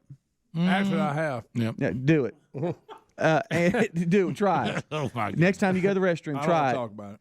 And you got to hold your balance. Now you're trying to hold the wall. It's weird. Yeah. And so then it was just little things like, hey, I need a cup. I need a glass of water, and I got some water. And then you're trying to hop back to the sink. I know. And then my wife's just staring at me like, good gracious, are you okay?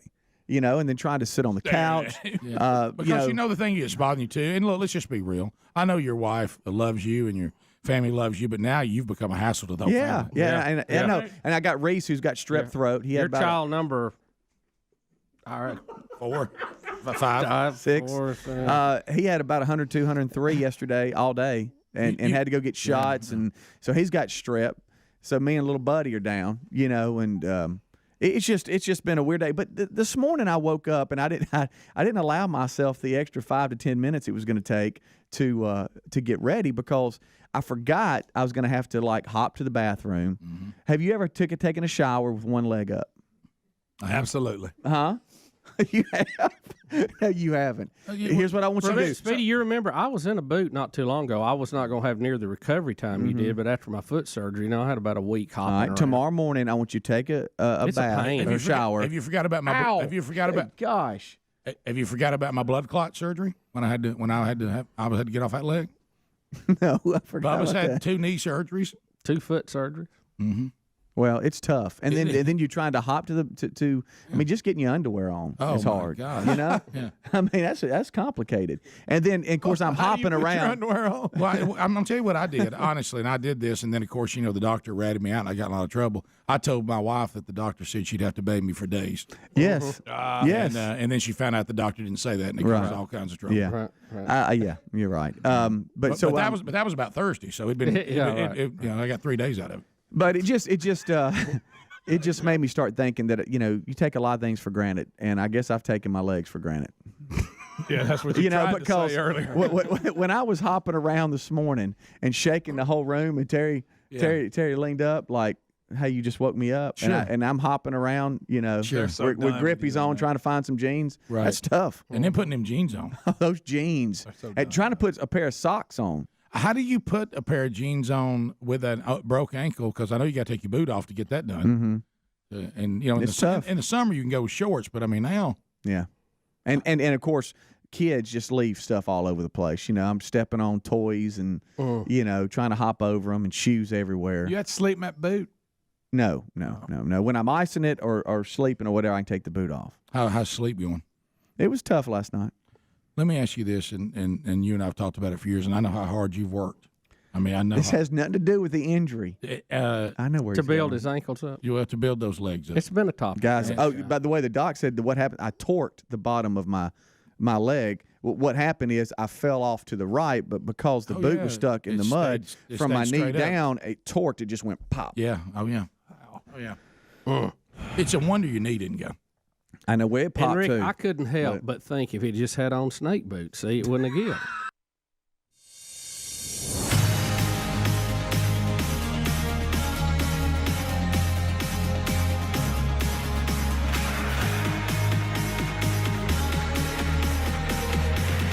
Let's take phone calls right now at 866-WE-BE-BIG. Kind of a cool deal with it being the final year of the Rick and Bubba show, ending on the big year ender, is we actually have a former intern, Shadler. Shadler is visiting today, coming by to say hello, and we've actually put her on the phones. That's right. So she's actually taking phone calls at 866-WE-BE-BIG. Speedy is working his way back to us. Like riding a bike, Rick. Speedy's just a hero is what he is. I'll tell you what Speedy is. He's a dadgum. He went in front of, put his life on the line to dive in front of a trash truck what a hero. For a parking base. What a hero. And he found it, and he's bringing it back. So everything is good. After we run it through some soap and water a little bit, it'll be ready to go. A little bit of bleach. Yeah, it's fine. Actually, it was on the outside of all of the bags, so really it never touched any trash. Just FYI. But it was in the trash can. Unless it went all the way down to the bottom. Yeah. Yes. BuyRaycon.com/bigbox.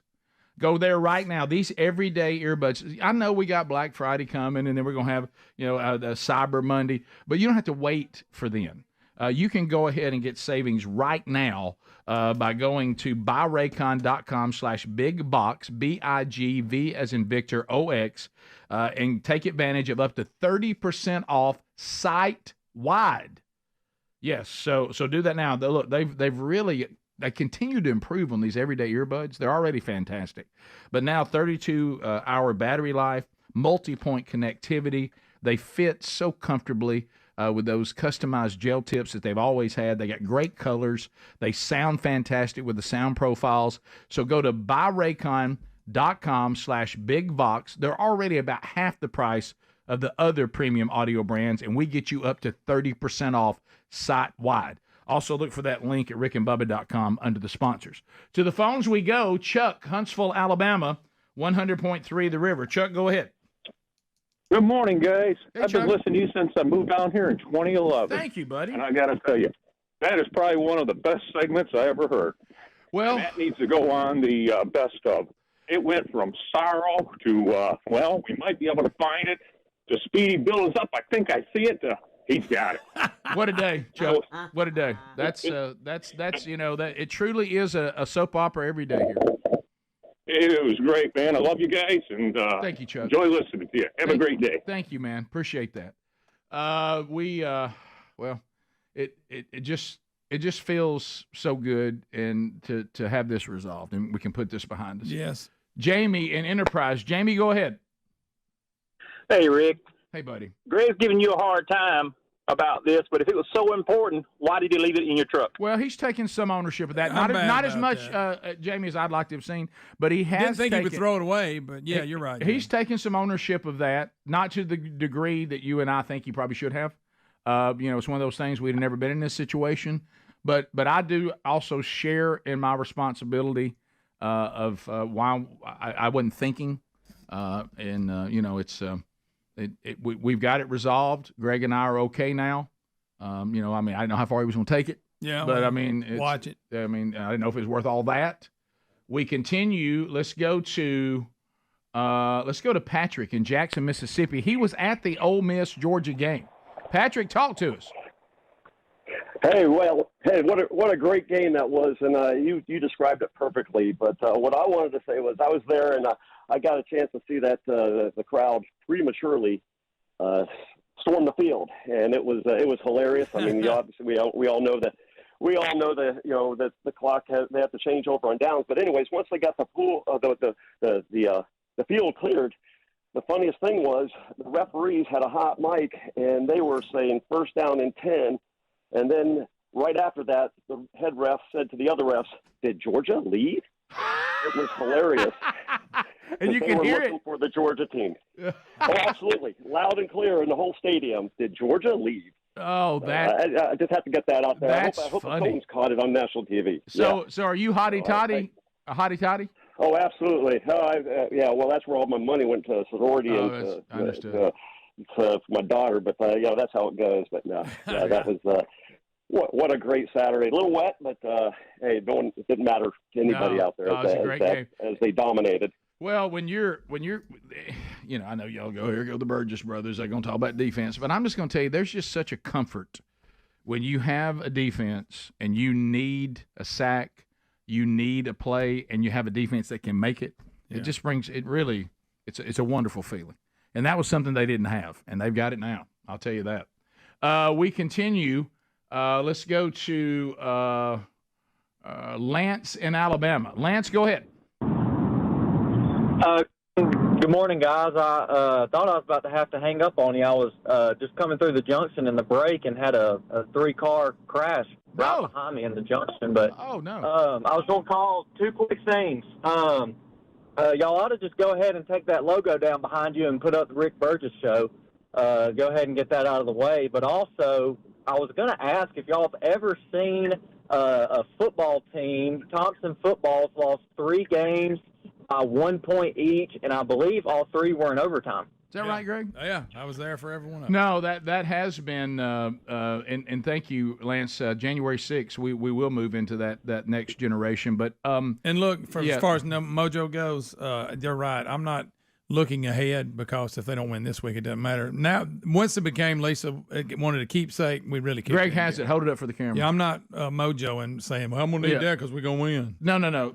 My whole motivation for getting this was when I found out Lisa wanted it. Because, as you're right, they may not have to use it if they don't get the job done Friday night, but the fact that Lisa will now have it no matter what, that's where... And someone pointed out on the thing, they're saying, we still have to pay during the playoffs to park. Yep. You don't. They're right. The state. This is just getting you a spot. But during the playoffs, you're during the season, I don't have to pay. Well, I've already paid from buying ahead of time. Right. But the point is, no, you have to pay to park. Yeah. And all this does is just gives you access to the certain lots. You have your same spot. Yeah. Keith in Alabama, go ahead. Hey, I just want to tell you about that segment that y'all had. I said, I hadn't pulled for anybody. I was pulling for, as I was listening to that, I kept pulling for Speedy to fight it, pulling for Speedy to fight it, and I hadn't pulled for somebody that hard since I pulled for my doctor to hurry up and get through doing my prostate exam. Boy, I'll tell you, that was intense. Please, it's intense. Let's go. Let's go to Anonymous in Mississippi. Anonymous, go ahead. I was also at that game hanging with Patrick, and he's 100% right. The ref's mic was hot. I was in the student section. Those students were piling down there before the end of the third quarter. They were ready. They were ready. And Greg, shove it. Speedy, how's State doing? Yeah, I know. Ole Miss fans on Speedy today. Ole Miss needs, they're going to have to finish the season up before you get a little cocky about your celebration. Greg, I just think it's premature. Greg, I got you. I'm just saying it shows me that I'm not finished yet. They act like, well, this over. We just finished the season. Oh, they got work to do. Out of the parking pass right into this. They got a chance to win the whole thing. Top of the hour. Rick and Bubba, Rick and Bubba.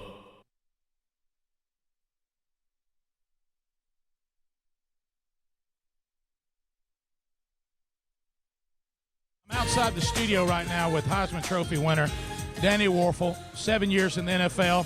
We talked about Desire Street Ministries. It's there. Danny, when you walk out here outside the plaza right now and you see your cast of receivers, does this look a little different than what you're used to?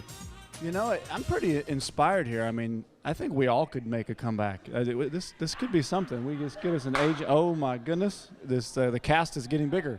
Yeah, a lot of people, well, it's not every day, Danny, if I could say this, and I know that you need all of your accountability brothers to keep you humble, but frankly, it's not every day that people get to catch a pass from a Heisman Trophy winner. Wow. Well. You ever thought of that? No, but that's cool. It's nice that I can sign an autograph or throw a football, and that makes somebody happy. That makes my life a little easier. Well, we all have our gifts. You, the Heisman Trophy. Me, a fabulous head of hair. Yes. Rick, I need Bubba to run a skinny post, please. Okay, all right. Bubba's running what pattern, Speedy? I need a skinny post right There's down. not enough room for that. Oh, yeah. He can't run a skinny post because there's not enough room. It's because he can't run a skinny anything. Yeah. I think the term skinny post is our issue here. Yeah, okay. There it is. Look, Bubba. Oh, my gosh. Oh. Heisman Trophy winner. Needs to get off that court. Yeah. Bubba said he's not loose. Oh, is that it? Yeah, I mean, I can't. I've never seen Bubba drop one like that, frankly. I mean, that's a first. Too much tennis. It's too much tennis. Do you play tennis? I do. I love tennis. All right, get loose a little bit. All right, Bubba's getting loose. Now, you were talking about now, how often do you throw now? Do you throw much?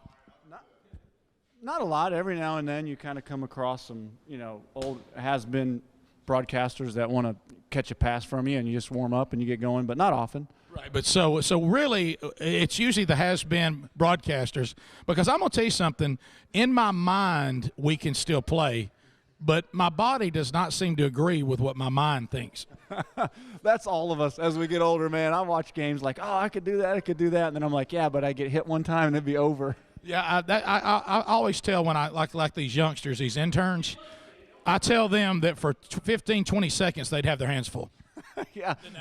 Once you get out of breath, it's over. All right, so Bubba looking better. I need Bubba to run a go to the center of the court.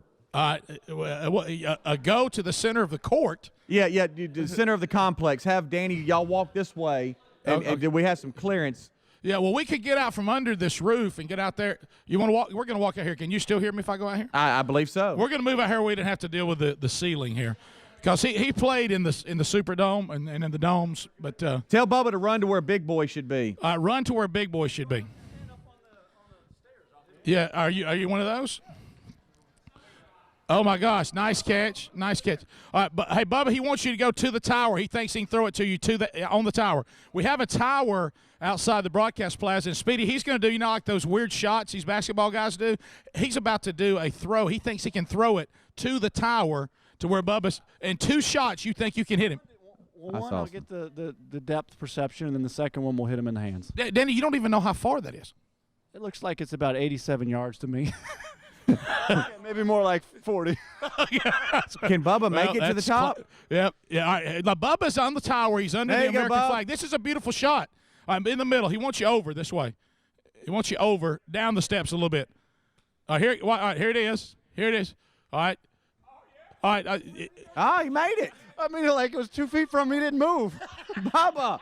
Well, he doesn't. I don't know that he would jump down the steps and lay out for that one. But had to walk 2 steps. That's the problem. Now, look, keep in mind, Bubba. You remember the NFL? You said you had to throw to a spot. Bubba goes and stands in a spot. That's good. Bubba, he wants you down. Come down to the bottom of the steps. Is that good? All right, you're good right there. All right, Danny Warfel, Heisman Trophy winner. You said 2 shots, so the second one should be it. Bubba's there. Here it comes. I'm talking about right on it. I mean, that was absolute sweet. So you just need 1 shot to find out where it is. Well, you don't know. I mean, there's a depth thing, but once you know where you're aiming for, you can do it. And with hands like that, I mean, he's money. I could have hit the top of the flag. He'd have probably reached up and grabbed it, I think. Hey, Rick, Greg being the former defensive back. Yeah. And Bubba, could Greg try to cover Bubba? I don't know that we want Greg covering Bubba. I just got a bad feeling about that. That's right. I forgot Greg's a girl. Yeah. Yeah. He said he forgot that you were a girl. But All right, Bubba. Greg played defensive back. Greg was a defensive back when he played. Back when there goes Cassio Kid. Did you see him? Did you see him go by? And tell him to do it again. Yeah, it's like we've got Danny on an obstacle course and he doesn't know what's coming up next. People are jumping out from behind corners. Yeah, all right, bring him across again. He said, "Daddy's gonna hit him this time."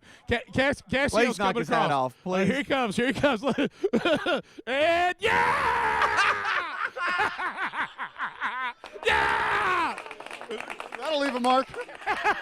Oh no! Oh, no. is that? It looks like a butt. His stomach looks like a butt. God.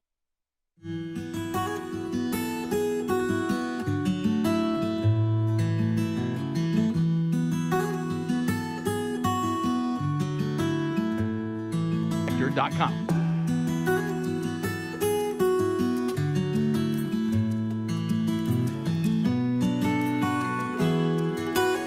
Here we go. 23 shows remain.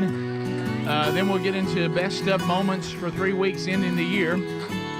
And celebrating the past, excited about the future. January the 6th, the Rick Burgess Show will debut. Speedy, Greg, and Adler will be part of that. Kind of a run-through here today. Bubba out sick today, not feeling well. He hopefully will be back sooner than later and be right here from the same studios, same stations, same platforms, same time. All of that, Lord willing, starting on January the 6th. Now, Speedy's back. Speedy, thank you for being heroic. Sorry that I waited to tell you that it wouldn't be in a bag. If I did it, I would have just thrown it in there. Well, that's a game changer when you're talking about, because you had 2 cans out. And one was all bag stuff, and other was loose debris. Right. And again, I go back to there's limbs all over your. I mean, just because it's right. And you picked one limb to throw in. It was the time. Well, that one limb was bothering. I see things, and I'll just open up the top and drop it in there. All right. And I did. That's where I found it. Yeah. And a passerby actually took a picture of me. There he is in the trash. Like a hobo. Yeah. Just so y'all don't think we make things up. That's where I was. Now the pass was in the other one, right? Which I much rather would have been in. Because it was not as. So you're digging through the bags. You'll eat so many bananas. We love bananas. Big on bananas. We love bananas. Yeah, really you do. got your potassium. You're good. Yeah, I'm good. Cramps. I struggle with cramps. So anyway, I apologize for that. That was something that I should have told you. Yeah. But you did get it. It is back. No matter what happens with the Thompson Warriors, Lisa will have her keepsake, and Greg will have it if they get the job done and he needs it. Right. Now, I will say this. On the way back, I did get a text from Dickie. All right, wow. And, ready, and huh? I Is got he back ready? just in time. He actually called during the break in his own hold. Right. Oh, you know what's funny?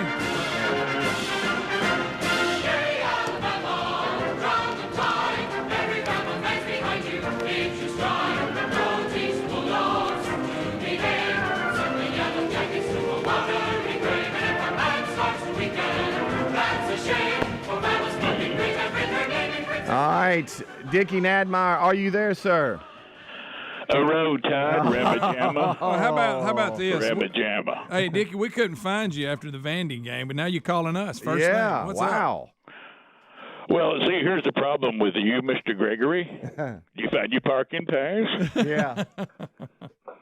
I got it. I notice you don't need. Yeah. No matter what happens with the Tide or the Nadmeyers, Mr. Gregory Burgess, Rick's little baby brother, you'll still be an Auburn fan. Oh, he's bringing it home. Quite now. a year. Quite a year. I understand the Hugh Freeze. Oh, there's a freeze warning. I understand the Hugh Freeze just put 2 basketball players on the team because they look like they got a little fight in them. That's not a bad idea. Road Tide. Oh, my Road goodness. Tide. Dickie, we have so many That's not a questions. bad idea. I'm assuming you were in Baton Rouge. Oh, boy. I did make my way down to Baton Rouge. Okay. Which explains why my entire family smells like corn dogs today. Road Tide. I hear you. It was ugly. Yeah. Everybody's talking about Saturday night down in Baton Rouge. Everybody needs to be afraid of Saturday night in Baton Rouge. Well, there's one program that has never struggled on Saturday night in Baton Rouge, and that continued last Saturday night, and that is the Alabama Crimson Tide. We don't fear Saturday night. We don't fear it. We just go down there and do what other teams can't, and we spank the little Cajun Tiger. Oh, we go put a real tiger back out there and scare the Tide. Well, they invented it. I saw that. Yeah. But you're bold right now. Well, I tell you, it's Roll big. Tide. It's big, Dickie. Well, national championship. Let me tell you what's finally happened. And I feel like I can take some credit. Oh, wait a minute. Here on the program, you've heard me trying to talk to Coach DeBoer, who I've always believed in. Whoa, hang on a second. What now? Did you just say always believed in him? No. I'm going to let the that problem is he's no Nick Saban. He's no Nick Saban. Who is? Who is? So Bear Bryant, Roll Tide. God rest his soul. Bear Bryant looking down from heaven as he often does when it's a Saturday night in Baton Rouge, because all Bear knows about Saturday night's winning in Baton Rouge. Yeah. That's all Saban knows. Uh-huh. And it looks like the DeBoer's continuing tradition. But what turned it around is that Kalen DeBoer listened to the fans. Oh, y'all was trying to tell him. Is that what it was? I've been trying to tell him all season that we got the best athlete in the country at quarterback. Let him do his thing. Let great players make great plays. Mm-hmm. Ain't no need to throw it if I can run it. Yeah. Don't hold him back, Kalen. I think they cut him loose. I think they did. Yeah, they had a pretty good game plan. Wow. Milroe right. They finally listened to you. Yeah. That's good. This just in, LSU fans. Milroe has scored again. 70 yards. Row Tide. He did put on a show, that's no doubt. Dickie, I was thinking about you because this has been quite a week. I mean, you have the win Saturday night, but it's Trump victory week, too. Oh, yeah. I mean, what did you Roll do? Trump. I mean, this had to be an amazing week for you, Dickie. Roll Trump, roll Tide. I will go as far as to say when the nation finally woke up, I feel great today because two things are happening. America and Coach DeBoer are listening to me. Okay. America and Coach DeBoer. Coach DeBoer. Okay. Roll Trump, roll Tide. You got Trump in there. Doubled up. I think that Donald Trump's victory gave the Tide the mojo. It's like we were riding on Trump.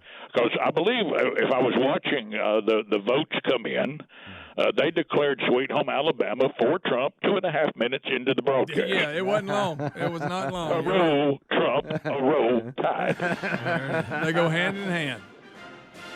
The tide rises, pun intended for you, Gregory. The tide rises to the occasion, and what we had, we were riding the tide of the Trump victory, and all that did was inspire us.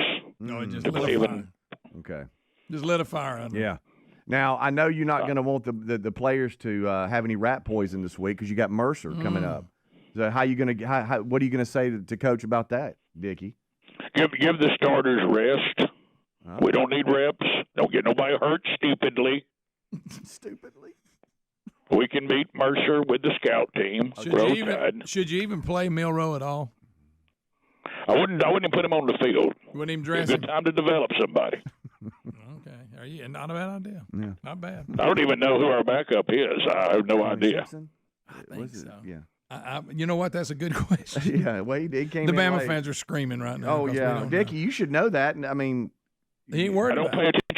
I don't pay attention to it because I believe in let's let Ford win it for us.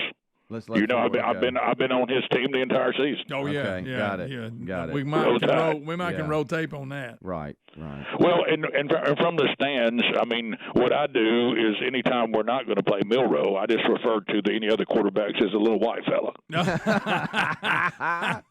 Dickie. Come on. Roll Tide. Roll Tide. It's Ty. I believe we're going to. I believe there's a national championship coming. We're peaking at the right time. The playoff is the key, and we're peaking at the right time. Yeah. And Ty Simpson is your backup, Dickie. the little white kid. And so we're looking forward to being ready. We have Mercer. We've got to go down Mercer. and of course Auburn looks good. Yeah, and they got Louisiana Monroe. Yeah. Who knows? Well, who knows? Oh, I tell you one thing, Auburn. There's no guaranteed victory for them right now. No way, no how. No. Right. So I mean, Dickie. So you have Mercer, then you're at Oklahoma, and then you finish with the Iron Bowl. Oh, should be a problem. Oklahoma's terrible. Auburn's terrible. And I don't even know where Mercer is. Real time. So everything's good, no doubt. You know, we won't be showing mercy to Mercer. I can tell you that, real time. You know what happened to the Georgia Bulldogs? Oh well, the dogs What got happened spanked to a little little bit. Kirby Smart? Little Kirby Smart. Remember his smugness when he left? That's your When he former coach. beat Bama after cheating, of course, late in the game, because we had that coming back, right? And we had that game. Got it stolen. And then little Kirby with his little visor. I'm smug little Kirby. I'm Kirby to the smart. I've got the haircut from the Buster Brown kid on the shoe commercials. Roll Tide in the 70s. Well, listen, he used to be a. But now, little Kirby. He was a big part of Bama's success. Yeah. Hey, Dickie, go back to Mercer. I'm sitting here looking. They're 9-1. The only team to beat them was Samford. So they're 9-1. My goodness. Watch out. Anybody know where Mercer's located? Where is it? Yeah, where is Mercer? Atlanta? Isn't it around Georgia somewhere? Right, you holding a cup of coffee? I really don't know. Well, thank you, Greg, for weighing in on that. Yeah, I went ahead and cleared that up. Yeah.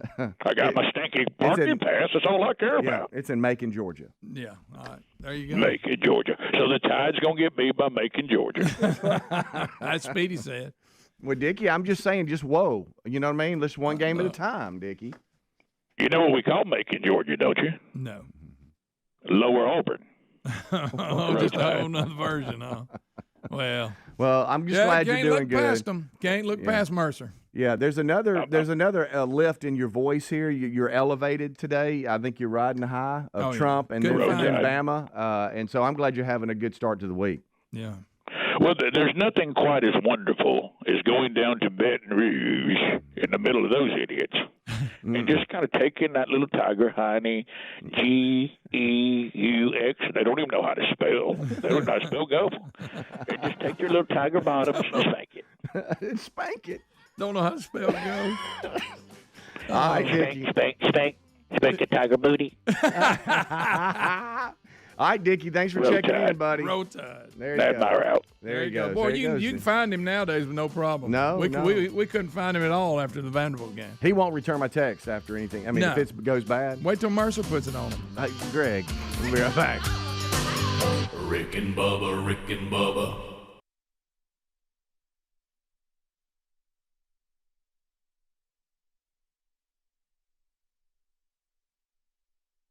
Rick, this is kind of funny. The insurance industry put together and had some research done, a survey of what 50-year-olds, this is people 50 to 60-year-old, what they list as symptoms of getting old or old age and how people could tell. And again, this just falls under the big heading of they deal with a lot of statistics. And how old are we? We're almost there. We'll be. How old are y'all right now? 40. We'll be 50. 7 years ago. We'll be. No. You're 48? No. Yes, you are 48. Next year. No, I'm a 47. I am too. I don't get ahead of you till March. Oh, is that it? Yeah, Okay. you caught me. I thought you were already. Y'all 48. Don't push me over the 48. Right. Huh? I'll give you the top 10 list here of signs you're getting old, according to the insurance industry All right, study. here, let's see. Number 10, losing your hair. What y'all mean by that? Yeah. Number 9, hating noisy bars. Well, that means Greg's still young. Yeah. The hair thing got me. Number 8, not knowing any current hit songs. Now that one hurts. Oh, y'all know the number one song of the country? No, I have no idea. You don't either. That does. Party anthem. If this was a movie, Taylor Swift. Are you just making that up? Well, it's a guess. That That's the hair only one I thing's know. not true because I've known people who've lost hair like in their early 20s. Greg, they're just Greg, saying it's what just people stats. define as losing weight. Number 7. As losing weight? I'm sorry, or aging. Yeah. Get this. Freudian slip there. Forgetting things. Number 7, thinking teachers, police officers, and doctors look too young. Oh, that's good. Yeah. Oh, yeah, there's people like teaching school that I go, what are you doing teaching? You're like some nice kid. Yeah. Why weren't they all that young when I was in school? They're like, I'm sorry, I'm 24, Mr. Burgess. What do you mean by that? Number 6, hairy ears, nose, face, or eyebrows. No, Greg, you're old. I got to tell you something. I don't know. Hairy, what? I don't know what kind of cruelty this is where hair starts jetting out all over your face. I mean, I've had some eyebrows lately. I mean, I've looked up and they were as long as a boa constrictor. I mean, I'm just like, good gracious, where'd that come from? Yeah. Like I've got a horn. Yeah, I've had some that bushed up so much. Amanda, Helmsley's wife, tried to use them as a backdrop for a photograph. I mean, it's Mine is I get one stray one like I've got a tentacle. You know, like I'm a roach, like in the kitchen. All right, fact or fiction? Your nose and your ears never stop growing. I've heard that's Is that fact. why older folks have big noses? I've heard that is a fact. Okay. number 5, struggling to use technology. Yeah. Y'all haven't seen any of that, have you? No, not at all. Greg? Huh? Number 4. Not paying attention. This number 4 should have Greg's name just stamped on it. Me too. Forgetting people's names. Me too, right? I'm not bad at that. I'm worse than I've ever been on forgetting people's names. How about I don't know the names of people I've known all my life? Yeah. I forget. My name recognition right now is horrible. I'm great with faces. And I tried to tell myself that I'm not getting older. That's just the fact that I've been in a line of work where you meet a lot of people, so all the names have scattered your brain. It can't be that I'm getting older. It has to be that. Right. Number 3, feeling stiff when you stand up. I think that one's dedicated to me. Well, I'm with you on that. Yeah, I've got number 2. And number 2 also, I think.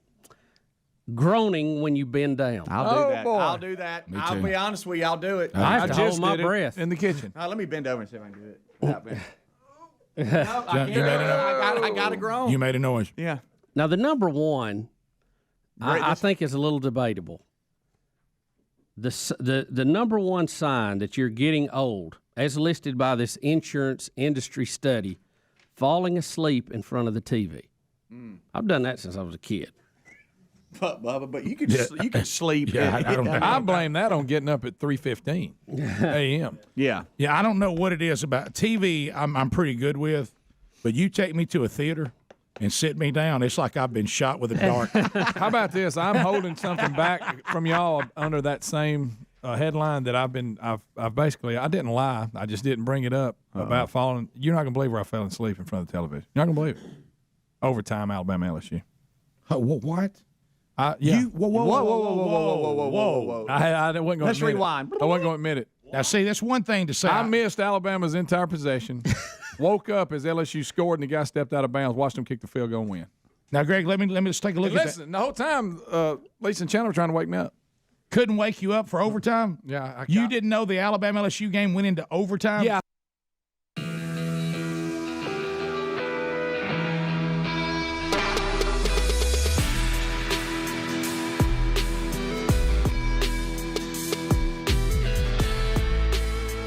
We're back 22 minutes past the hour. Wow, so Nadmeyer is now all in. He's acting like the season isn't lost, and he's forgotten the Tennessee loss. He's forgotten the Vanderbilt loss, and now he's all in on Kalen DeBoer and Milroe, and I mean it's. I mean, look, it's a. I mean, Georgia. Oh yeah. Georgia could go from hey, we're in it to yep. You know, they lose to Tennessee this weekend, and it's an elimination game for them. A lot of good teams Tennessee too in the SEC that may not even make the 12. Yeah, I say Tennessee too. They just still have one. Yeah, is Tennessee only got one loss? I know we looked at it earlier. I want to say there was a couple of teams that only had one, and then it was a bunch of twos. But I thought Nadmeyer was done with the board, done with Milroe, done with the team. No, Rick. He's always been behind Milroe, according to him. Yeah, okay. Yeah, Tennessee's 8-1 right now. Yeah, so okay. So it's an elimination game for Georgia. How about it, Rocky Top? Yeah. Huh? Who beat Tennessee? It was an away game. Let's see here. I'll give it to you. They still keep all these questions. They still got to get past Vandy.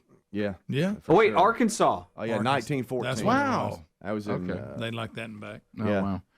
wow. So anyway, it's going to be an interesting run. Tennessee ends it at Vanderbilt. Wow. Ends the regular season at Vanderbilt. Yeah. A big thank you. South Carolina kind of gave him a little shout out. Yes, they did. They did. A big thank you to Clements Baptist Church. Awesome. Over the weekend, we had 3 man churches. I had the honor of going up to Athens to Clements Baptist Church. Thank you, Pastor Caleb Gooch. You talk about a pastor that's committed to discipleship all over the church, but also the discipleship of the men of the church. Really, really intentional about having a strong men's ministry there. They've been doing our curriculum with their events for this is their 3rd year, and this is the first time they actually had one of our speakers, and I was able to go do that, to come for a man church just to kind of check on things, see where the men were, do a big outreach. They had about 750 men who came out. It was a powerful, powerful night. They were incredible hosts, and just watching what we had felt called to and had been the dream to see these churches, not only make the commitment to men's ministry, to actually put into practice what we say every Father's Day about the influence and the headship that God has given the males and the men of the church and the community, men and women equal, of course, but beautifully distinct. And so, but then we didn't want to just do what I thought has happened too many times, is to point out a problem but not offer a solution. So what we've done is said, if you're willing to make a men's ministry the priority that we seem to always say it is on Father's Day, we have curriculum, we have the resources, we have teachers and speakers, we have individual resources, we have 40-week curricula, we have 5 of those now, and they are implementing it, and it was beautiful to watch. Guys, I'm just going to tell you, watching these men respond and see the ones that have been in these small groups that are growing, it was incredible. James Spann, same experience. He and I have been texting this morning. He spoke down in Opelika at First Baptist Church there, and then Mac Brunson was over in Bessemer, Alabama at Union Hill. These were 3 that were going on this weekend. I want to show you too. Adler, can you find the picture where I'm hugging the guy? Because I wanted to show this to Greg. This is a beautiful moment right here. Do you know who I'm hugging right there? I know you and I have discussed it. Oh, that is a former teammate of yours and mine when we were in high school. And how about that? Bryant Young. Brian, I ain't seen Brian in years. I probably haven't seen him in nearly 40 years. Yeah. He, like a lot of us, and he and I are the same way. Bryant and I both have periods of our life that we wish we could take back, and we both know what it's like to go off into the darkness and be redeemed by Jesus. And that's awesome. When I saw him coming to me, I was like, "Who is this? I know him." And when it's been a while. When it dawned on me who that was, and that's he and I, as those men. What you see here, we've already had men that have that publicly said they wanted to follow Jesus, and we've taken them, and they're now talking to the pastor and the men of the church. And then this altar call you see now was, all right, is there anything else that you need to deal with? The altar's now open. That's all those men, and a bunch of us are praying. And now this right here, I want to tell you something funny, because we have to be lighthearted here, of course. We can't do anything without see all these men that are praying over me before I go and speak right here. These are the deacons of the church. Well, nobody told me about that. Oh. So I'm standing on the front getting ready, and all these men are approaching me. And I'm looking, and the pastor says, "It's cool. It's just the deacons." You thought they were going to ask you to leave? They're coming to pray over you. And I looked at him. I said, before Jesus, these would have been the bouncers. And look, same feeling. And he started laughing, and he said, "Well, let's thank God for transformation." I said, "Me too. Yeah. I like that these are deacons." But I thought that was really powerful that those deacons all came over and prayed over the evening and prayed over these men. And it was an incredible night. And I know those of you that saw Span over the weekend, y'all had a special night as well. And Mac Brunson, too. So this week, an invitation, if you'd like to be part of some of this in Birmingham, Alabama, my home church. It's time for our next man church, and we're going to have a chili cook-off and have all kinds of chili to enjoy. Then we're going to hear from Danny Lanier, outstanding evangelist, will give our message.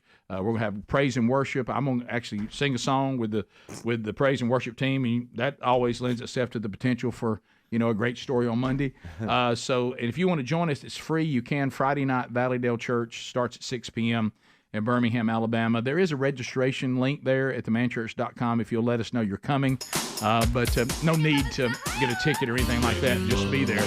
And then coming up in 2025, boy, do we have – I've looked at Speedy. Man, we got a lot going on in 2025, including 3 Man Church conferences in Panama City, Birmingham, and Atlanta. Tickets are available for those. Make great gift ideas, too, for the men on your Christmas list. Find all that at themanchurch.com. We'll be right back. Rick and Bubba, Rick and Bubba.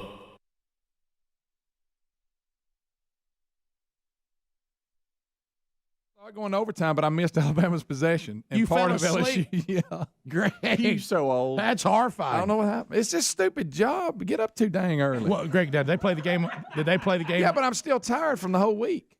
On Saturday? Yeah. That's right. God, yeah. Oh, it's cumulative. Plus, you've been drinking all day. It is. And look, my Friday's a long day. That's not true at all, by the way. My Friday starts at 3:15 and ends about 1 a.m. Saturday. And that's fine. It ain't like I'm killing myself here. I'm not complaining. It's just sleep. I ain't doing nothing. I'm just And what's that sitting here. saying you always say?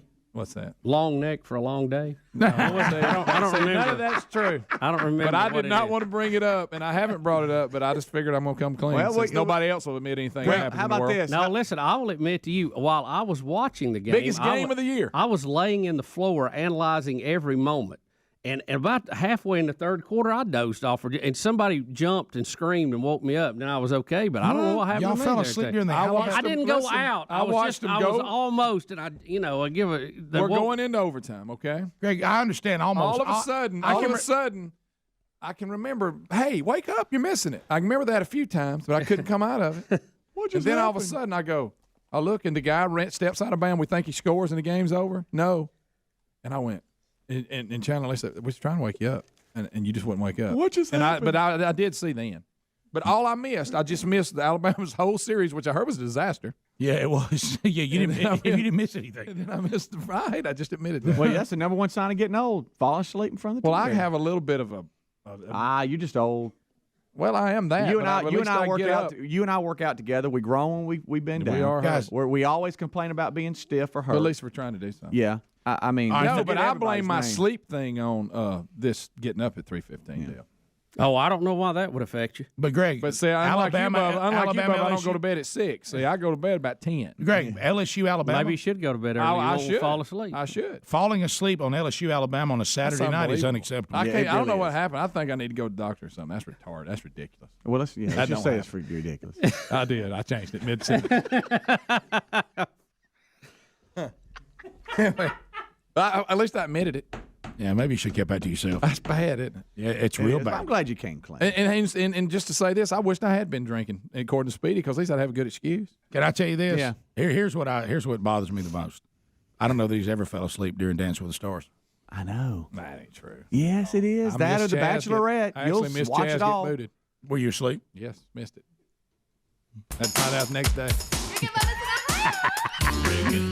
You falling asleep in that game is like Bubba falling asleep with the Davis Cup on. Oh, I agree. I can't believe it. I was mad. I had to get up and run laps. Look, I ran around the house. I didn't go completely out, and I certainly didn't fall asleep during Well, overtime. Bubba, I've heard you say you like when you didn't completely pass out and Rick was carrying you. This was different. This was different. I shouldn't have gotten the floor. That's what hurt. That was a mistake, by the way. We'll be back. Rick and Bubba, Rick and Bubba.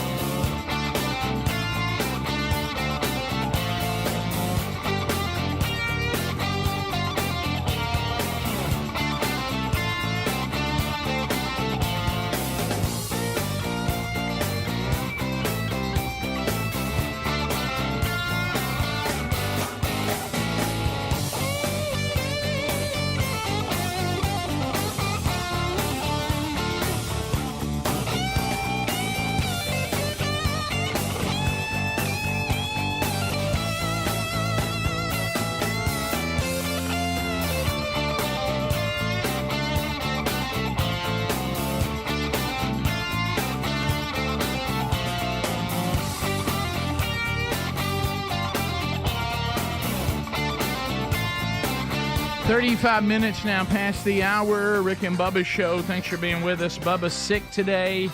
Hopefully, we'll be back tomorrow, if not by Wednesday. He was in the bed all weekend, feeling rough. HelixSleep.com, speaking of the bed, HelixSleep.com/bigbox. Go there right now. Get a mattress customized for you. Let me tell you, if you're sleeping on a mattress that was just kind of a walk-in, here's a bunch of mattresses, I picked one. But think about the difference in having one that was customized for you. Yeah. Take the sleep quiz. They're going to ask you, how do you sleep? On your back, your side, your stomach? Do you like a firm mattress, soft, medium? Greg, I know you and Lisa, who's, back, hopefully speaking to me again now that we found the parking Yeah, pass. she's excited about it. Yeah, thank you, Lily. It makes a difference, doesn't it? Yes, it does, because when they custom make it to fit your style of sleeping, Mhm. what are you going to do? You're What are going you to gonna sleep do? better, get more rest. You're going to sleep better. 25% off right now if you go to HelixSleep.com/bigbox. 25% off. They ship it right to your door after it's custom made for you, okay? And then you have 100 nights to sleep on it to be sure that you love it.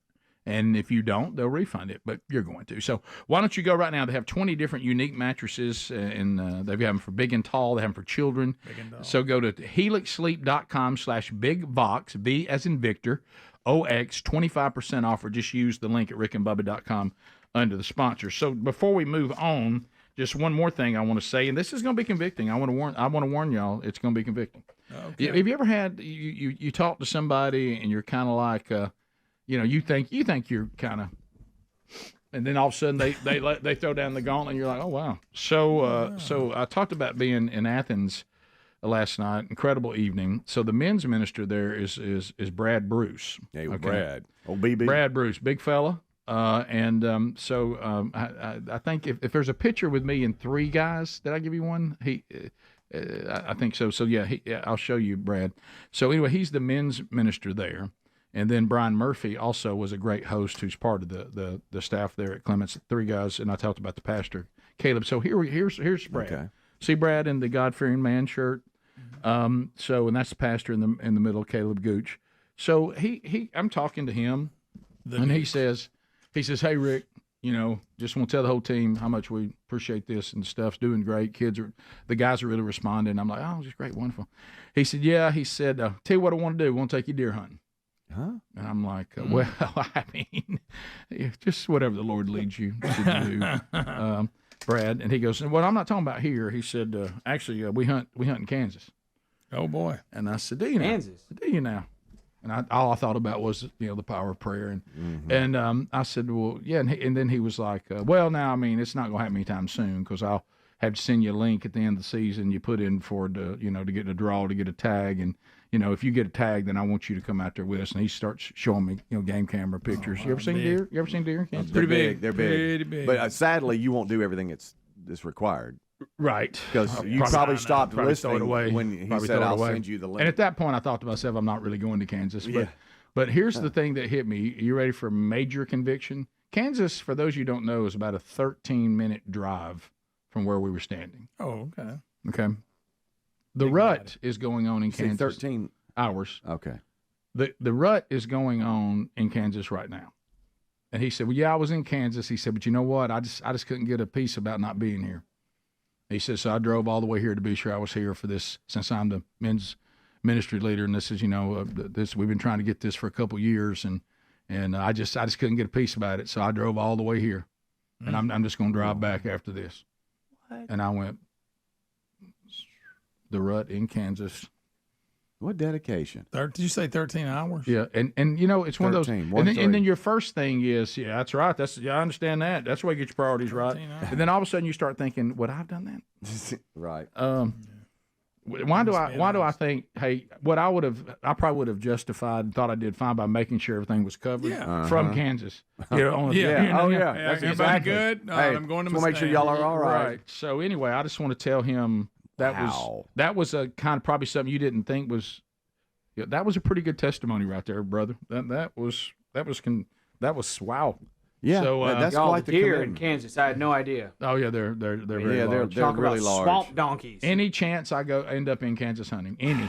Well, over the next 3 years. If If it's up to you to follow through on all that. That's what I was going to say. If he sends you the link and we help you fill out the information, maybe. Well, maybe. What happened was he started talking to me, and in my mind, I thought, get on a plane, get in a vehicle, go hunt in Kansas. And everything he said after that, and there were a lot of important things about sending me some link and fill this out and get you in the drawing, 50-50 chance you'll get a draw the first year as being an outside Kansas person. Yeah. But whenever you do get a tag, then I want to take you, which is very kind. I don't really recall hearing anything after I want to take you hunting in Kansas. And I know there were so many other things he told me. And something about a link. And something I have to fill out or something. See, and that's where he lost you. That's when you started. Right. So JC has a teammate, Corey Haygood, and his dad and I. We always hang out together at a lot of the baseball games and stuff. And they cook and they just. I mean, I wish I'm a great helper. I can't do what they do. And he brought up the fact that they hunt in Kentucky a lot. Oh yeah. And they said, hey, throw out this date for you real quick, November 14th, 15th, 16th, or whatever. Well, that's this weekend. And there was plans of me going, and then as it got closer, it just all started falling apart. I'm supposed to host a Stallions event, I think Thursday night with Coach Skip Holtz, who's going to be in studio, by the way. And then I forget what we had Friday, post-show. We have some stuff. Anyway, it just was all falling apart. Then I got to get back Sunday. I had to send him a text and go, buddy, I don't think I'm going to make it. He goes, you don't understand. It's right in the middle of the rut. Speedy. In Kentucky. Speedy. Never hunted there. And I'm kind of in this, I mean, at least I was trying to go. And it fell apart with JC, too, in his schedule because he was going to ride up. And we were both going to go. Oh, wow. But he showed me pictures like you're saying. Oh, yeah. And it's a different level. Oh. I mean, it's not what you think. He told me they have 2 deer they got on camera. And, you know, the way he said it, he just said it so straight out. He said, guess what my boys named them? And I said, I knew it was coming. And he said, they're named Rick and Bubba. He goes, he goes, well, now one of my sons killed Rick this week. And I said, oh, wow. Oh, that was really? Wow. And I showed me a picture of the dead deer named Rick. And I thought, he said it like that. Yeah. Yeah, you know, one of my sons, now we killed Rick this week. And I was like, oh, okay. Really? Wow. Hate to hear that. Yeah, okay. Bubba's still out there. So anyway, that was great. And also this, look at this right here. What's that? I don't know if you can see it. Had one of the guys that just attended. He took a railroad spike and he made a cross out of it. How and do you then do that? And then put Proverbs on a piece of wood, you know, the iron sharpening iron verse. Look at that. From 27, that's pretty verse cool. 17, and now that's on there. So that's got Camp House written all over it. Yeah. Yeah. If that'll just get down there. Yeah, you're right. Throw it away, Rick. We'll go put it in the truck. How much longer will I have these kind of comments? Just the rest of the show. At least 3 days. Yeah. Okay. Yeah, we'll probably this whole week. Thursday. Okay. Yeah. It's not trash, Rick. No, Thanks, it's not guys. trash. Don't throw it away. Speedy, Hey, Speedy, if I accidentally watch throw this him. in the garbage, you go dig it out for me? Yeah, I Watch will. him. Speedy, that picture of you digging through the can that somebody sent is hilarious. Yeah, I didn't know somebody took a picture of so me. good. I mean, so for those of you who think we make things up, I was really digging off in his trash. Don't you know the neighbors are going, why is this man out there digging? No, I did get a text. Somebody said there's a homeless bald man and everybody's trash on the crest. Yeah. Look right there. Look Look at Nate hunting the rut in Oklahoma right now. We got a picture on the text Nate. line. Look at that. Look at Nate. Look at Nate. Go, Grinning, Nate. Grinning like nobody's business. All right, somebody on Tim right here. Tim, you know, we haven't mentioned this yet. And with Bubba not being here, we need to be sure that we do. Tim's bringing it up. Did y'all see how Jacksonville State won against Yeah. La Tech? Yes. On Saturday night. Tim, fell go right ahead. to his hands. Tim, go ahead. Good morning, guys. Hey, I'm surprised y'all haven't brought this up already, but that was a remarkable come from behind win, and then to miss the extra point to go into overtime and come back and win it in overtime. That was awesome. Yeah, that He was missed crazy. the PAT. Yeah. Don't you know everybody was like, Oh, you Greg, gotta I be. watched it because I dialed over there because Bubba, you know, from the sick bed was keeping us updated. I know, and I came in late on it and missed it. So I didn't even know I had that channel, but I found it. And so I'm like, wow, here it is, Jacksonville State. Well, he said Jacksonville State just threw a Hail Mary from midfield and has the potential to win the game. They tied it. Yeah. All they need is the extra point. That's it. So I thought, well, I'm going to flip over and watch the celebration. And the guy, well, here's the Hail Mary that wins it. Yeah. Look, Greg, same thing. How do you let anybody get behind you? Look behind. Look. How do you let anybody get Why behind? is anybody not standing in the back of the end? But I mean, I'm glad because we're Jack State. So this fans, was but- homecoming, I guess, for La Quarterback Tech. took a shot. Quarterback took a shot. Yeah, so La Tech I think it's homecoming for them. Did y'all see the Yes, king? it is. The king sitting there watching. He was he couldn't believe it. Oh, really? The homecoming? Oh, wow. Yeah. The college football show, they were showing it, and they go, and the king can't believe it. The homecoming king cannot. He's over there in believe- his crown. All right, so here's the missed extra point. Boy, how big a bip was that? Look, Greg, look at the kicker. Oh, no. So when I saw that, I thought, how do you miss an extra point to win the game? Felt bad for the kid, but I was kind of mad at him if I was being honest. Sure. And Look at Rich Rod right because there. it was such a bip to watch that happen.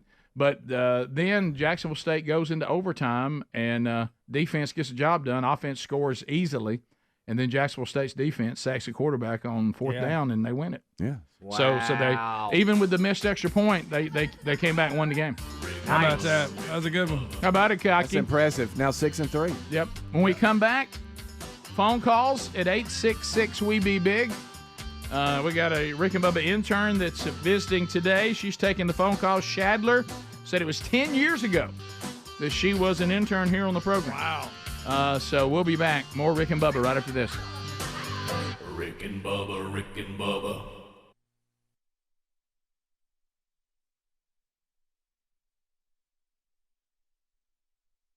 So you got a lot going on, but you and I were keeping in touch yesterday through I saw you were having to leave the show pretty early, or this office, and I didn't pick up what was going on, and so I knew that you had some things going on with. Well, and Speedy was like, "Well, I think Bubba's in handle," and so I didn't know what was going on. Well, we have the old moniker we've used for years. Nobody's happy if Mama ain't happy. Oh, baby. And we've had a lot going on. I don't know who came up with that, but they were spot on. Yeah, Oh. I tell you, it was a guy. It was a dad. Yeah, no. And we've had a lot going on at the house. Just a lot of busy stuff going on, and we're moving into summertime activities, and trying to get all that going. So that's another word for tennis. Yeah. Well, for some of us. For some of us, it is. Caitlin's also got cheerleading going on, and my gosh. Hunter's doing some other things. So we're, we're trying to get all that done. We got graduation coming up, and Betty, she's, moms they'll go over the top on these things. Oh, baby. And he's got we got special shoes for today. We've got special pants. We got our shirt. There was a big debate at the house. Are you going to wear a tie or a coat? Talking about Hunter, not me. Oh, wow. Because she knew not to even bring it up. He's going to ask you to wear long pants. Yeah. And so I did wear a dress shirt. You did. You look nice. I don't know if it matches. You look very graduation. It looked better in the dark at 4:30, quite frankly, than it does now. But Caitlin got sick Sunday. Started running a fever. Oh, no. So... she'd been swimming. I thought, well, it could be earache. You never know. So we let that go. And Monday, she was, so. We thought it was going to kind of play itself out. We was hoping it's a 24-hour thing. Well, it didn't. So Betty had to carry her to the doctor, and she has strep throat. So she got some antibiotic for that. That's the good news. The bad news is she's had this several times. And whatever it is they give you for strep throat makes her itch, her hands and feet. I remember that, yeah. Just, insane scratching and itching, okay? Is that not an allergic reaction? Yes. Does that mean you shouldn't take it? Well, she changed the meds this time. Okay. But we're still having the same reaction to a degree. So the only way you get around that is with hand lotion, anti-itch cream. Oh, God bless you. And you have to ice hands and feet to get them, it's a constant changing to throw your hands off the sensitivity, and you're just it's like a moving very target. high maintenance. Gracious. So this goes, and the way this manifests itself is young lady 5th grade waking up in the middle of the night crying, and then you Benadryl up and you end up going to sleep, and it's just a constant battle. So we're trying to get through all that, and Betty's trying to get some last-minute things done with the end of school. And, we got some things that has to be done going into 7th grade right now for next year. Yep. So she gets a call yesterday, and we've had this running joke in our family because Caitlin just got a cast off of her arm where she broke her arm, which is like, if you're counting at home with your own scorecard, it's probably break 12 for the Bussey family in the last 10 years. So... she calls and says, well, Hunter has fallen at Oak Mountain State Park, which is our state park we got close by. The nearest one. And I said, well, what went on? And she said, well, I don't know, but he's hurt, and we're going to have to carry him for an X-ray on his foot, which oh, my goodness. We've had broke ankles already before. We've documented that.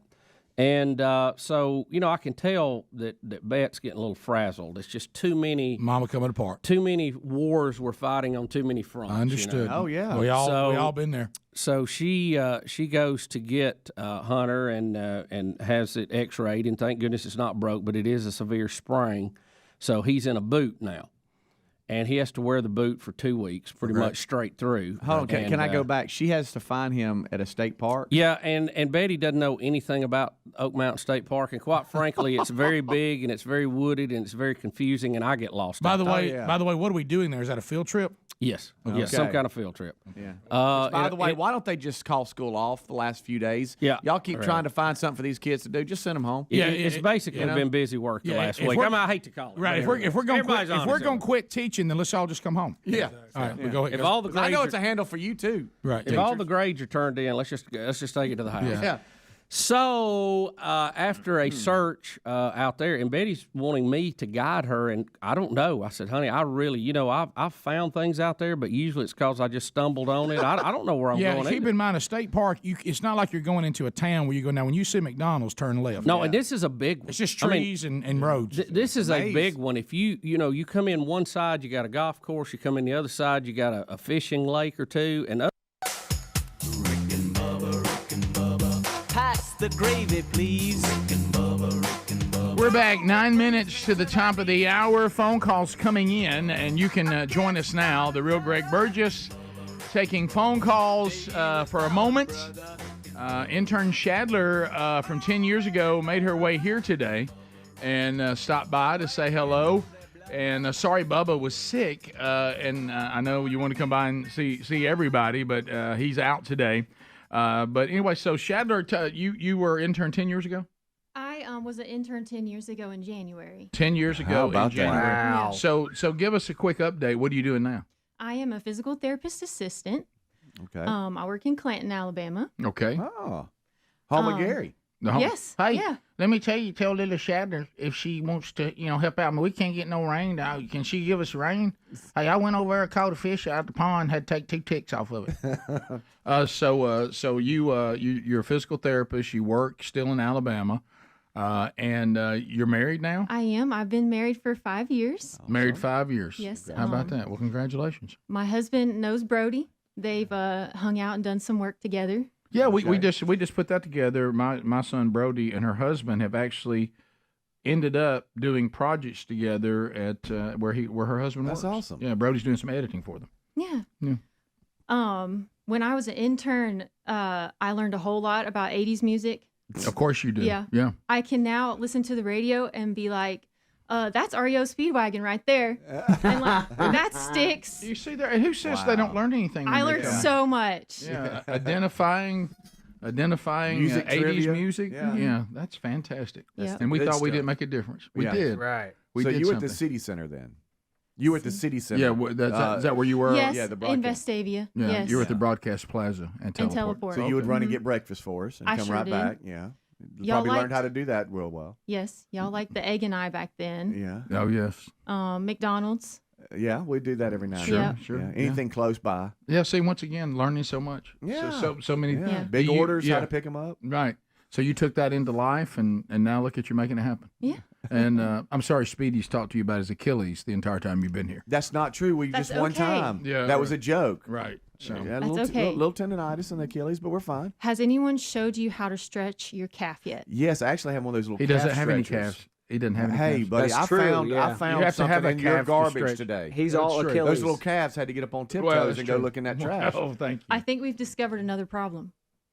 Yep. Just you don't have calves. Don't get His Achilles goes all the way up, Shadler. Don't It's get really bullied. interesting. It goes all the way to the back of his knee. If anybody's hungry for veal, don't count on Speedy. No. Well, hey, Adler, they didn't need any help. bro. I'm sorry. That's Well, good. it's good to see you, Ad. Yeah, good to see you too, Shadler. Good to have you back. Thank you for Yes. having me. Yeah, it's our pleasure. I'm glad the internship, caused some Taught good. you really good stuff. Yeah, Yeah. That you can use in life. You're street smart. Yeah. yeah. And thank you for screening calls today. Oh, my pleasure. Chris in Florence, WLAY. Chris, go ahead.